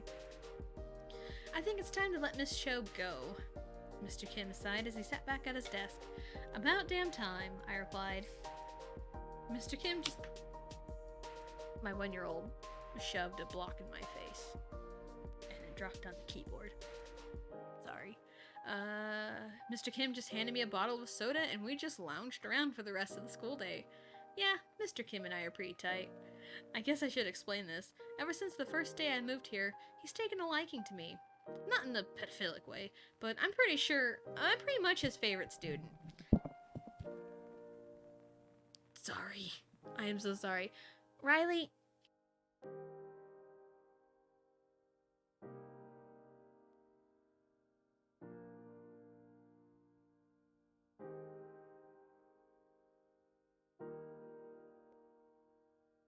Sorry about that. Hashtag Tessa is not like other girls. Yes.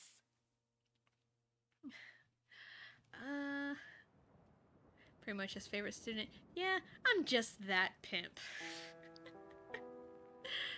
When the final bell rang, Mr. Kim wished me luck with the babysitting job. When I went to my locker, I ran into Dong-ae. Hey, Tessa, he smiled.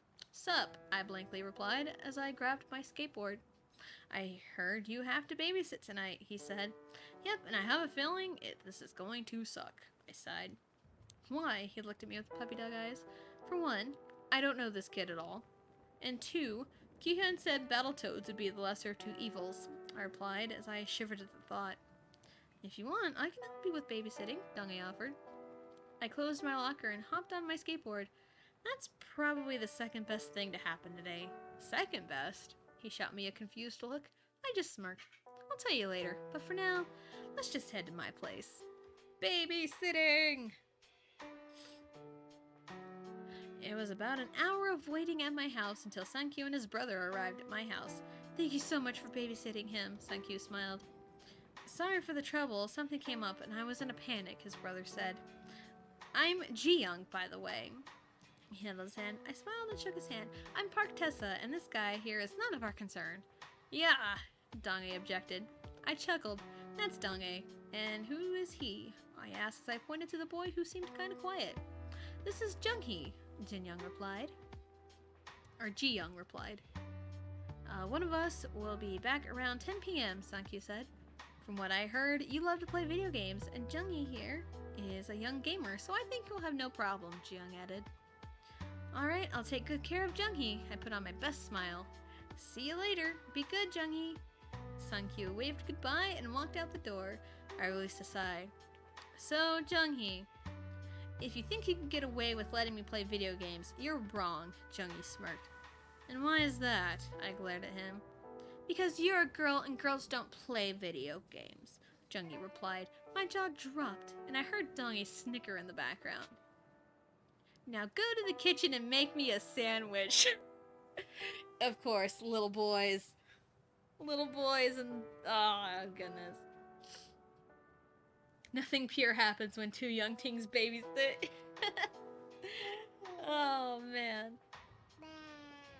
I was about to slap this kid upside the head, but Dong-ae put a hand on my shoulder. Relax, Tessia. He's just a kid. I released a sigh. Still, that was a pretty sexist comment. I'll take care of him for now, so why don't you just go to the kitchen and get a few snacks for us, Dong-ae smiled. Were you implying something there? I glared at him. I didn't mean it, he pouted. I sighed and reluctantly went to the kitchen and got a few snacks. After I put the plate on the table, so what do you want to do? I asked Jung-hee. Do you have any video games that aren't girly? He asked back. That's pretty much every game I have, I replied. He was just looking through the games on the shelf and picked out one of my Mortal Kombat games. I'm guessing you have a brother who plays video games? Jung-hee muttered.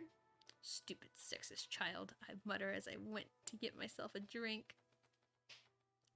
While I was in the kitchen, I overheard Dong-hee talking to the sexist brat. So, do you have anything against girls playing video games? Dong-hee asked. Video games is a guy thing. Girls have their stupid dolls, Jung-hee replied. You do know that girls can play video games too, right? Dong-hee asked. Hashtag kick this kid! Yeah, right, Jung-hee scoffed. Apparently you haven't met someone like Tessa, Dong-hee replied. That's when I walked back into the living room. So you're saying that she can play video games? Jung-hee asked, referring to me. Yes, I can, and I can probably beat your sorry ass, I mindlessly replied. Dong-hee smacked my arm. Language, Tessa, yeah. I just pouted as I rubbed my arm. Alright, let's prove it. You pick the game, Jung-hee. He finished up his game of Mortal Kombat. Sounds good, but don't cry when I beat you. I just rolled my eyes as he picked Tekken 5. Q-Hit only beat me at that game by pure luck. Alright, that's what we're going with, okay. I grabbed the controller and got the match set up. During the match, the doorbell decided to be a bitch and rang. Dong-hee, could you get that? I'm busy kicking this kid's butt. I corrected myself so he wouldn't hit me. Yes.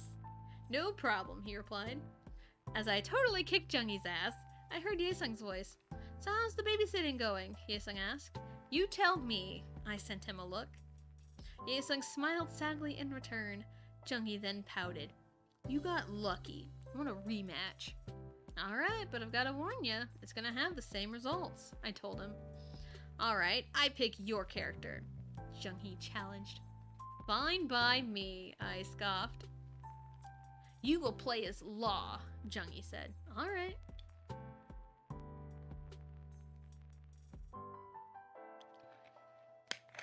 The match went on like the last one with me kicking his 7-year-old ass.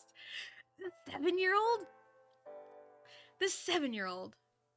He's 7. That's as old as my oldest daughter. My oldest daughter is 7. So I'm basically dealing with my daughter right now. But she's not like that though. She's not a bratty kid. She's a good kid. Alright. What's the point of this? Ye-sung asked. Jung-hee said that girls aren't supposed to play video games, Dong-hee answered. That explains a lot, Ye-sung nodded.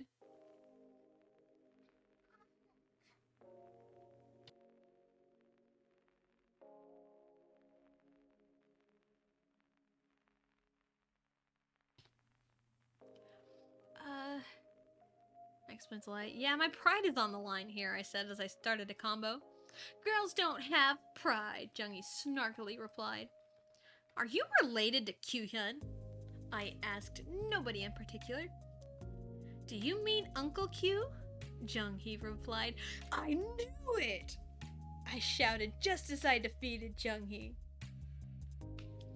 That's why Q-hyun said Battletoads would be the lesser of two evils. I glanced at him and his jaw dropped. I smirked as I got up and walked towards Ye-sung and Dong-hee. So Ye-sung, what are you doing here? I asked. I'm here to be here, he replied. Nice answer, I bluntly replied. I try. Ye-sung smiled. I playfully rolled my eyes at him and turned to Jung-hee. What game do you want me to kick your butt at now? He sent me a glare. Challenge accepted. So this little jerk of a kid is related to Q-hyun. That's fantastic. Alright. Babysitting Nightmares Part 2. Negative 16 coins. Oh, this is more Mario Party, isn't it? This is more Mario Party. It's been 2 hours and I've kicked Jung-hee's ass at every game he picked. Dong-hee and Ye-sung were laughing at Jung-hee's reactions to him losing. Let's take a break. We've been at this for 2 hours, I said as I got up and stretched. Yeah, it's 8 o'clock right now, Dong-hee added. Alright, Jung-hee said as he stood up. I actually want some ice cream. You know, ice cream kind of sounds good. That sounds really good, I said. Hey, it did sound good. Then I turned to Dong. Yo, go get us some ice cream. He stared at me with his jaw wide open. Why me? He pouted. Because you're the first one to come to mind? I shrugged. Plus, Jaesung was the last to arrive, so it wouldn't make any sense to make him do it. Damn you and your logic, Dongie pouted. Watch your language, I hit his arm way harder than he hit mine. It's fine, Uncle Q cusses all the time, Jungie said. So Dongie hit me for no reason, I asked. Jungie? Pretty much. So that means you hit me for no reason, Dongie accused. Before I said anything, Jaesung beat me to it. If you were the one that hit her first, just go get ice cream before someone kills you, I glared at Dongie. He probably got scared and ran out the door at the speed of light. I have never seen him run that fast, Jaesung commented. I haven't either. I sighed and then turned to Junghee. So, what do you want to do while we wait for the fish? He just shrugged and went to the game shelf. He found my old NES and pulled out a game next to it. I want to play this game. Oh no. Oh no, what is it? I looked at the game in his hand and gasped. We are not playing that game, I sternly told him. Why not? Is it girly? Jungie challenged. You're too young to play that game. Plus, it's way out of your generation, I replied. What game does he have? Jaesung asked. I'm telling you, you don't want to ruin your childhood, I told Jungie, completely ignoring Jaesung. What's so bad about Battletoads? Again, the Battletoads! Hashtag fishboxers. Oh, I grabbed the game from his hands. Trust me, you do not want to play this game. Wait until you're older and learn some cuss words. Then you can play this game. Is it that bad? Jungie asked again. Bad is an understatement, I said. Which is true. That is an understatement for Battletoads. It's not really bad, it's just ridiculously hard. You never did tell me exactly what Battletoads was, Jaesung told me. Please inform us, Tessa Nuna. That was the first time he referred me by my name. I shrugged that off, though. Alright, Battletoads is, before I started my speech, I got a text from Dong-ae. You're scaring me never gave me the chance to ask what you actually wanted from the ice cream shop. Fishy, with a heart. Oh no, the heart! I really... Oh, he did that. I really need to not let him mess with my phone when I'm not looking. Was that Dong-ae? Jaesung asked. I nodded. What flavor ice cream you guys want? Chocolate, Jungie smiled. I'm cool with anything, Jaesung added. I began to text Dong-ae what they wanted. I also felt like adding a little something about, messing with my phone. So what is Battletoads? Jungie asked once I put my phone away. Battletoads is, before I can start my speech, I'm for ice cream, Dong-ae said as he waltzed through the front door. Damn it, I was just about to give my speech on Battletoads, I pouted. Hashtag Battletoads isn't for the weak of heart. Hashtag, but what is Battletoads?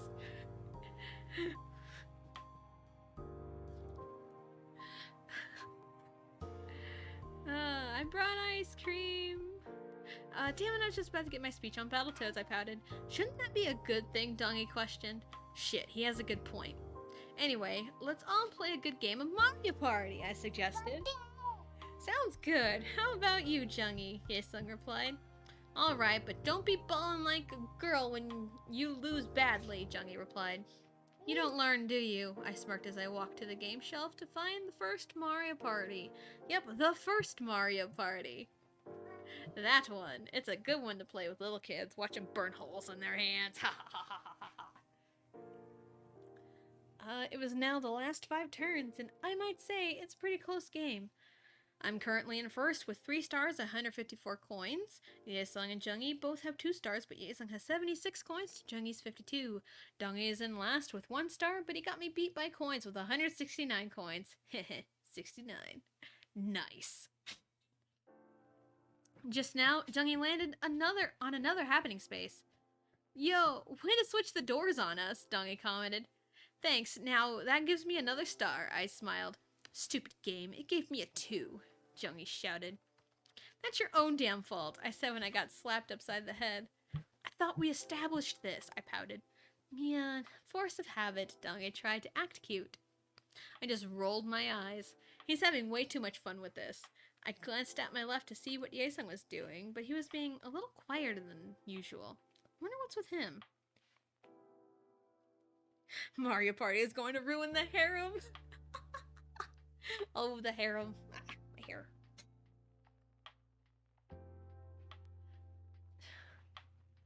Jungi turned around and eyed the three of us on the couch. He just shrugged and turned back to the TV. Awkward.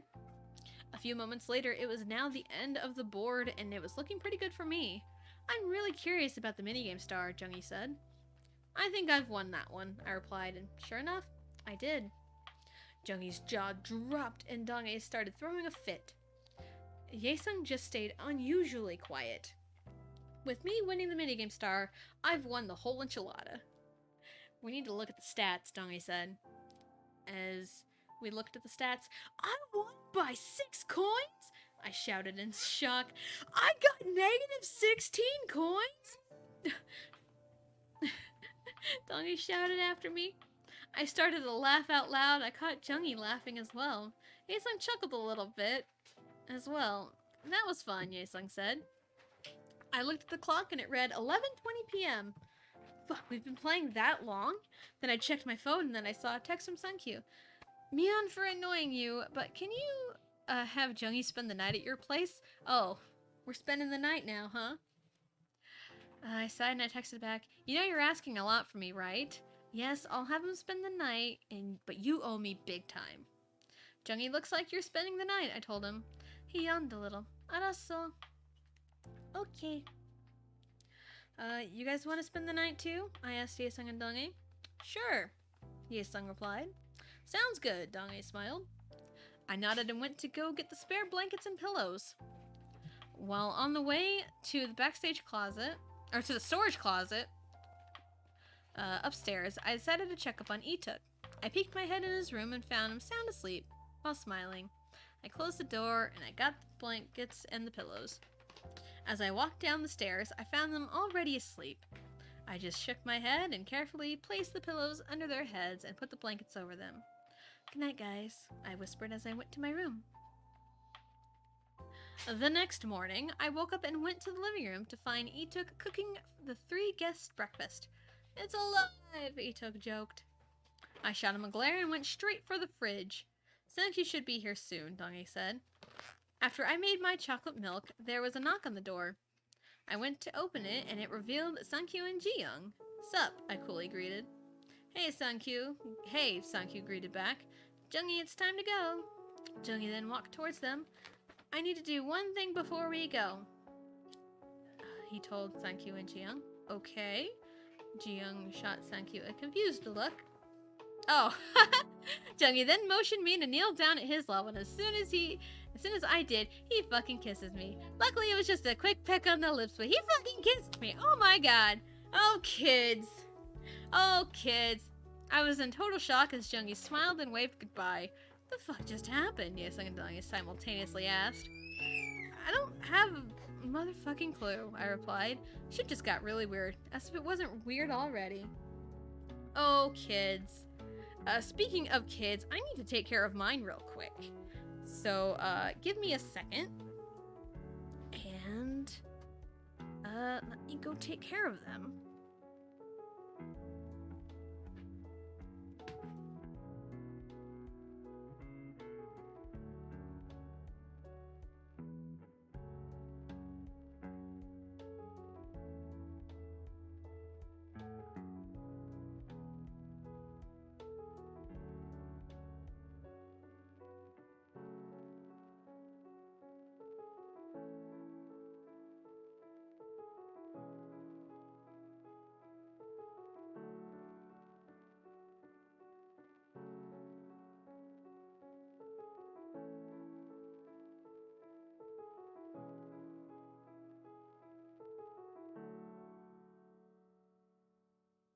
Oh, kids. Ah, kids. Hashtag player. There's a lolly in the hair now? Apparently, I guess. All throughout the week, Tessa had been feeling very suspicious about Yaesung. He seems more distant than normal. It's now Friday night, and Tessa is very nervous. 2 reasons. Eunhae are performing their song tonight, and Yodok said he had a present for her.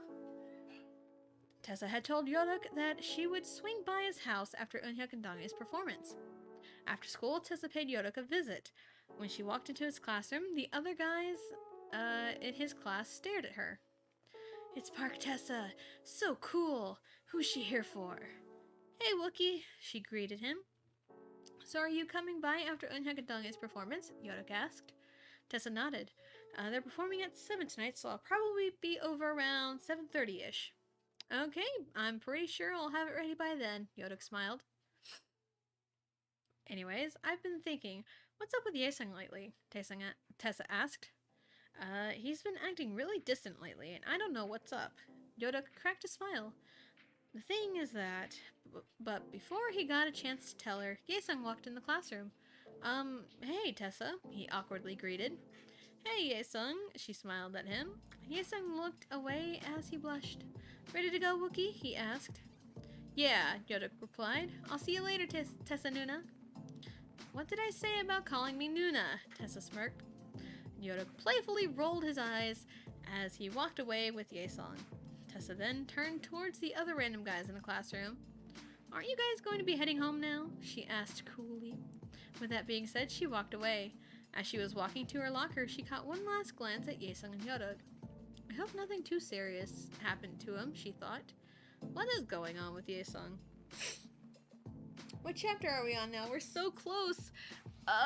Shoot, what chapter are we on?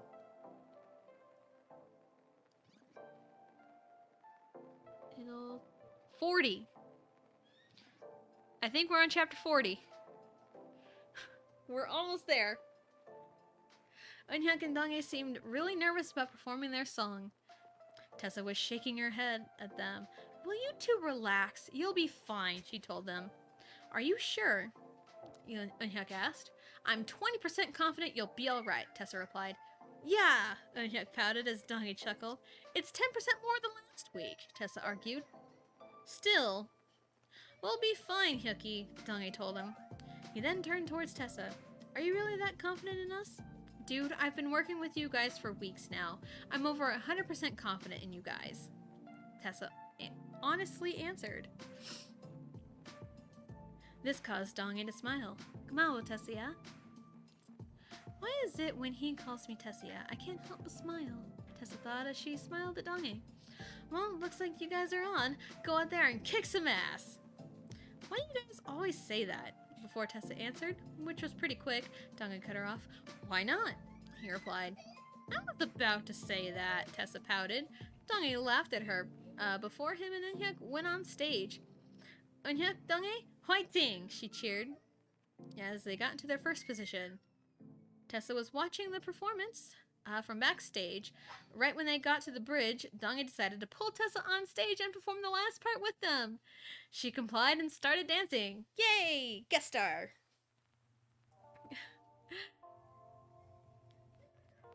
When in the last part of the dancers lined up and Tessa got stuck between Donghae and Eunhyuk. The crowd went nuts after the song was over. After they went backstage, Tessa grabbed her jacket and skateboard and headed out. Where are you going? Eunhyuk asked. I made a promise to a friend that I would stop by their house after your performances, Tessa replied as she skateboarded away. See you later, Tessia, Donghae waved. Tessa waved back and left the building. Yodok and Yaesung's house wasn't too far from the performance hall. She arrived about 10 minutes later. She released a sigh before ringing the doorbell. Moments later, Yodok opened the door. Annyeong, Tessa Nuna? He smiled. What did I say about calling me Nuna? Tessa smirked. Whatever. Anyways, the president's in my room, he said as he let her in.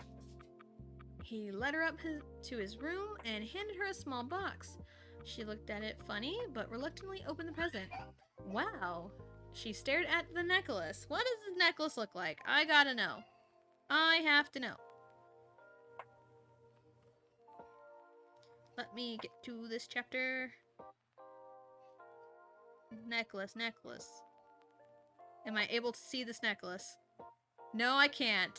The link doesn't work anymore. Shoot.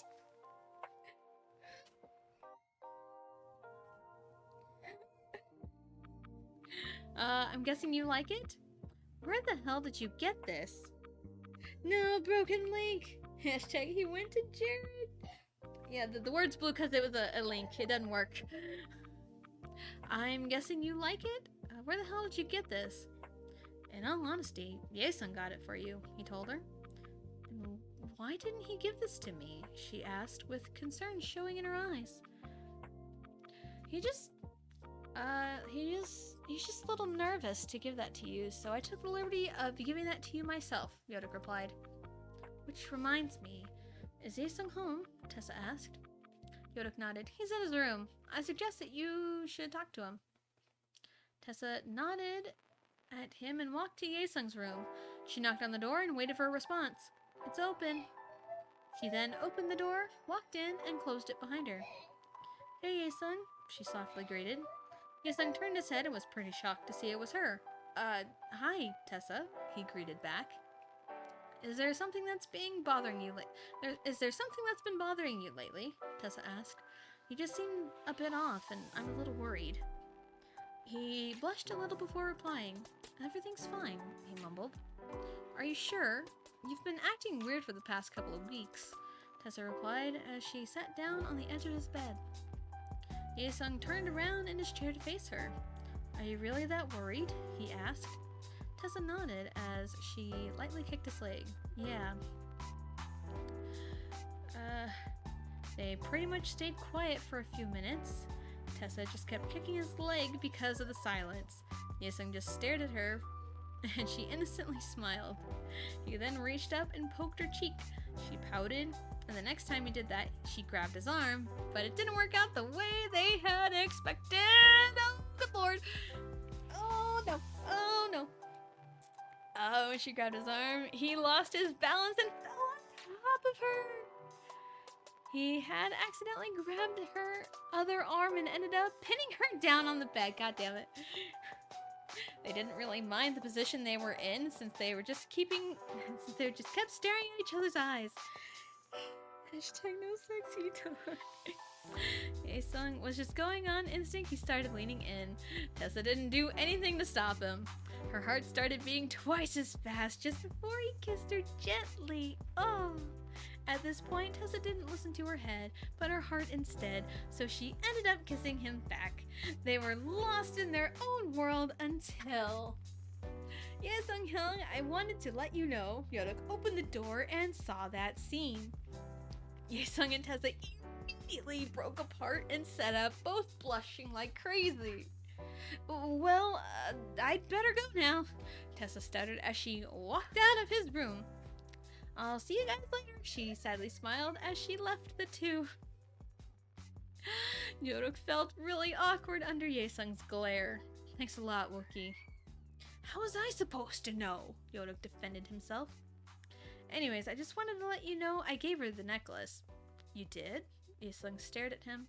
Since you wouldn't do it, I might as well, Yodak said. You really should confess soon before it's too late.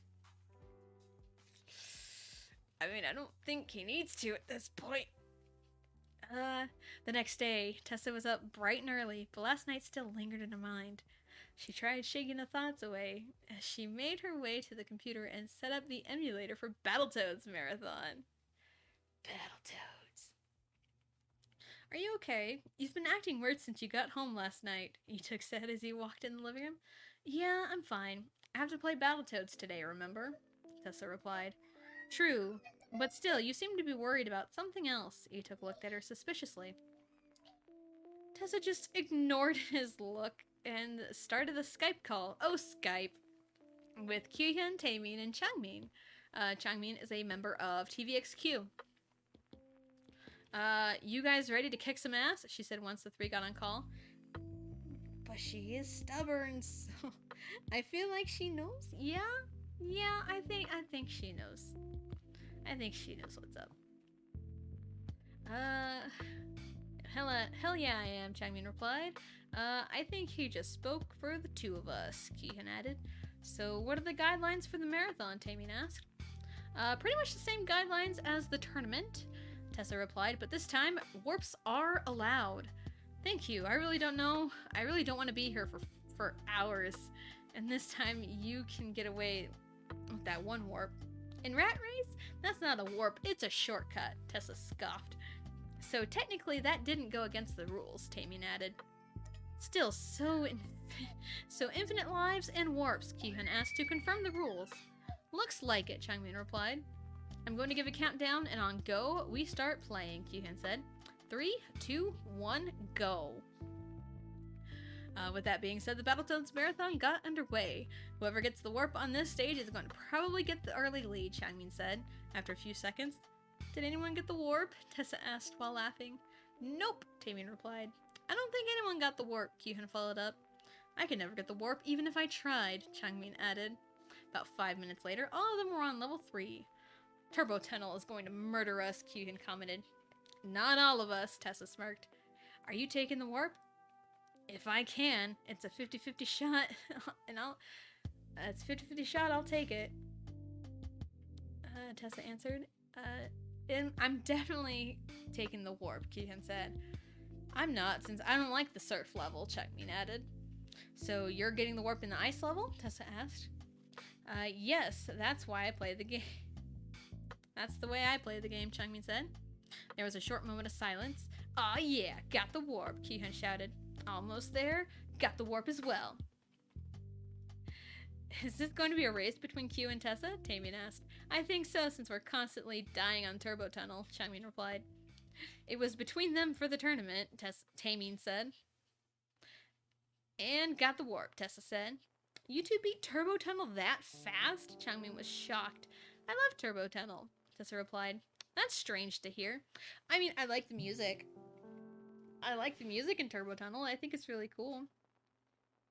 Hashtag Battletoads. Not time for sexy time. Oh my goodness. Hey, everyone has their favorite level, so don't be a hater, Tessa wittily said. She's got a point, Q, Changmin said. About 10 minutes later, Tessa failed to notice that Yaesung walked in the door. Ituk did take notice and led him to the kitchen. Tessa's currently playing Battletoads. Excuse me, Ituk said. I know, I just wanted to see how she was, Yaesung replied. She seems to be in her own world before she started playing, Ituk informed him. Then he looked over towards her and noticed something. When did she get the necklace? Funny story, Yaesung nervously chuckled. I bought that for her, but I couldn't bring myself to give it to her, so Yoda gave it to her for me. I see, Ituk nodded. They both then walked towards Tessa and looked at her screen. Sup, she said as she did not look away from the screen. You're at the snake stage already? Ituk asked. Not for long, she smirked as she just got the warp. Just got the warp. Already? What the fuck? Kyuhyun shouted. Where are you guys at? Tessa asked. I'm stuck at the surf level, Tamien said. I'm just about halfway on the Arctic Cavern, Changmin replied. I just got to the snake pit, Kyuhyun added. Do you remember where the warp is? Tessa asked. I think so, Kyuhyun replied. While that was going on, so this is Battletoads, Yaesung asked. Yep, if I was doing this without practice, I would be fucking gone! Tessa's jaw dropped when that happened, and she turned towards Yaesung. I would be doing that. A few minutes later, the guys were making strange noises. Battletoads, the ultimate definition of constipation, Tamien commented. As well as aneurysms, heart attacks, and seizures, Tessa added. That too. Yaesung and Ituk just let her be and walked back to the kitchen. So, Ituk started, what exactly happened last night? Yaesung blushed at the memory. You can tell me. I'm not the super overprotective big brother stereotype. Ituk smiled at him. This only made Yaesung more nervous. Well, after Yodok gave her the necklace, she came over to my room and stuff happened. Ituk stared at him for a while. Is she still innocent? Yaesung's face turns many shades of red. Yes, she is.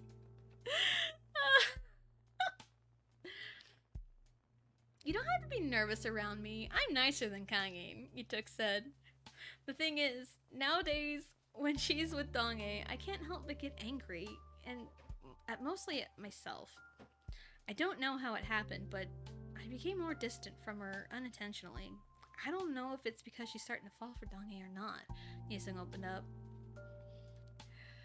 I know exactly what it is, Yesung. You're hopelessly in love with Tessa, but you don't have the courage to confess. I've been there, Yesung. All you have to do is tell her and you'll be okay, Ituk thought. He was about to tell him that, but fucking clinger winger! Tessa shouted out of anger. Well, that's something. Oh my goodness. On this rainy week, a whole week.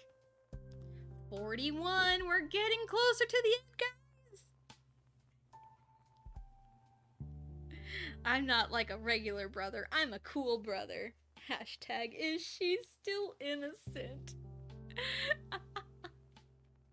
It was a calm Friday night in January.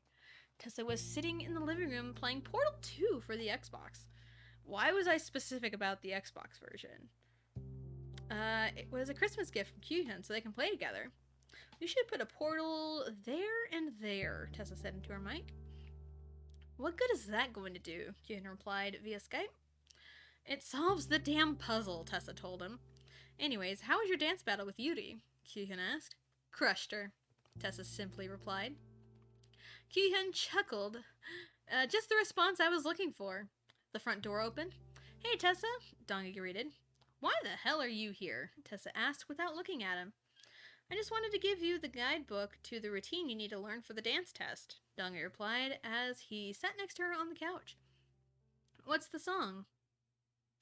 I spaced out when Mr. Seo was explaining the stuff, Tessa said. I think yours is Super Bass. Ah, Super Bass. Great song. It's not cool if it's not on the Xbox. This story is sponsored by Mario Party, Xbox, Battletoads, and others.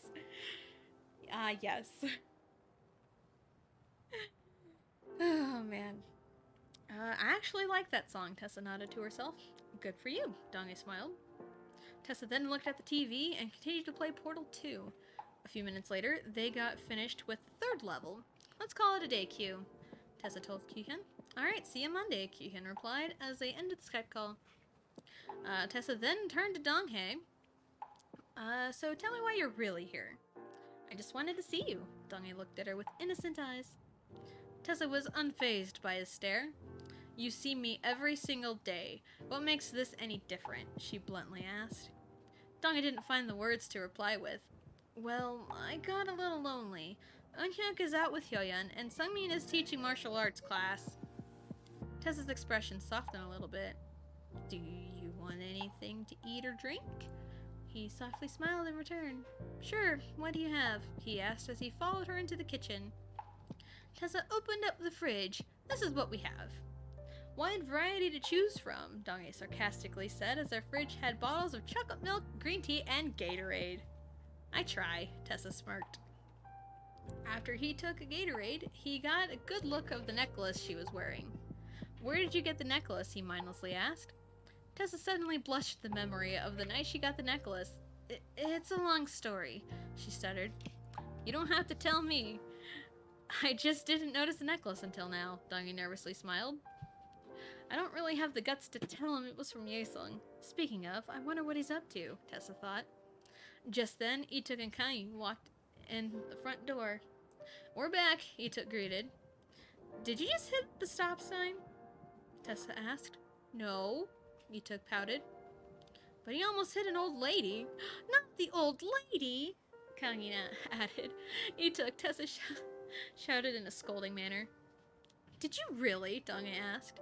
Yeah, he did. Luckily, the old lady was pretty pimp, or else we wouldn't be here, Kayun answered.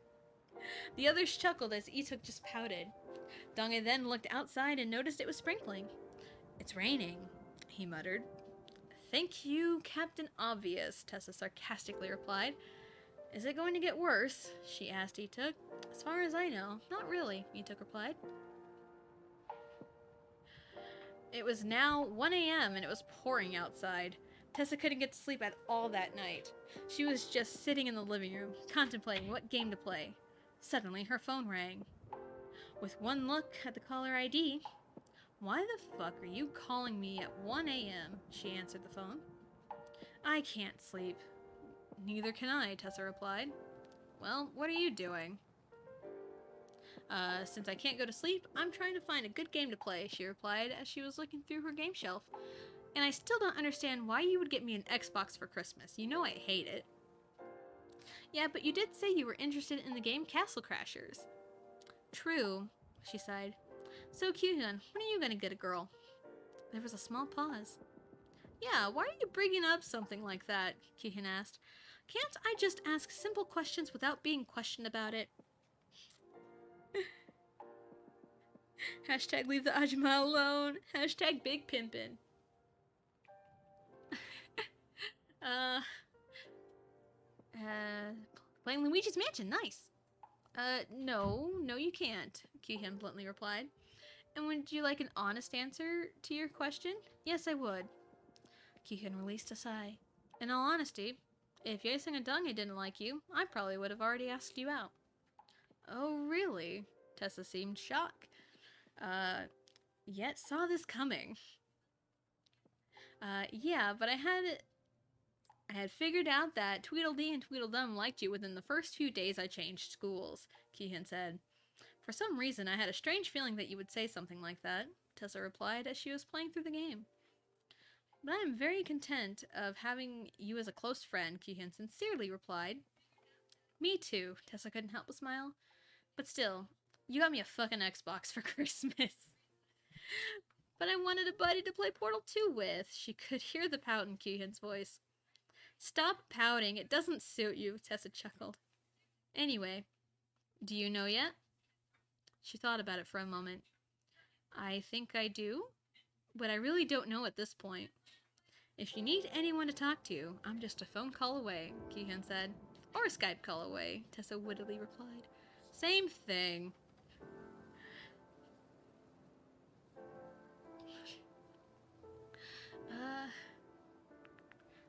Tessa then released a sigh as well. "The thing is, they both have their own special charms that makes me like them even more." "Well, I don't know what to tell you," Kyuhyun said. "It's fine, and holy shit!" Tessa started out calmly, but got a little scared when something in the game popped up at her. "What's going on?" "Do you know that Easter egg in Luigi's Mansion? I just saw it on my TV and it looks scary," Tessa said. "Yeah, that is pretty scary," Kyuhyun replied. "Well, I'm getting a little sleepy, even after getting the shit scared out of me," Tessa yawned. "You've beaten Battletoads twice within a week. I don't think anything should scare you," Kyuhyun chuckled. "Good point. Well, I'm going to bed. Good night, Q," Tessa said as she saved her game and turned off the TV. "Good night, Tessa," Kyuhyun replied and hung up. When Tessa got to her room, she looked at the teddy bear Yaesung gave her a few months ago. She smiled to herself and she laid down in bed and went to sleep. The teddy bear is still there, guys. The teddy bear is still there. All throughout the week, Tessa had been fighting with her mind and her heart. She sees Donghae constantly, every day, but she sits next to Yaesung during the classes they have together. While working on the history worksheets, Tessa kept glancing at both Yaesung and Donghae. She was about to glance at Donghae, but he looked up at the same time, and they ended up making eye contact. Donghae smiled at her, but she blushed and looked back at her paper. "What's with me lately? Why the fuck am I blushing?" Tessa thought as she stared at her worksheet. Yaesung looked up and noticed her blushing. He sadly smiled and went back to his work. Yuri happened to notice a small scene as she started to get pissed. She ended up breaking her pencil in half. "Why does she have to steal my Donghae oppa?" Yuri muttered. The people sitting around her scooted away from her as Yuri sent glares their way. "Someone's PMSing. Wow, I went there?" "Oh my goodness." Tessa smirked in her direction, to which Yuri glared back. "Wow, I never knew Yuri could get that pissed," Soyeon said as she walked behind Tessa. "Trust me, I think it was the worst a week ago when I crushed her in that dance competition." Tessa smirked and did her handshake with Soyeon. "I believe I got Soyeon from Tiara." So she was a member of Tiara. So what are you doing after school today, Soyeon asked Tessa. I don't know. It's Friday and I feel lazy, Tessa replied. Soyeon noticed a certain sparkle in Yaesung's eyes. She also glanced quickly across the room and noticed Dong-ae quickly shot his head down. Alright, if you're too bored to do something, I'll be a last resort, Soyeon chuckled. You're not that far down my list, Tessa protested. You're only third to last. Yeah. Anyway, see you later, Soyeon smiled and walked back to her seat. Tessa caught one last glance at Yaesung and Dong-ae before finally thinking, I think tonight might be it. Problem is, I have no idea how shit's going to go down. The bell then rung and everyone scrambled to the classroom. Oh no, we're closing in. We're closing. Hashtag Yaesung is endgame. Hashtag teddy bear over fish boxers. Oh, yep, there's the quote. When it rains, it washes away the armor of our hearts. There it is. There it is. When the final bell rung, everyone was more than excited to leave the school. Yaesung was going to talk to Tessa, but Dong-ae seemed to beat him to everything lately. So what are you doing after school? Dong-ae asked her. Nothing really. The dance crew wanted to have a dance party with just the 6 of us tomorrow night, Tessa replied as she grabbed her skateboard. Hope that goes well for you, Dong-ae smiled at her.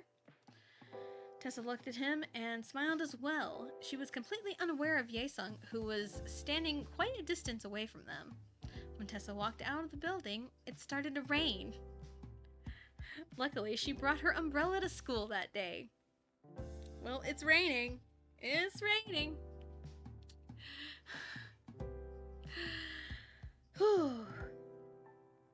When she arrived home, she greeted Ituk and went straight to her room. After she put her things away, she laid down on her bed and started to think about the events that happened in the past few weeks. Dong-ae had been nothing but genuinely sweet to her. He would always smile, ask her how her day was, and would try to help her when she was having a bad day. He tends to show a more comedic character, even in dire situations. Yaesung seemed to be more stoic than Dong-ae, but she didn't mind at all. It was in his character to be that way. He's the type of person to never really express anything in words, just subtle smile that can go a long way with him. Tessa released a sigh as she got up to look at the teddy bear Yaesung gave to her. She was playing with its hands, but she accidentally dropped it on her bed. There was a soft click sound before she was completely caught off guard. Ooh! What's in the teddy bear? What'd the teddy bear do? Ituk was about to call for Tessa to go downstairs, but she zoomed past him and ran down the door. What's with you? Ituk asked. I've got some business to take care of, Tessa replied as she grabbed her skateboard and left the house in the rain. She didn't really care if it was pouring out, she just wanted to get something done. Some people thought she was crazy for skateboarding in the rain, but it isn't the first time she got strange looks from skateboarding. After a while, she finally reached the first destination, Dong-ae's house. She took a deep breath before walking to the door. She got the spare key, which really wasn't hidden at all that much, and opened the door. Hey, Dong-ae, can I talk to...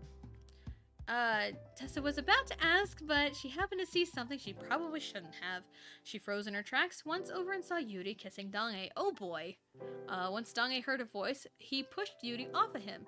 Tessia, it's not what you think, he said with a hint of panic in his voice. Tessa stood there for a few seconds, but then turned on her heels and started to walk out the door. Dong-ae ran up to her and grabbed her wrist before she left the house. The wrist grab. Yeah, Dong-ae oppa, what the fuck are you doing? Yuri shouted at him. Dong-ae ignored her but kept a hold on Tessa's wrist.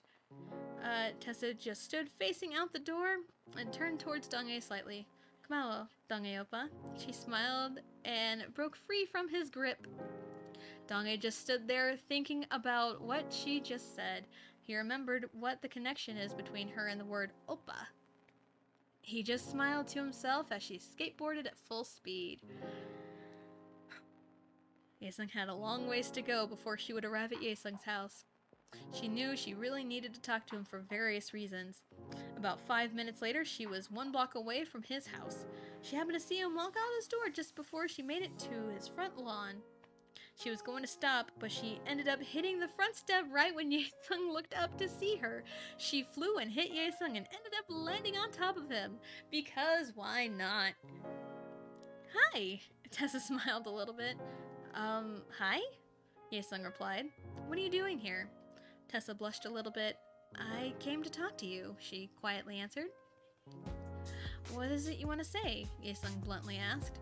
Tessa then mustered up all of the courage she had. Saranghaeyo, Ye-sung. Saranghaeyo means I love you. Ye-sung froze when he heard that. You really mean that? Tessa nodded and leaned in. I really do. Oh no!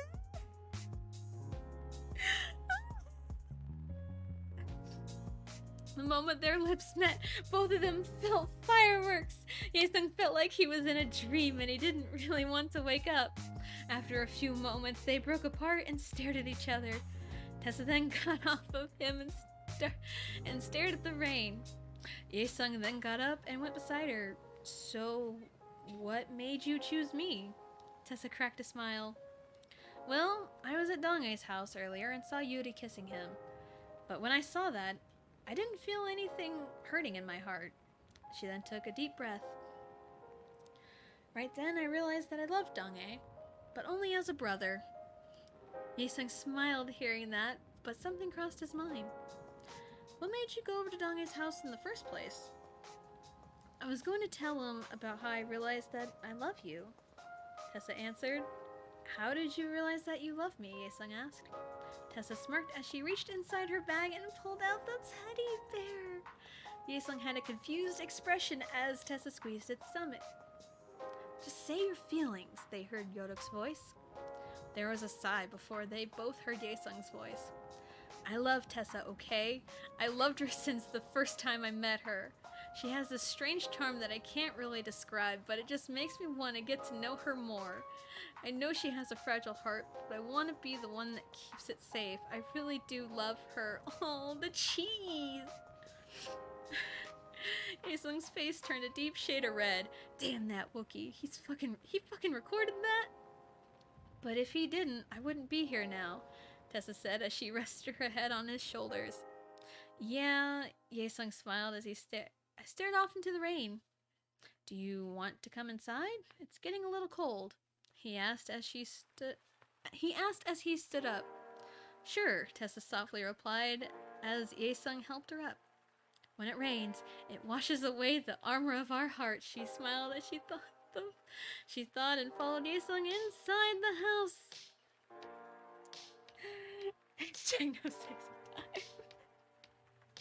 Yep, they have been outside the entire time. The weekend flew by, and it was now Monday morning. Tessa showed up to school fairly early, but the moment she sat down in her seat, she decided to take a nap. About 10 minutes later, Ye-sung walked in the classroom and saw that Tessa was asleep on the table. He smiled to himself, sat down next to her, nudged her slightly in attempts to wake her up. Squirtle, you surf, she mumbled. I wonder what kind of dreams you have, Ye-sung thought out loud. About 90% of my dreams have you in them. Oh, that's corny. That's really corny, Tessa said as she opened one eye and smirked. What about the other 10%? Ye-sung asked. Pokemon, Yu-Gi-Oh, and nightmares, Tessa answered. Makes sense, Ye-sung smiled. Tessa then sat up and looked at the door. Just as Dong-ae walked in the room, he smiled at her and she smiled back while giving a peace sign. Hey Dong-ae oppa, she greeted. Hey Tessa. Dong-ae greeted back. Oppa? Ye-sung looked at her. I only call people I consider brothers oppa, Tessa answered. That makes a lot of sense now, Ye-sung nodded. How was the dance party Saturday? Dong-ae asked Tessa. It was really fun, Tessa smiled, but I think I scared Hyunki for life. How did you do that? Ye-sung asked. The song Sexy Chick started playing and everyone pressured me into doing a sexy dance. So I did, and Hyunki ended up getting a nosebleed and I felt like a pedophile, according to Kwang-sun. What is this? How much older is Hyunki? Dong-ae asked. About 2 years. How did you feel like a pedophile? Ye-sung asked again. He has the most innocent mindset out of all the guys, Tessa replied. I wish I could have seen that, Donnie pondered. Yeah, Tessa glared at him. Yesung began to laugh, and Tessa glared at him as well. You're one to talk. Yesung then blushed at the memory of what happened that one particular day. Anyways, class is about to start, Donghae said. Any particular reason you would say that? Tessa asked. I just thought you should know that, Donghae said as he walked back to his desk. Tessa playfully rolled her eyes as she got her notebook out. I have the strangest feeling today will be a good day, she mumbled. What makes you say What do you mean by that? Yesung asked. I don't know, I just have a strange feeling, Tessa chuckled as class got started. The final bell rung and everyone pretty much ran out of the school. Tessa casually walked to her locker while the others around her ran past her. Suddenly, someone started hugging her from behind. Hi, Yesung, she said without looking behind her. I wonder what's with everybody running. It's only Monday, Yesung replied. Maybe that's the reason, Tessa said. Well, you ready to go home? Yesung asked as he released the hug. Tessa slung her backpack over her shoulder. Yeah, but can we stop by Kyuhyun's? He still hasn't given me the money from the marathon, and it's pissing me off.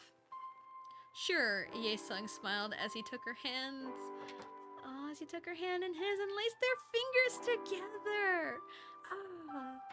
When they got outside, I'm really glad I got to know you, Park Tessa, he said. And I'm glad I got to know you, Kim Jong-woon. Tessa smiled. Just be lucky I'm a clumsy person, because that's what caused me to run into you in the first place. But that's just one of your many charms, Yesung smiled as well. After they stopped at Kyuhyun's house, and got the money, Tessa and Yesung decided to stop by the park. They were just sitting on the bench when all of a sudden, do you think I could pass as a Pokemon trainer? Tessa randomly asked. Why are you asking that? It's just a thought, Tessa pouted. So, would I? I think you would. You have the knowledge, and your master plans would never fail. This is funny because I did a Nuzlocke recently and I killed 29 Pokemon. So I would probably not pass as a Pokemon trainer. You know me so well, Tessa looked up at him. She just stared at him for a few seconds until he turned to look at her. She just smiled and he smiled back. He then leaned in and stole a quick kiss. Saranghae, Yesung whispered. Tessa couldn't help but smile even more. Nado saranghae, which means I love you too. Ah, the cheese! Stop the cuteness! There's one more chapter. This is an epilogue, I believe. I don't know how... This looks like it's pretty short.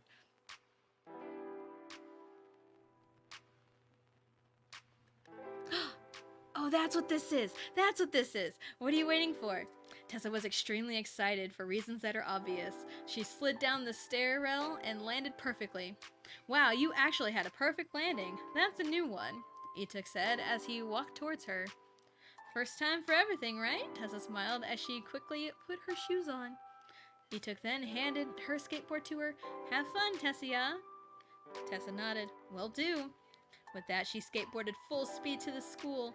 She met with Yuna along the way and started to head to school with her. Upon arriving at the building, Tessa took a deep breath and... That's it. That's it. What did she say? We'll have to wait till the sequel.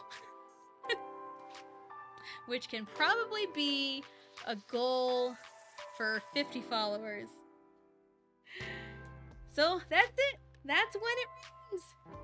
And what? I guess we'll find out when I reach 50 followers. Or maybe we can just plan, I don't know. OMG, the cliffhanger. So thank you. Thank you for sticking with me. Follow, follow, follow, people. Yep, if we hit a goal of 50 followers, we'll read the sequel to When It Rains. So do you want to know what happens in the sequel? Well, follow. So thank you guys for coming out. And let's see. We'll see what we can do. Who is live right now? Anyone of interest?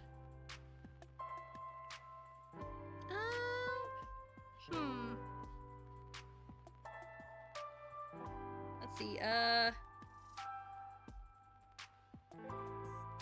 You know what? Let's send you over to... let's just send you over to Jason Paradise. I'm thinking that'll be fun. I really need to know. I am truly amazed by this. It's been really fun. Thank you. Thank you for enjoying my work. So, yeah, you know what? Let's send you over to Jason Paradise. He streams a lot of, like, Guitar Hero stuff. He's really fun to watch.